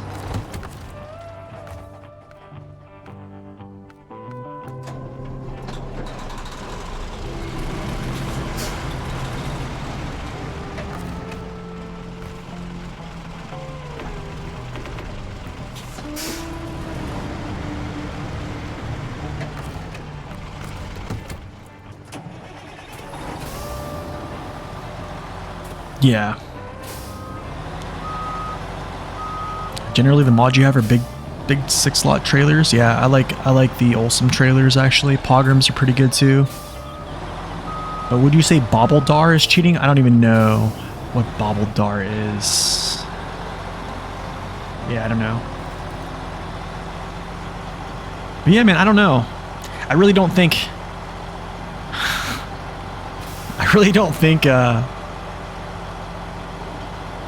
A lot of players, it's weird, man, because like the SnowRunner space is not really drama filled, and I think like doing some type of like phone call or some type of like co-op and talking about the game would probably only really be interesting if it was with like people that are probably interesting. Like the tribe is pretty interesting. I would probably say SD1 is interesting, TC is probably interesting, but like me, I'm just, yeah, not really interesting. Not really interesting. Not really much of a personality.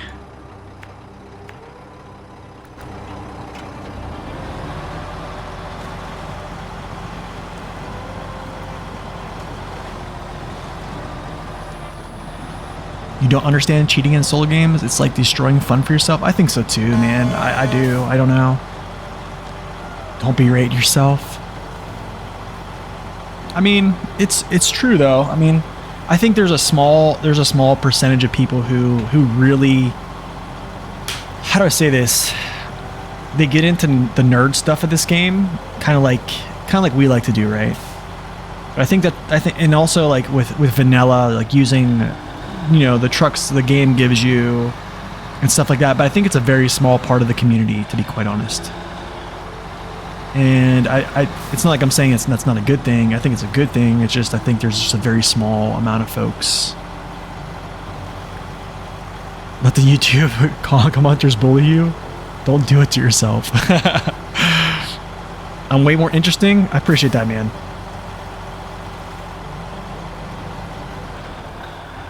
I thought you guys were here just to troll me. No, I'm just playing. I know you guys like me. We have a good time. We have a good time. I drink a lot of coffee. I mean, but I can start stirring up drama if you guys want to see that, you know. Just, yeah, then I put a target on my back. But that's the thing. I like a lot of the smaller YouTubers on here, man. I think Telemenace, Gaming with JJ, Deck. I like those guys, man. Like those guys are they're good. Sometimes I'll go over there and watch them secretly. Troll alert.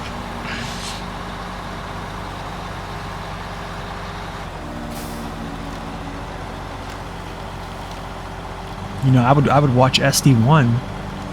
if he streamed and did stuff like that.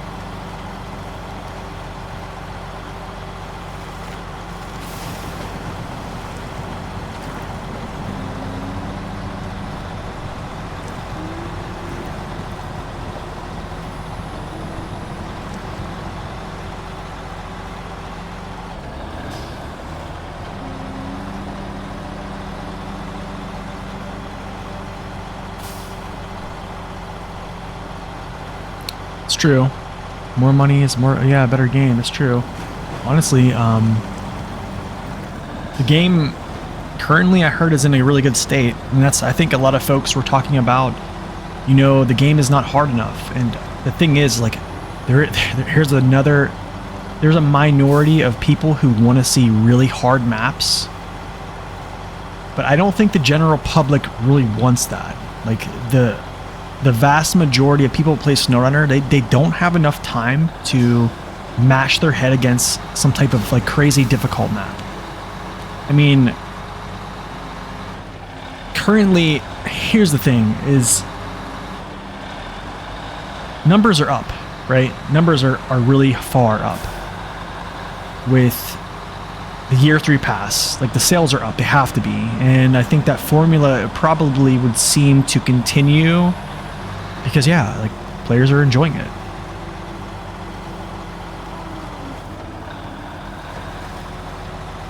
And I think a lot of folks do think the game is quite hard. It just there's a lot of like really hardcore players that really want to see like a more map. But the thing is, like, you're never gonna get, like, how do I say this?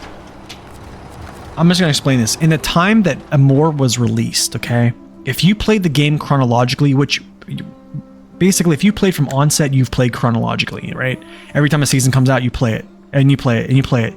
So when Amore came out, it was like groundbreakingly hard because we've never seen anything like that. Okay, so at the time, it was really hard. The thing is, as DLCs come out, especially year 3, every truck that has came out in the year 3 pass essentially is an S tier truck. Okay, so like, then you got people taking S tier trucks back to a hard region, and it's not as hard, right? It's not as hard, period. So let's say they do make another Amore. Well, now we have all these super heavy trucks, and by definition, what I mean super heavy, I'm not meaning the actual weight, I'm meaning they can do everything.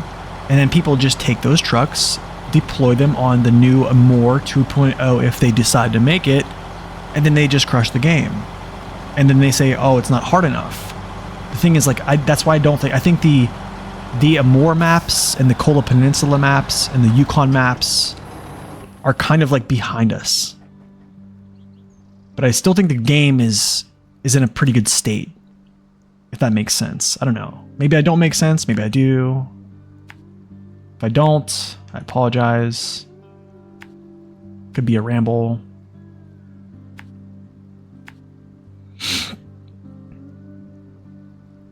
Usually I don't say it after we leave, but if it wasn't for your knowledge, no one would be here and know anything about from trucks and tires. I appreciate that, District. Thank you, man. I appreciate that, District. Thank you for coming back and saying that. That means a lot, man. It really means a lot. Man, District was around whenever I first started making YouTube videos. 2021, March. And we're talking back when I would get like 10 views per upload, okay? 10 views on a 40-hour review, where I would take 40 hours of my time in a week's time, and I would produce one review a week at the time. And I remember telling him, like, dude, I don't know if this is for me, man. This is taking way too much time, and it's not really getting appreciated. So, like, and he just told me, never give up. Like, don't give up. Just keep going. Do I think there will be a new 2.0? Electric Bungaloo hard map? I don't know. Honestly, I don't think so. Yeah, a lot of people complain about Kola. Yeah, I remember the cries. Yeah, Nate, the fact that you make such information is the goal of helping people speaks to your character. I appreciate that, man. I mean, that's really what we try to do. That's really what we try to do. You know, like people like District that have come along and helped me, and then like other than that, Max Power was huge, man. Max Power came along whenever I was in that state as well, and he said, hey man, like, I think I understand what you're trying to do and help people. Like, can I help you? Like, I want to help you help bring information. So like, that's when Max Power started helping me, like, kind of cross-checking my testing with trucks, like giving me another set of eyes, so it wasn't just me looking at things. We collaborated on a video. Yeah. Difficulty only through super conditions like a Moore doesn't cut it anyways. Yeah, I think so too.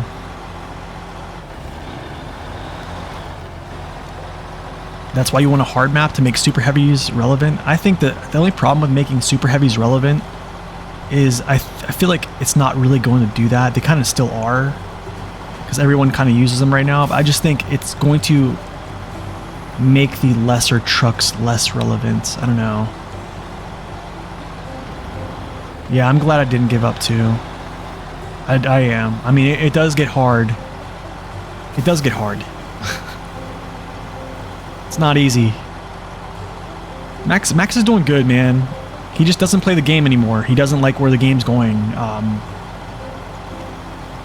I think I could probably get him back in the game if I started playing co-op again, like I did back in the day, and kind of setting it up where we could actually do, you know, a 2 or 3 hour session on stream like we did in the past. But like with him and me, or him, me and District, we've done that too. But I definitely know I could get him back in the game. But I think by himself, it's just, I don't know.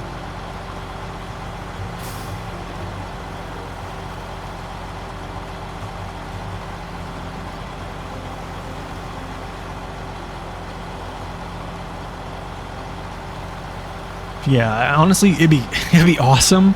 I kind of wish, here's why I wish I was a millionaire, because what I would do is I'd probably gift like District and Max Power a bunch of cash, or I would just employ them. I would say like, hey, I would like to employ you guys to essentially like play SnowRunner full time with me from 8 a.m. to 3 p.m. every day on stream. And I would basically just be their jobs, and I would pay them handsomely, and we would have a lot of fun. I would do that. I would do that if I had enough money. I just don't, because I really do have a good time with those guys.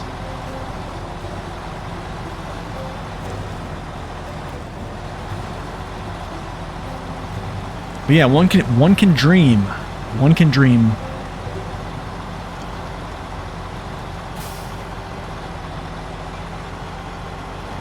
Clocking in for the minimum wage virtual trucking shift? No, I would pay them handsomely. If I was a millionaire, that was. If I was like a millionaire, hit the lotto, you know, I'd give them $100K a year. That's handsome. That's pretty good, right? They get to hang out, play some trucks, make $100K.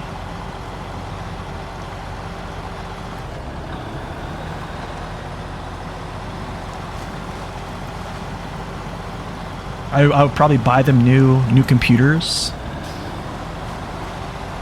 Yeah. That's if I was a millionaire, though.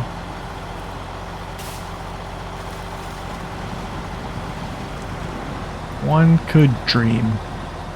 Maybe one day.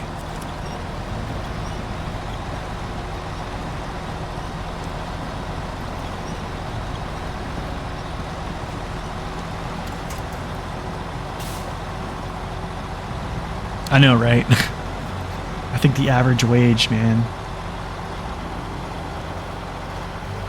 60 series are coming out? No, they aren't. Are they really? Oh, dude, are you serious? The Mac does have good default tires. Yeah, it does. They're comparable to these. You've been what's up, BR? What's up, BR back? Welcome in. You've watched my streams for a while. You're very knowledgeable and provided valuable information, SnowRunner. Thank you. Hey, man, you're welcome. You're welcome. You are absolutely welcome, man. I'm glad you enjoy it. There's a lot of people in the background helping as well. I can't really forget about Naked Dave as well. That'd probably be another person that would get paid out. I'd pay him out just for the work that he actually helps me with a lot. Can't forget about Naked Dave. That's another person that's came along and has really helped me out, just looking up information that I can essentially be a mouthpiece and use a platform to kind of convey that information to everyone else. That, because I say it a lot, man, a lot of times I'm just a mouthpiece. Tech support would cost too much, even for a millionaire.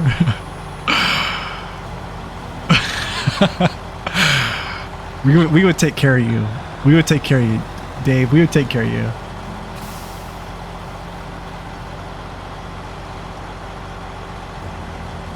Look at that. Look at that little tank. Nice. Okay, let's get started on this water. Not backlog. Not running dry. I forget what it's called. It's called Monument? No. No. Why do I keep... There we go. Alright, cool. Let's go across. We'll fill this one up. Head back. Fill this one up. And then pretty much back to the fill up spot. Oh yeah, man, we would, it would be an insane... You'd be happy with 20K? Seriously, I'd be happy. You know what the crazy thing is, man? I think, like, when I was in the military, I think even when I got out, I thought to myself, I was like, you know what, if I can make 40K a year, like, I think I don't live like a lavish lifestyle. I pretty much, go to the grocery store, meal prep, and that's about it. I don't really spend money. Even when times were good, I didn't really spend money, but yeah. I'd really just want to bless people around me, to be honest. That's kind of what I would do. That's what we make in mining in half a year? Wow, dude, that's crazy. That is crazy. You think Asmon would kill any game he played, and not in the good way? Dude, here's the thing, dude. Do developers even like Asmon? I know.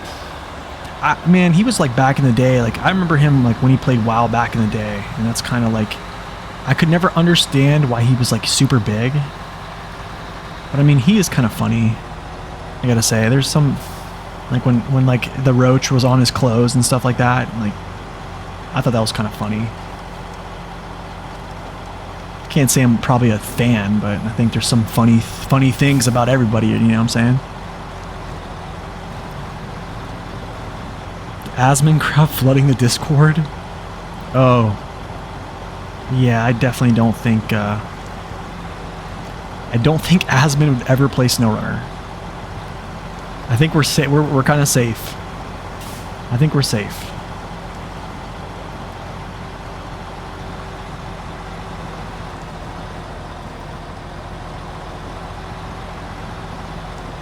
I don't know. I can't.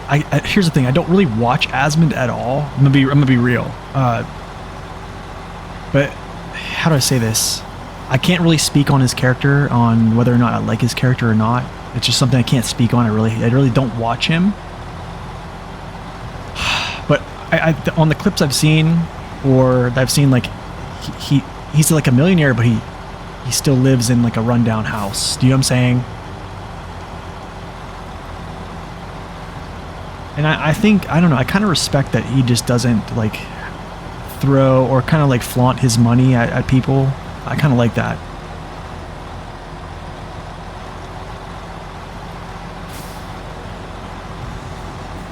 As someone who's recently finished Cola for the first time, I didn't find it as hard as I thought I would. It's not like I was using OP trucks, like the Tager, the Mastodon all the time either. The fact that I use a Tager a few times in Mantra. Nice, man.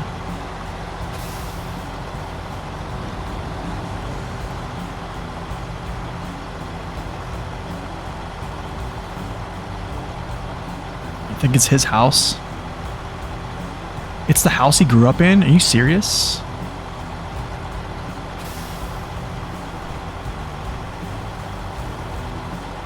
Yeah, I think he kind of seems down to earth. I don't know.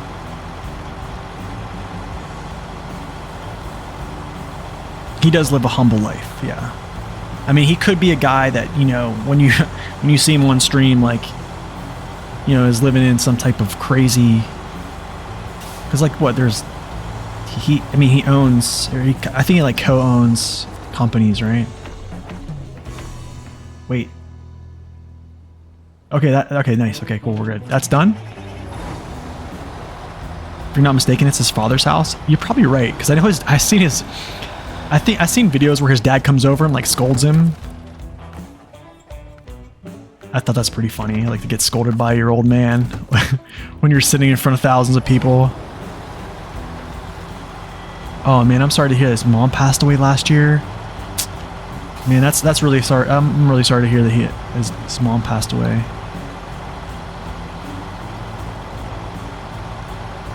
No, his living condition isn't ideal.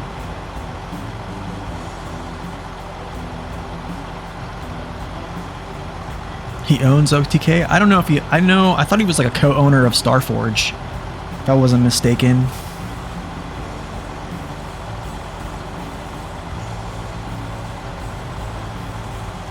So somebody I do watch that plays World of Warcraft is Zaryu.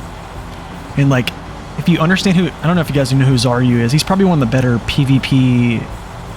Probably one of the better PvP players in the game.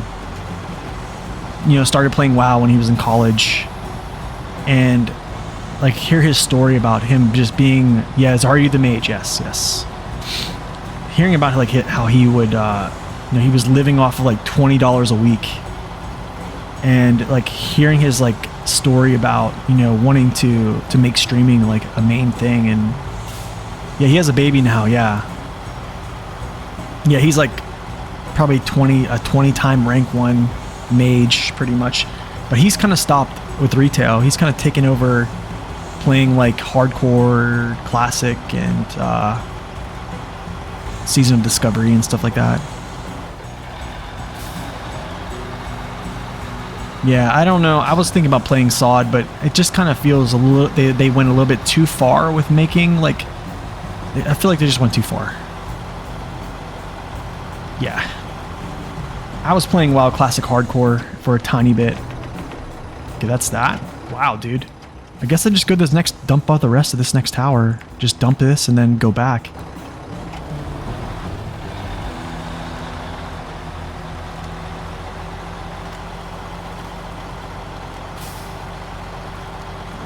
Phase 2 is going live tomorrow? Nice.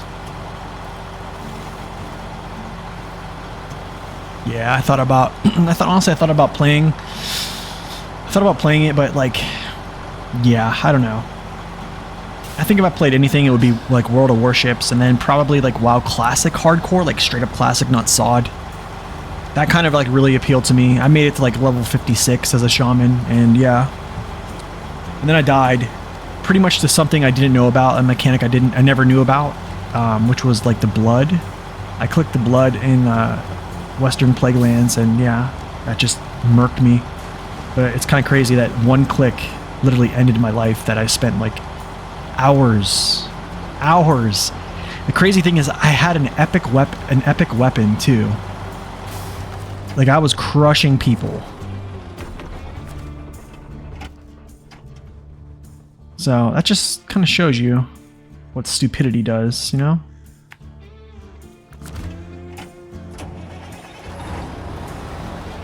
Have I messed with the Lunar New Year on World of Warships? Not really. Not really. I do dabble in World of Warships a little bit still. But the thing is, like, it's kind of hard to play another game when you're kind of wound up. You're so like bound up in one game, right? Like making content. So I feel like if I how do I say this?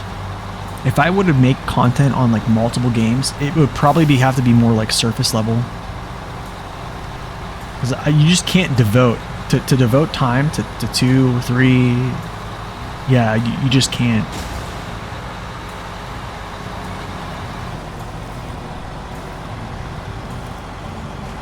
Oh wow, dude, I just powered through that. MMO is now EVE Online. I never heard of EVE Online. Swifty's stream is kind of dumb now. It's just shots of his arcade. Really? It's a TV show now? That's kind of sucky, dude. I know who Shifty was. Wait, he owns an arcade now? Final Fantasy 14? He's pretty hyped though. Wow. Elder Scrolls Online. Yeah. Man, Final Fantasy Tactics. Yo, quote me on this. Final Fantasy Tactics is the bomb. I don't care what anyone says. That was my game, man. Back in the day, PS1, I think PS1 or PS2. Final Fantasy Tactics. TG Sid, bro. I forget the storyline who TG Sid actually was, but dude. Oh. The character progression, like being in multiple different classes with characters and just making your team kind of mesh so well together and synergize was one of the most amazing thing ever. All right, 09. It's almost 4 a.m. Get some sleep, man. We're glad to have you. I really appreciate you stopping in. Get some sleep, my man. That is crazy. Yeah, I don't expect people to stay up that late. No way. Get some sleep, man. I definitely appreciate you stopping by today. You like the robot? Dude, that game was crazy. I would try to make like just my team that I had and was so good. Where's the water tower at? Second water tower. Guys, we're getting through this pretty good. We might be getting ready to move back over to the reactive zone.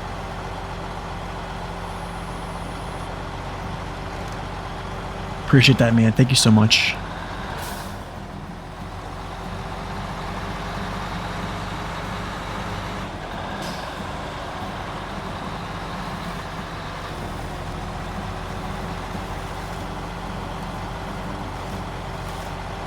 Oh, my coffee is cold. It's all right, though. It's all right.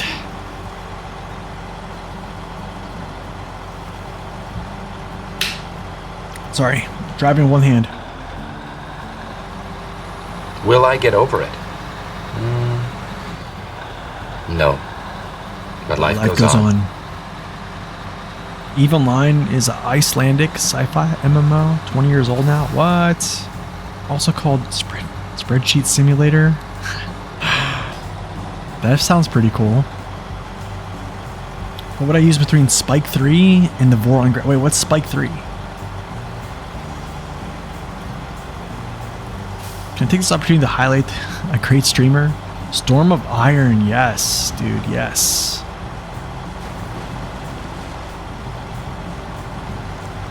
Dude, Storm of Iron, man. Yeah. Him in District. Storm has always been... He has always been such a nice guy to me. Oh, the Pike? The Pike and the Vor... What would I choose between? I think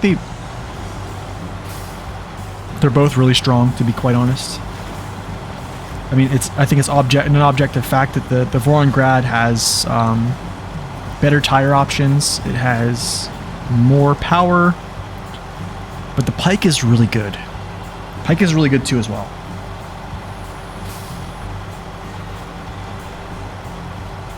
Dude, he is so cool. He's honestly, whenever they start talking on food, I have to like tune out because I can't take it. I can't take it. So I get so hungry. Fly spaceships. It's a true sandbox. Everything in the game is made of collected and closed to a pure player-driven economy. Dang, that's crazy. Wow.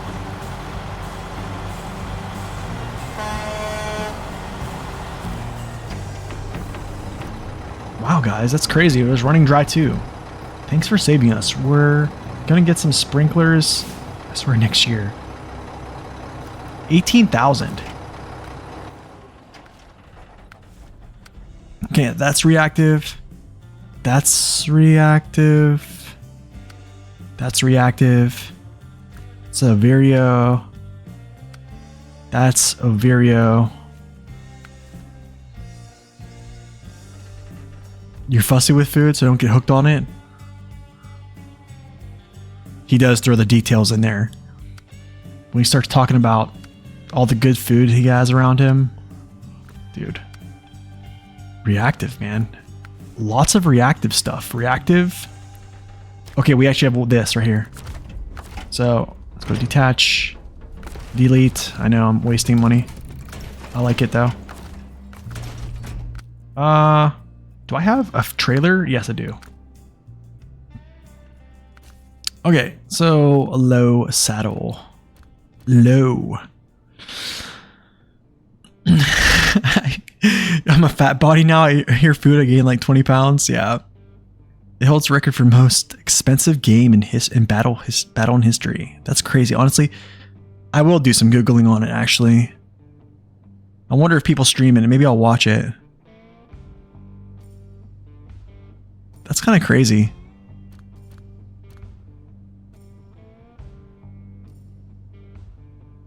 Bringing home the bacon. And it went for bacon. That is awesome. That's awesome. 2 FEMMs. You know what?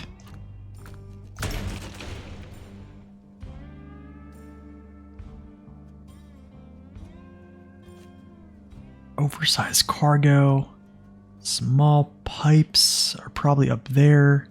Concrete blocks are probably... Yikes, where are the concrete blocks at?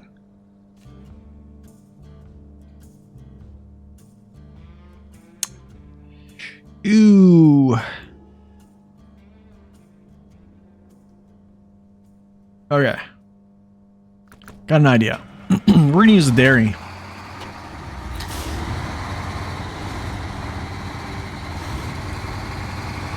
I don't know why I'm using the dairy right now, because I can't really overstack, but it's okay.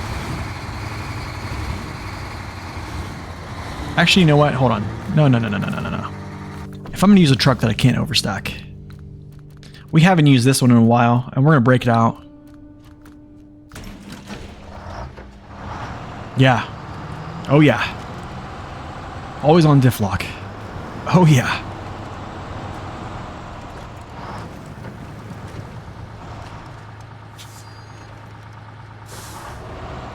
Talk to you about steak. Oh, you're in the cattle industry? Dude, that's crazy. I do love myself some steak. I absolutely do.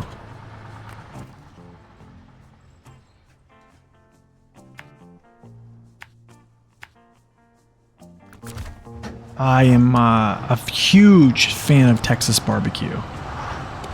I'm an absolute huge fan. Like, I watch so many YouTube videos on barbecuing. Actually, hold up. Here's the issue. Here's the issue at hand. I'm going to show you this. There it is. Actually, wait. It does jackknife a little bit, but not as good. Let's see. Hold on. Did they fix this? Did they fix this issue? Okay, there it is. It kind of. Okay, whatever. We can manage. We can manage.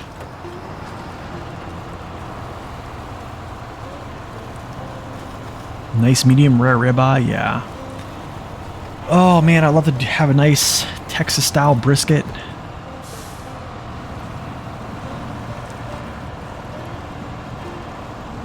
Man, I don't have like a full blown like stick burner out back. This is the M916A1, yes, the older Freightliner.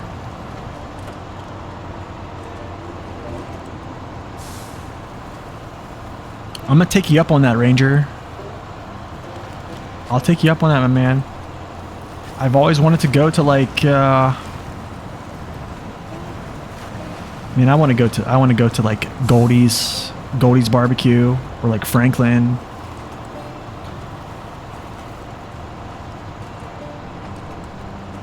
I've only done a brisket one time, but the thing is, on a pellet grill, it's really not a good experience. It just doesn't put the amount of smoke on it, and just the heat, like it's not a top down heat, so it's kind of like bottom up. So yeah, buffalo chicken dip and jalapeno. What? Jalapeno poppers last night? That sounds amazing. I'm getting hungry, man.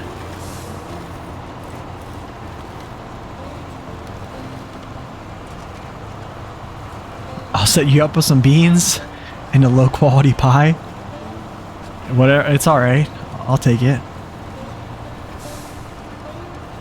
I will take it. Dude, I'm gonna tell you this. Whoa. You had heart surgery and your heart went funny, and because what? Bull paddock? My boss said you were right when 30 bulls heading my way. What? That is wild, man. So you use the most powerful trucks for overstacking. I did use the grad or 3 metal beams the other day in the front of wheels, lifted off the ground. I don't think I use the most powerful trucks for overstacking, no. Pretty much I try to overstack if I can. Yeah, you need a true smoker for brisket. You need like a real stick burner. That's true. You need to know how to make good rub too. Man, when I was I'm gonna tell you like this. Whenever I was growing up, I pretty much ate like one time a day. Like we did not have a lot of money at all. My dad had 5 boys, and it's concrete blocks. Oh, I can't. This is the issue. This is the issue at hand. I'm gonna have to come back for the concrete blocks. I have to come back anyway, so I might as well just take this alone.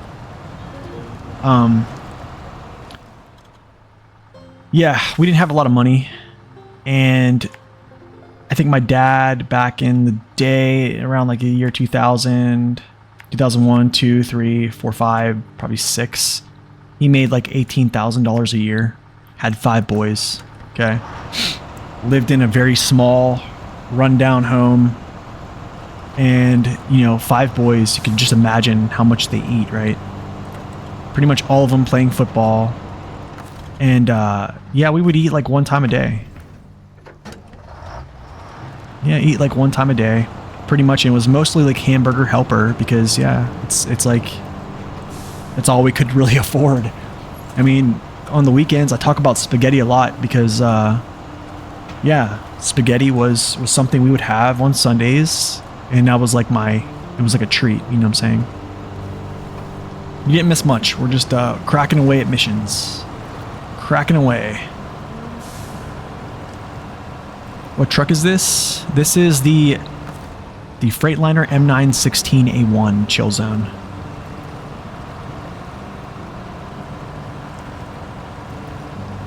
Yeah, it's the M916A1.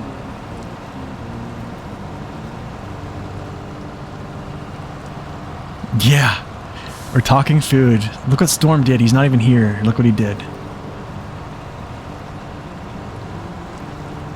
Yeah, man. Oh, not. I'm sorry to hear that too.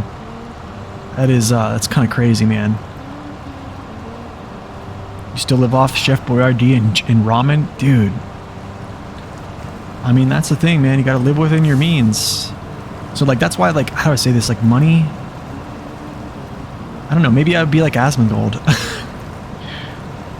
But it was tough. I think it was just tough, man. Like, watching your dad work long hours. Like, I think you it's weird, man. I have a very amazing appreciation for, like, the sacrifice my dad made for us. Like, yeah, you know, he didn't make a lot of money, but, like, my dad did a lot of things for me that I don't think a lot of other dads could do. And the thing is, like, when it boils down to it, like, it's not really at the core of what parenting is like having money to give your kids. I think it actually turned out better because I wasn't spoiled. Like, I appreciate small things. I don't know, it's weird.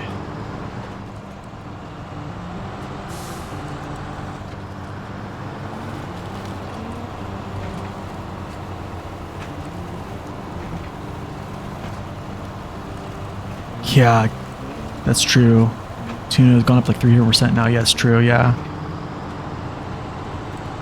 You grew up poor too, still kind of broke? Yeah.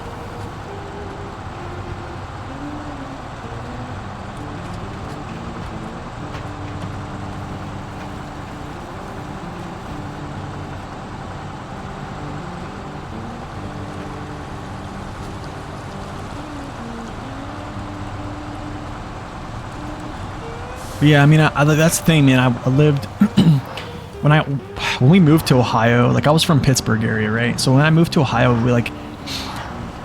my mom sent us to a school that probably was one of the better schools, like in the state. I would say I'd probably say they're like top 50. I'm guessing at the time. Very good academics. But the thing is, like, it was a small town, and a lot of the kids that went to school here are their parents were, I don't want to say well off, but they were middle class. Some of them were probably a little bit upper, but you know, like, yeah, just a lot better off than we were. So I kind of, like, I don't know, I felt out of place a lot, you know. I remember being like 7 years old and writing Nike checks on my shirt with like a glue gun, and a kid found out about it and made fun of me because, like, you know, my parents couldn't afford that stuff.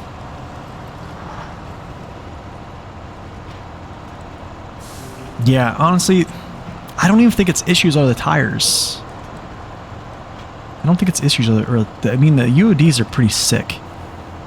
The UOD is pretty, they're good, man.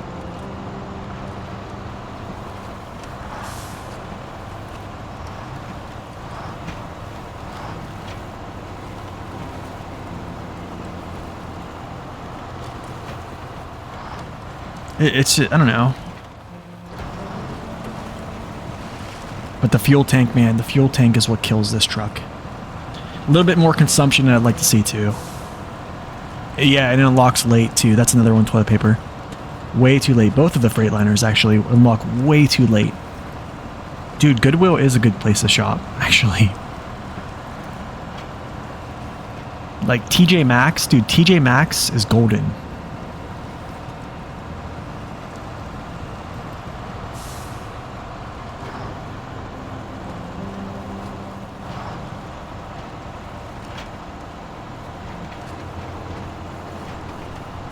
Man, the always on diff, it just feels good. Like, you don't see this a lot. You don't see always on diff a lot, especially on American trucks. So it's kind of nice. Marshall's is good, yeah. Where was I at? I think I was in like Dillard. Was I in Dillard's the other day? And they had like very cheap clothes. And they actually were nice. Like, I'm talking like $15 for like a pair of jeans and like a nice button-up shirt. I was like, man, maybe I might come here.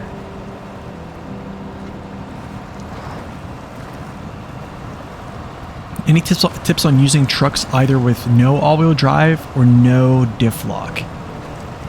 I think for either case, weight on wheels. If you have diff lock, weight on wheels helps a lot, Craig. I would actually, a good example to actually show you would be to check out my randomizer playthrough. That is, I literally, probably the whole time was just highlighting lack of tire options and having weight on wheels with just differential locking helped so much. But I think in either case, weight on wheels.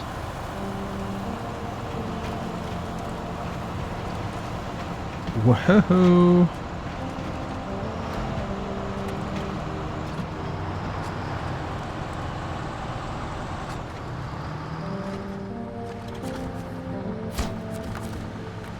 Okay.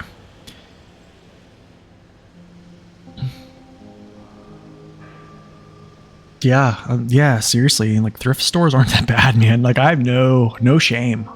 No shame. I'll go to a thrift store. Okay, so I might go up.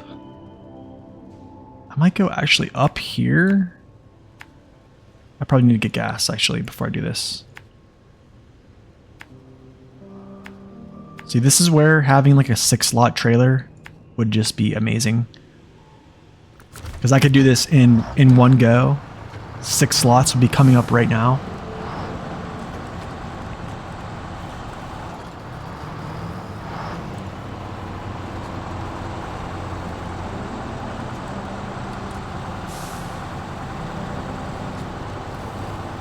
Wasn't there like a rap song about like shopping at the thrift store? I forget, it was like back in the day.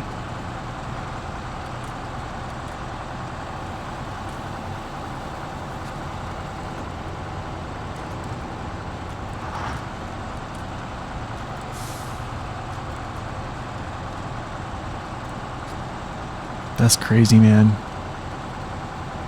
It's like a miracle. Yeah, that's right, Laura Pup. That's right. That's right. Macklemore? That's who it was? That was a long time ago, right, Doc? Long time. Freightliner, the ANK, Azov, P512PF. Yeah. There's that. There's what I'm talking about. See, this is why this truck and this trailer is actually not a good setup.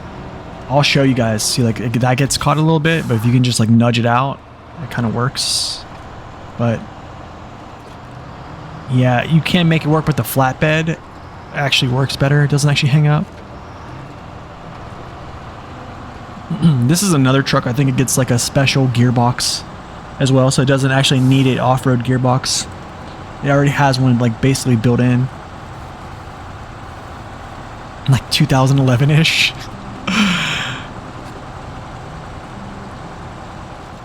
50 Cent also did about window shopping. Yeah, you're probably right. No, I don't want to go to the trailer store. I just want to go. Yeah, man, I was shocked to hear that too. That's really sad, man. It's really sad. I'm really sad to hear that.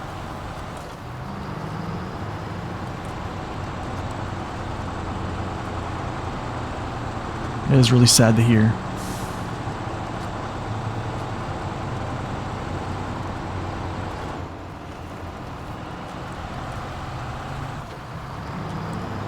You got to do security for Toby Keith when he was in Afghanistan? Really? Dude, that's awesome. Oh, he went and did a concert for the troops. Can I get that? Okay, nice. He was, man. I honestly, man, I kind of feel bad because I never really listened to too much country music until like probably 2022. Kind of like late to the party. Yeah, and Robin Williams, yeah. I love his song Red Solo Cup. I had never heard that, man. Maybe I'll have to brush up on some of his stuff.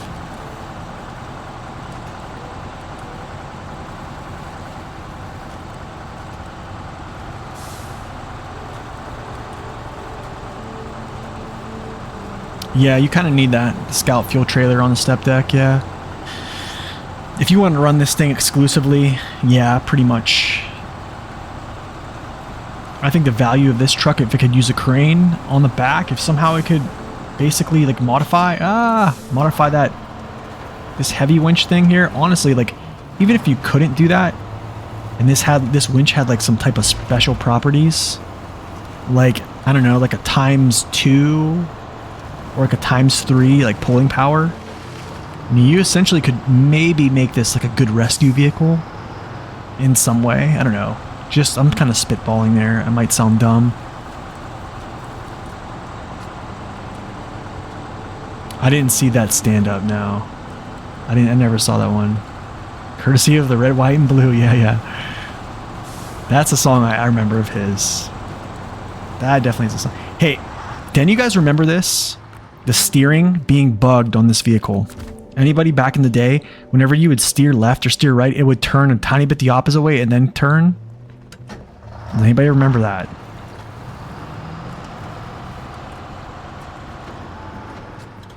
Bloody Kenny Rogers? I don't know. Okay, is there any concrete here? No, there's not. Yikes. I guess we'll just deliver this alone.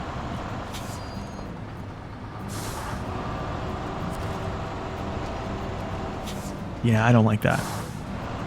I don't like the clipping, but it's fine.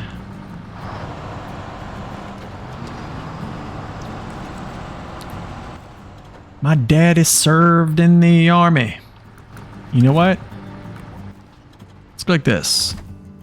Oh! I got an idea.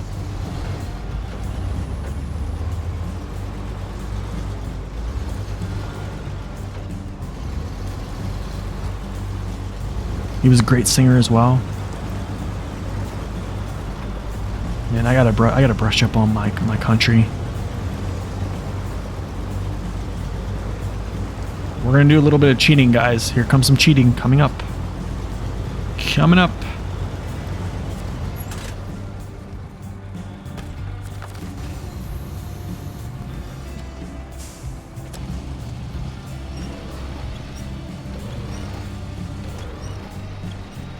You got playing around phase 5? Avert your eyes, yeah. I'm not sure when they fixed this, actually. I forget when they did fix it, but it was a thing with the Freightliner steering. Make a Mexican pizza? Not like a Taco Bell, like Mexican pizza? Dude, I'm telling you, man, Taco Bell back in the day, Taco Bell used to be able to get like a double decker for like 89 cents, right? I don't know why I'm talking about that, but I am. Probably not the best thing to eat. But when you're a broke high school kid, $5 went a long way. Sideboard beds are for rookies. Yeah, I'm gonna meet my nice Freightliner over there with his sideboard bed trailer, so we'll just do this. Tortillas, cheese, and pepperoni. Nice, dude.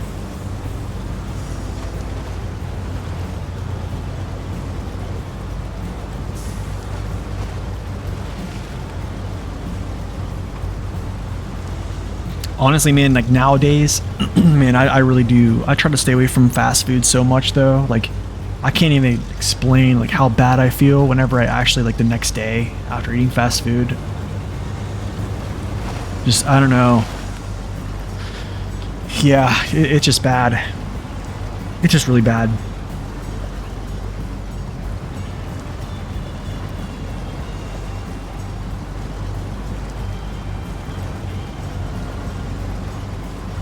Is this gonna stay on? Wait, hold on a second here. I know what I need to do. I gotta do this. Grab the bottom one. There we go. So then the bottom one sticks to the top one. The top one's pressed in with the crane. Good to go.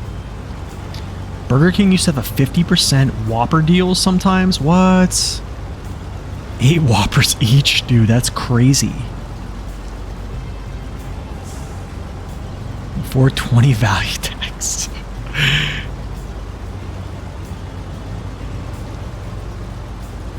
Pizza Hut stuffed crust, what?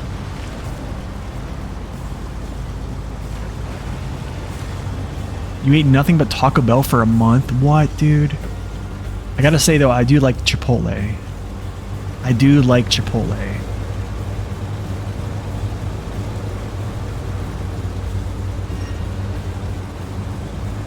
Man, I remember going to McDonald's. No. Oh my, what's going on? I remember going to McDonald's in high school for like open lunch. Because we would have, as a senior, you'd have open lunch, right? And at the rare occasion, if I had like more than $2 in my pocket, which my dad gave me like $2 every day for lunch, I used to get free lunch at school because when my dad submitted his W-2, like they just were like, okay, well, your kids qualify for free lunch, so that would happen. But yeah, if I had like open lunch and I had like money, I would get, basically it was like, I forget what double deckers were at McDonald's, but man, I think the one time Oh, dude, no, don't fall off. Dude. I would get a bunch of them, and I would just crush them. And it was not good. It was not good. And I would get like the hot mustard from McDonald's as well, and then, yeah. Yeah, it was a slippery slope.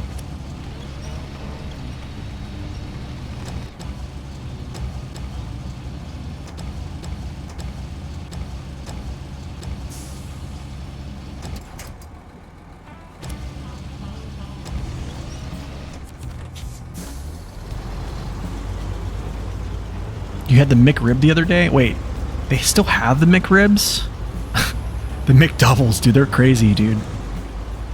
KFC, $2 Tuesdays? What?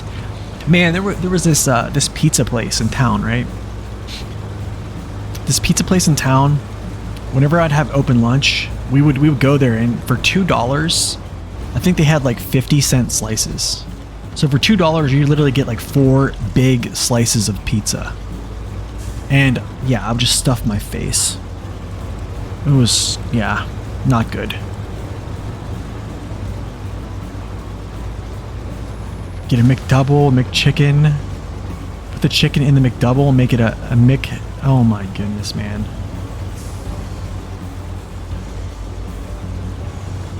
That's a lot of food. Supersized. A gallon of ketchup. You got an apprenticeship type thing I've been waiting for, a phone call for 5 months, and I was really happy. I'm going to do some more advanced stuff with my cattle showing, and I could be going to the States some point. That's awesome, man. Congratulations. That's a blessing. That's a blessing, man. That's awesome. 2 McDoubles with cheese and a basket of fries for $5? Yeah. Do I remember Noble Roman's Pizza? No. I don't think so. No, I don't. Doesn't really ring a bell.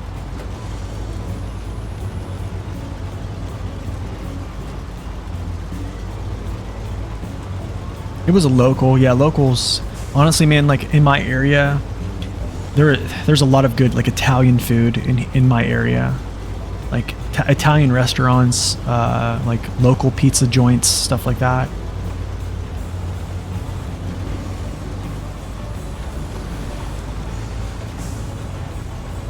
And the thing is, like out west, like when I lived in Arizona and stuff like that, like the food was great. Like there was a lot of good food.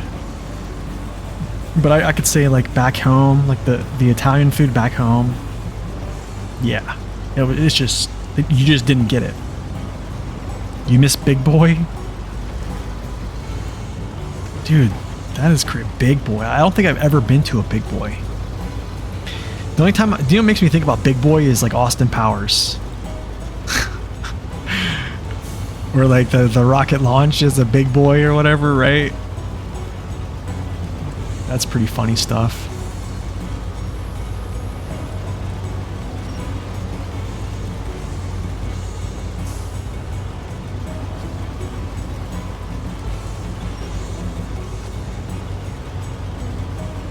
That's what you thought of too?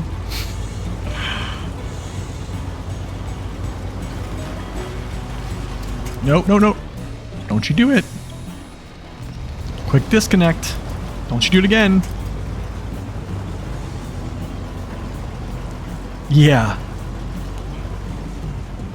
You think of Homer Simpson wakes me up? It steals his donut.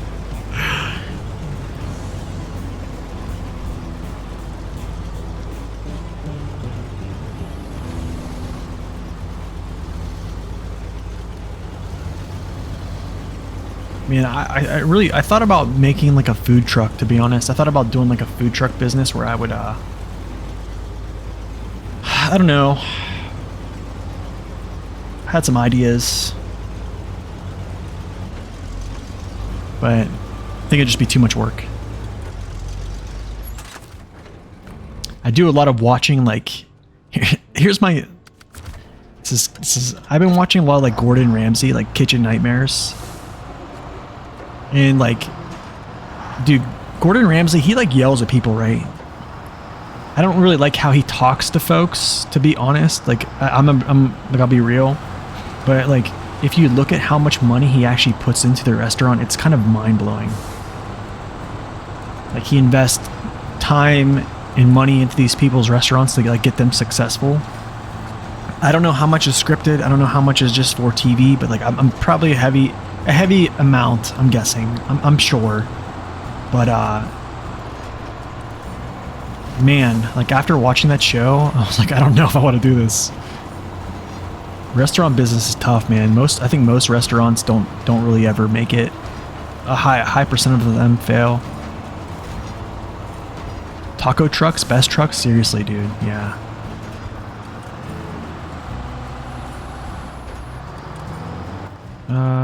Down, make it left.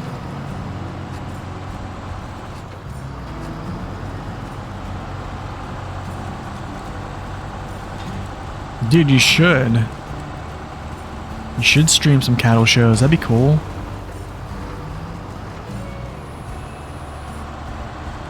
This Freightliner's the Ford Mustang of trucks. I like it, man. I like it. I mean, like, dude, there's people stream everything, man.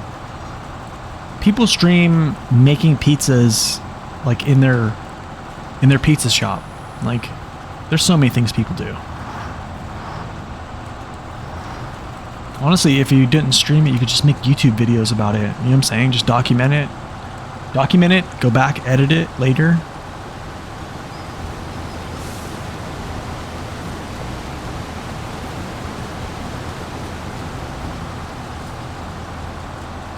Yeah, it has to be scripted. Yeah, it definitely feels like it's scripted, but I mean, those are like real restaurants. That's the thing. They're real restaurants, real people. I think that it definitely is scripted for sure. But I think the fact remains, like he did help people. I think like the one person like he actually walked out on was Amy's Bakery, and then like there was people who followed up and like found out like things how the owners were doing. Like after he visited, and it was just bad. It was so bad. But like he's only ever walked out on one restaurant owner ever.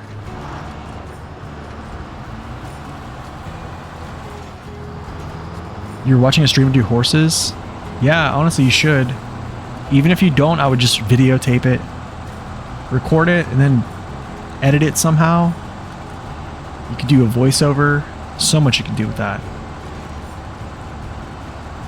Because the thing is, like a stream, if you don't use the stream in any way to like put on YouTube, it just goes away, right?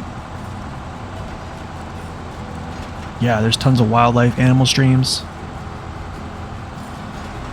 Just for gameplay streaming? Yeah, you could do that too.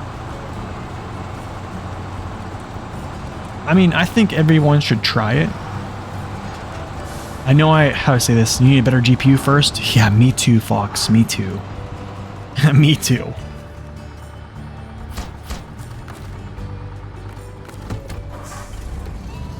I'm literally limiting my frames per second just to... Can I do a double? Wait. No, I can't do a double. If I could just double it up.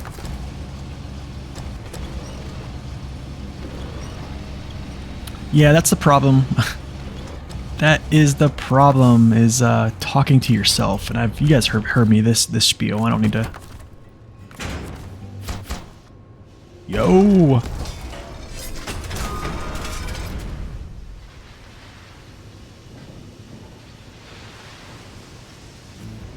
Nice, let's go. That's one tower. Just look at that size of the thing. I don't think I'll ever get used to it. And if you knew how long it took to build one, man, there's so much cash.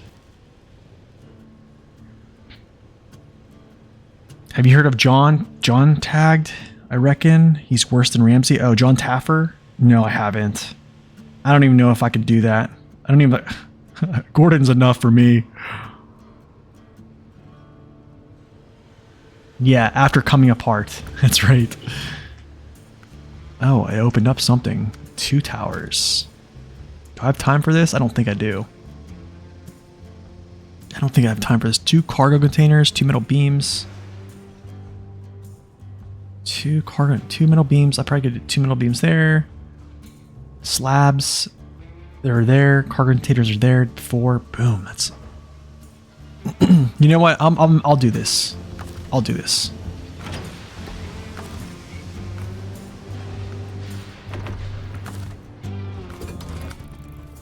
I'm gonna do this.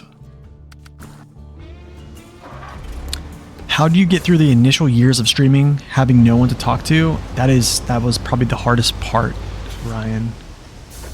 That was probably the hardest part. I think the problem is, I think to get out of that quickly, I can say there's one person that I can like reference that literally probably streamed to no one ever. And that's gonna be Potato Quality. He is a World of Warships content creator. He's a community contributor actually. He got accepted into the community contributor program for wargaming. He was probably one of the best Battleship players a few years ago. He decided to quit doing like competitive gameplay and just kind of like make videos, right? So he started making videos and he put out a video called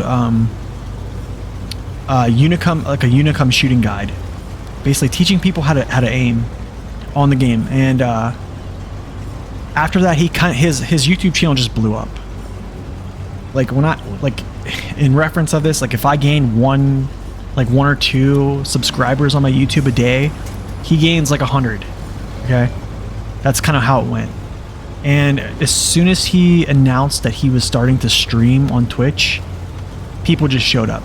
So like what I'm trying to say is the way to not stream to no one is to make YouTube content, and then it'd have to be enough to have people come follow you on Twitch, and then they basically come over from YouTube.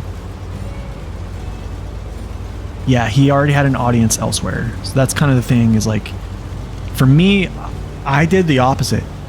I was streaming on Twitch prior to having I don't know if I even had a review out. I think I did stream on Twitch though, because it's not like the olden days, man. Like back in the day, like prior to 2020, like you could just stream on Twitch, and you know what I'm saying, and it's different because not everybody was into like content creation. But like when 2020 hit, like it just became different.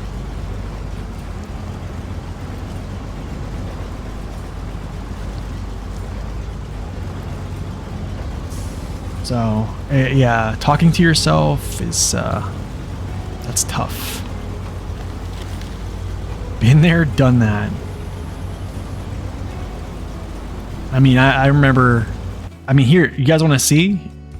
Here, I'll show you a little example. You guys want to see an example? I'll show you.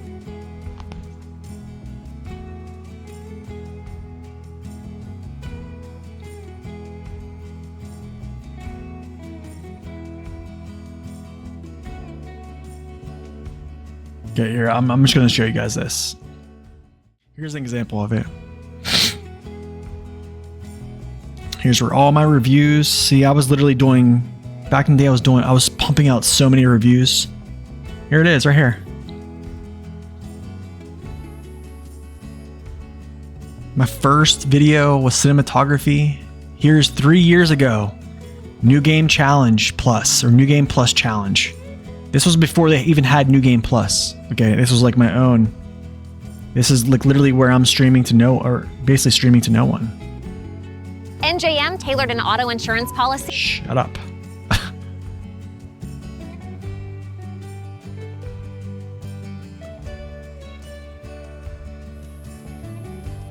Dismiss. NJM tailored an auto What is insurance going policy. on? I'm just skipping through. Imagine getting ads on my own video. This is my video.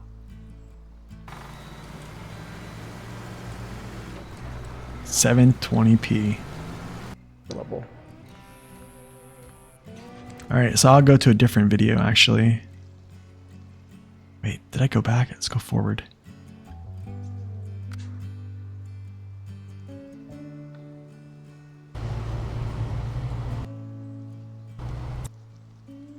Through. I'll be on my way. So like this is it. Like, right way. Yes. This was me basically doing my thing. 3 years ago, 450 views. I mean, these views probably came. Yeah, they did not come Out of gas already. when I dropped this at all. So this was a challenge that was like a custom hard mode where I, what's it called? I would essentially, every time I leveled up, I would move to a different map. So I played Black River. Yeah, I leveled up. It's kind of having trouble pulling this thing in the snow. So yeah, I leveled up. I'd go to Northport. After that, I would go to Tamir, Drownlands. After that, I would go to, yeah, it was just a challenger mode. And I streamed to no one. And it was just a tough thing. It was really tough. All right, where am I going here?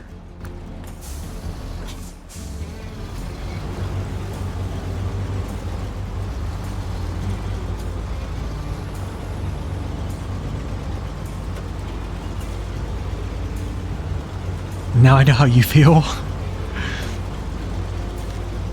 Wait, you guys stream to no one? Wait, what? There's more of you? More people?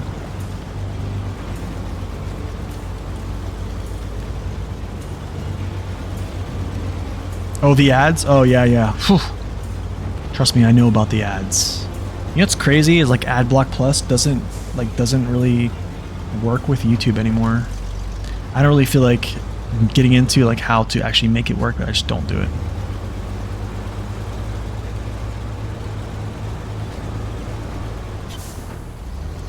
Yeah, I think like playing, here's the thing is like streaming takes a lot of effort.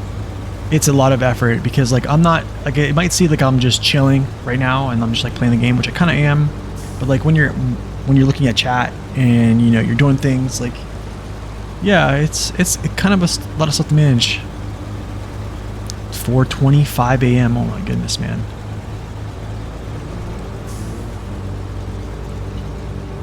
You watch my VODs all the time because I'm not used to getting up this early. You work nights? Ooh, dude. Wait, what is that? Oh, that's the cat.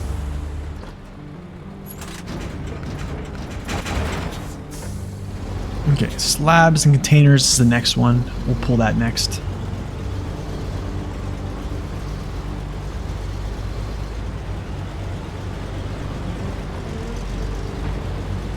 That is true. If you have Prime and you sub, there's no ads. That's true.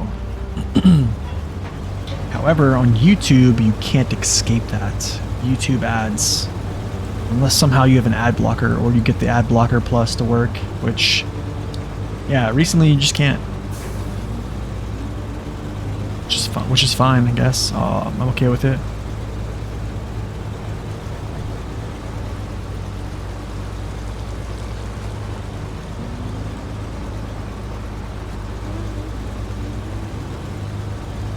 Hard to make pure runs at 3 a.m.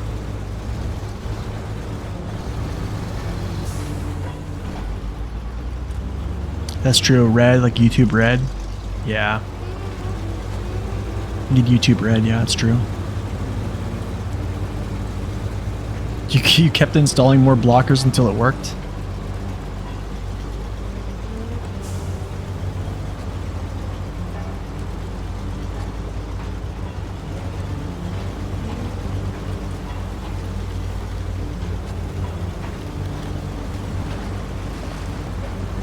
You know, I need to find a better route to this place. I really do. Because I really do hate this route. I'm gonna go straight. I'm just gonna go straight this time. And just see how it works out. I don't feel like just slogging through the mud there.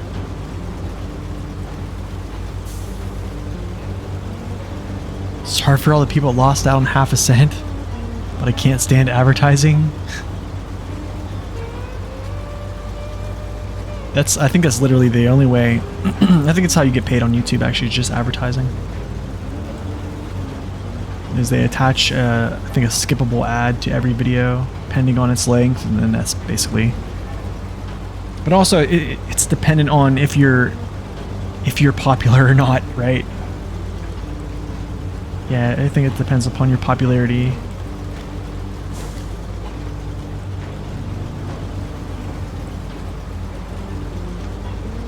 I feel like some of this is just dry mud.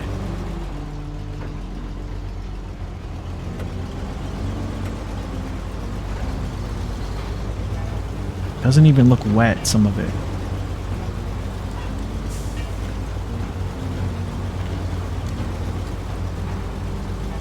This is not bad. This is a pretty good drive.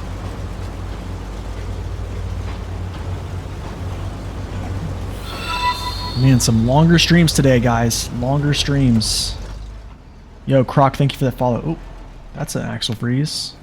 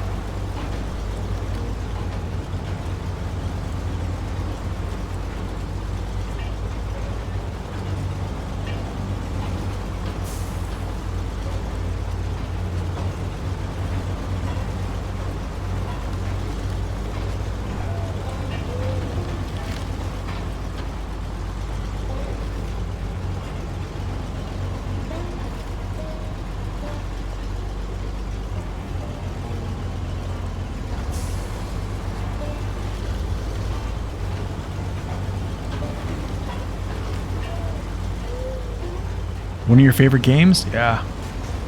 Ooh, I just smashed. That's great. Me too. Me too.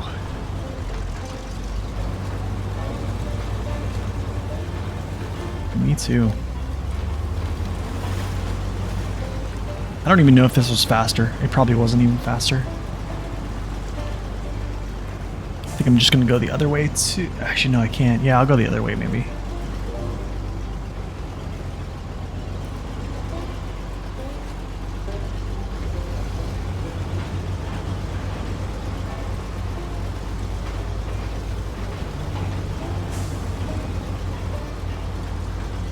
The Two Towers. Yo, is that a Lord of the Rings reference? I just got that. Is that right? What? Hold on a second. Can I get through here? Sure can.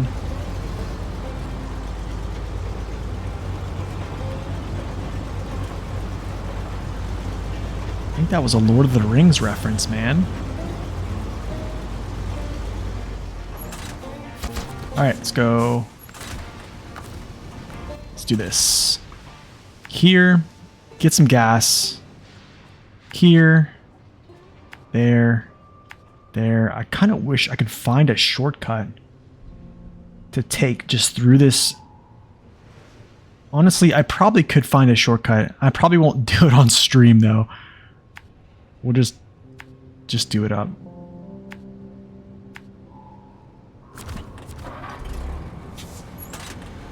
Call the police? Yeah, right. Two Towers 2. Yeah, this is the Lord of the Rings reference. It has to be. Has to be.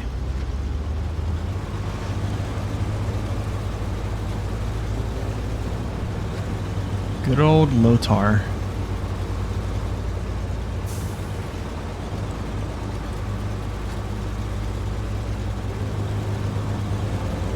Seriously. It is.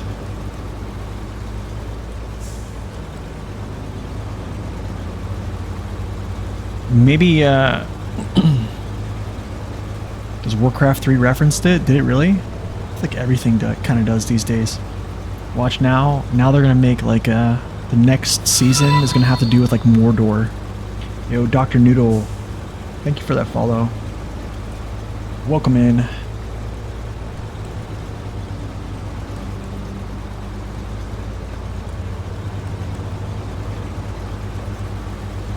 The Naga Royal Guard references Gandalf's line? Really?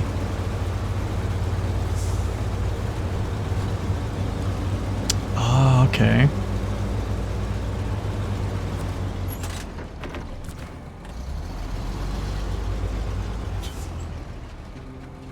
Next season we'll have Zeus because it's in the paint job. Man, I really wonder. I wonder what's gonna happen. I didn't really even like look into all that stuff. I mean, has the paint jobs been lining up pretty much like with what's coming? I think the only one I kind of referenced that I thought is the M916A1s having. Actually, you know what? Can I?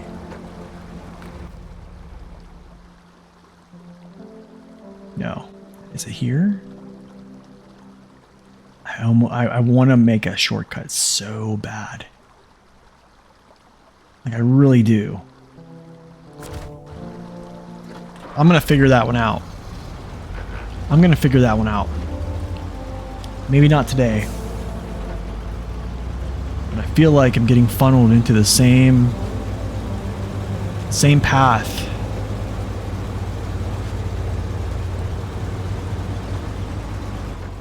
And I want to change.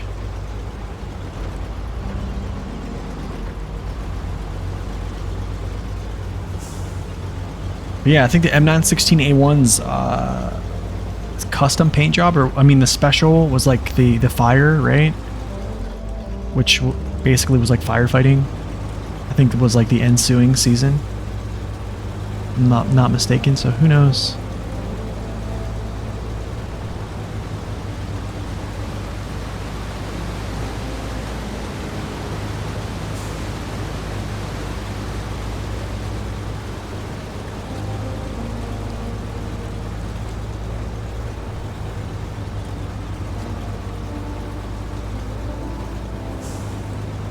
Tell you, man, the nighttime music is chill. It's so good. I noticed that the other day. I talked about this earlier in the stream.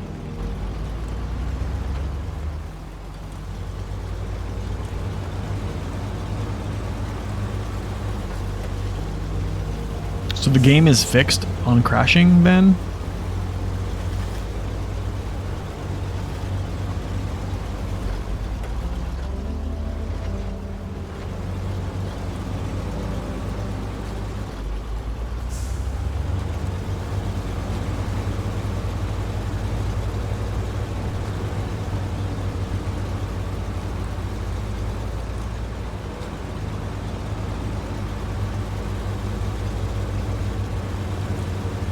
New truck time.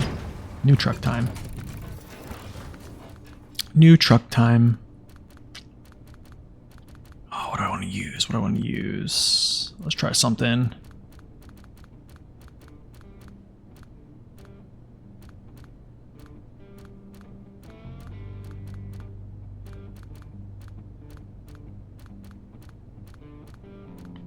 Let's see here. You know what I haven't used in a long time? I have not even busted this thing out ever on this map, and we're going to do it today. We're going to do it today.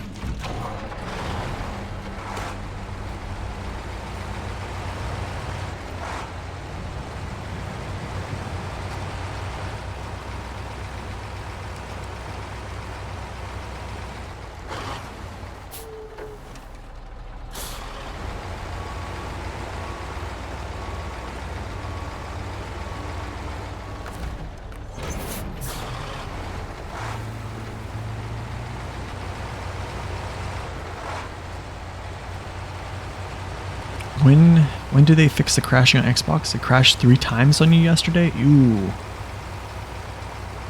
That's not good.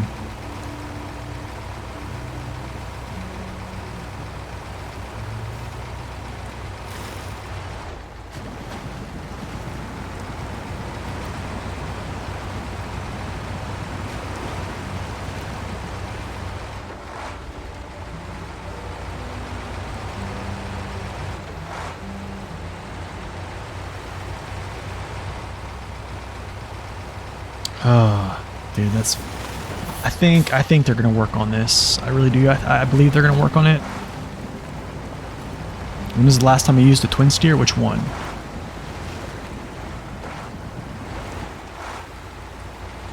The 6900 twin steer?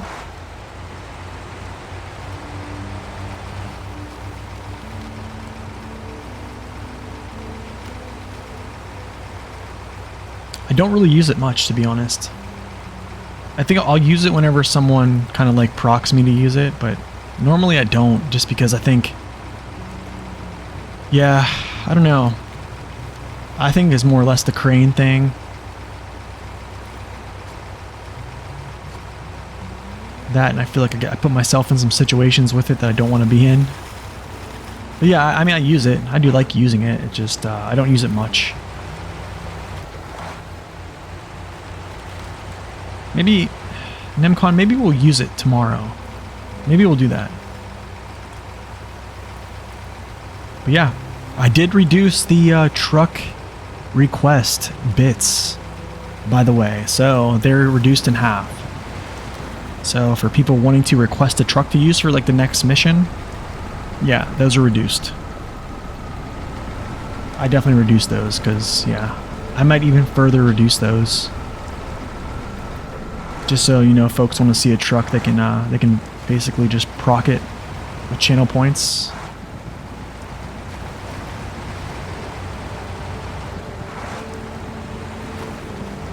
But yeah, I think I'm too much into like overstacking, which is why I don't. How do I say this? I've been kind of staying away from. Yeah, I don't know, like trucks that don't have a crane. Just the cheater mentality, you know. You know what? We're gonna do this. We're gonna do this. I got an idea. Yikes! Back up. Push you back.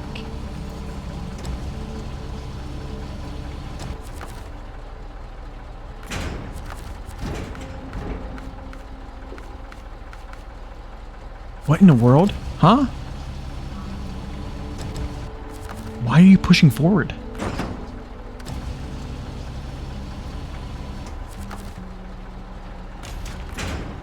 Okay, cool. What? Why? Why is it doing that? I know what they gotta do. Okay, I got this. I got this. I don't even need to do this, honestly. I could just put this on my head. Yo, what's up, Ellie Chero? Welcome in.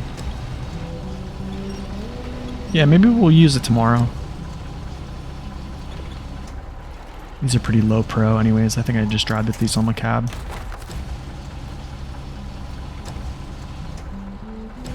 I was gonna basically like stack these behind me.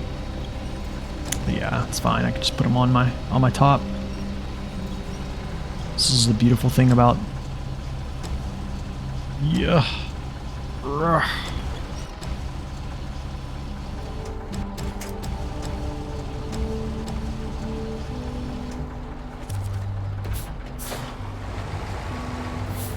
Alright, let's go to the second cooling tower.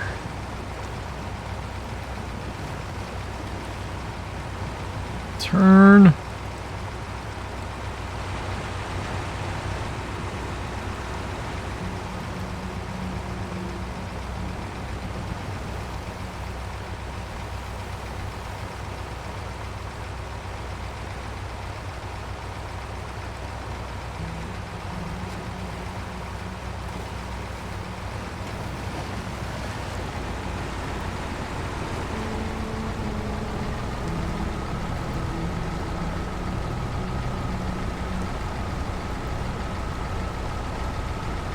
Man, I am getting hungry. This is gonna be the last mission. This is it. Last mission of the day. I honestly think we're gonna go to next map. Alright, Doc. Appreciate you stopping in, man. Have a wonderful day at work.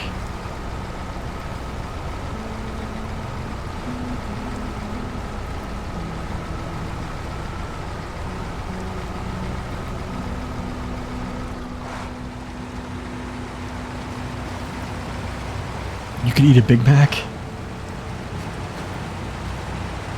Dude, me too. Me too.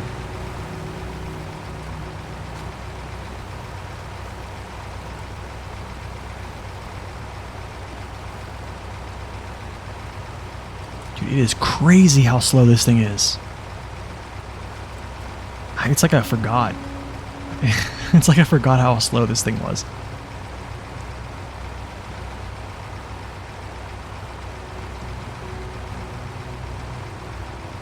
You're making some Italian quesadillas? Oh, nice.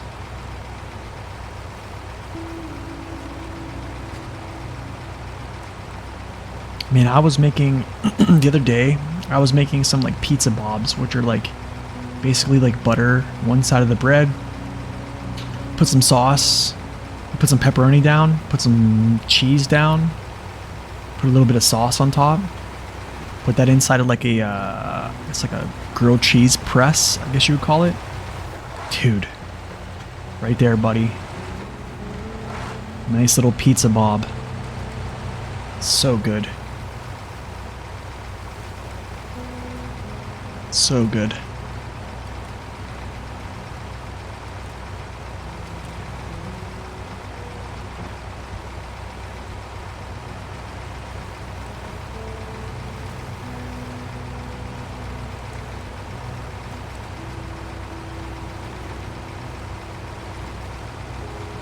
Oh my, dude, this thing is so slow. Nice carpet.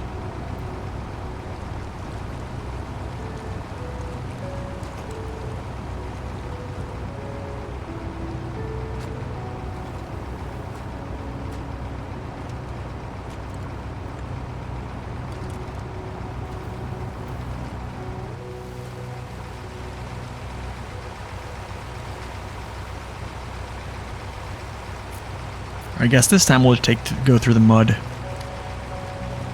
Oh, no worries, no worries. Actually, no, we're gonna go right. I'll go up all the way.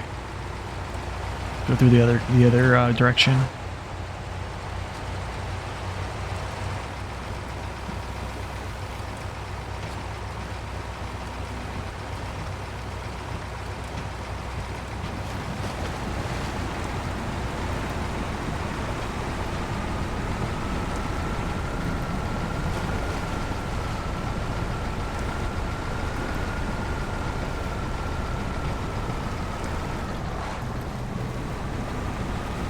The tippy mud, man. This is just like the dawn.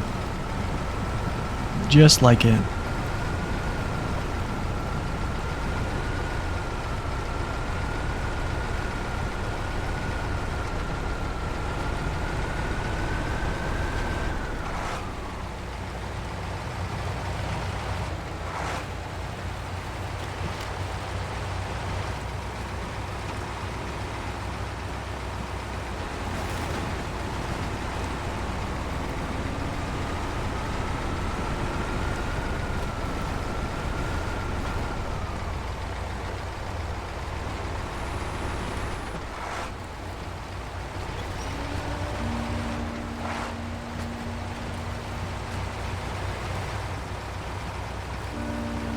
It's actually not bad. This might be actually a better way than the other way.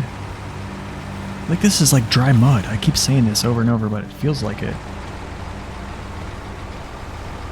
Have I seen Jigsaw lately? I haven't, no. He was here the other... couple other streams. I think the last time I seen him was when we, I think we pulled the... We pulled the 770...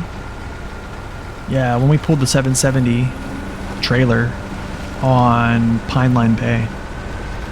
That was the last time I seen him.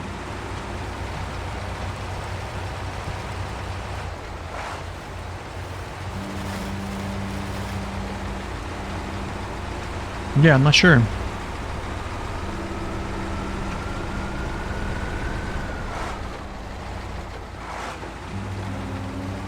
Yeah, I haven't seen him in a while either. It's weird. He's probably busy or watching someone else. One or two things, yeah. Hopefully he's doing well.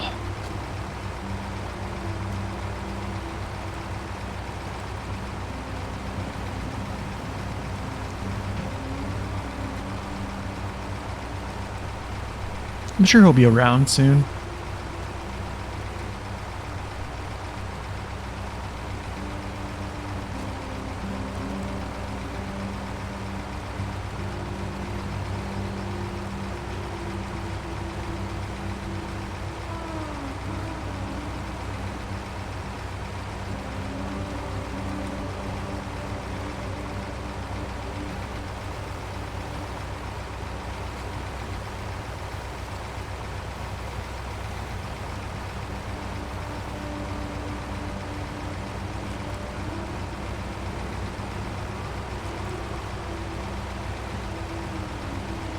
Will be interesting if Expeditions brings a boost to the channel. Yeah, I don't know. We'll see. We'll see. I don't know. It's gonna be interesting. I'm excited to see how it is. Am I planning on reviews for Expeditions? I don't know. Honestly, I don't know yet. I'm not sure. We'll see. I'm kind of like mulling it over.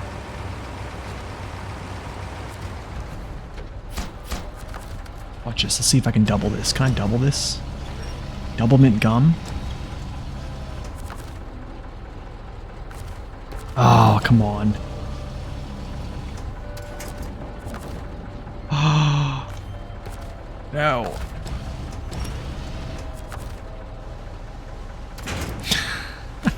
What a cheapskate. That is funny. Have I played any demos? No, they did not give me access to the demo. They did not give me access. Look at our 2 brand new cooling towers. Some people think they're chimneys, but they're wrong. Well, that's a lot of cash, man. Yeah, I don't know. I'm gonna have to think about what I'm gonna do with like reviewing trucks and stuff like that, because it's gonna feel kind of weird, right? Because like I've reviewed those same trucks on SnowRunner, but they're gonna be vastly different on. Yeah, they're gonna be vastly different on Expedition. So, yeah, I mean, I think if I do, it's probably gonna not be as like, I don't want to say as in depth. I think it's gonna be probably a little less like, maybe a little less in depth. But I think I definitely want to run through some like some facts about the trucks and stuff like that. And I probably need to play them a lot too. So, but yeah, guys, that is my time. That is all the time I have today. That is almost 6 hours on stream. That is 64%. That's 67 out of 108. Dude, they've paid us 500,000 already. This is crazy. This is really wild. 500,000 at a 64%. But yeah, you guys are welcome for the long stream. I'm glad you guys could stop in, hang out for the duration. It's been great. We talked about a lot of things today. So thank you for bearing with me. Tomorrow we'll probably be back. Yo, Akaratus, thank you for that follow. And tomorrow we'll probably be back moving over, I'm pretty sure, to like the reactive zone, unless some more things have come up. Yeah, it depends. It kind of depends here. Kind of depends what goes on, but yeah. So anyways, I will see you guys tomorrow, same time, same place, 8 a.m. to 9 a.m. Eastern Standard Time. And yeah, we'll get going on either finishing up the rest of this map with something or going over to the reactive zone and doing a lot of big pulling across multiple maps. So until then, guys, God bless and stay upright.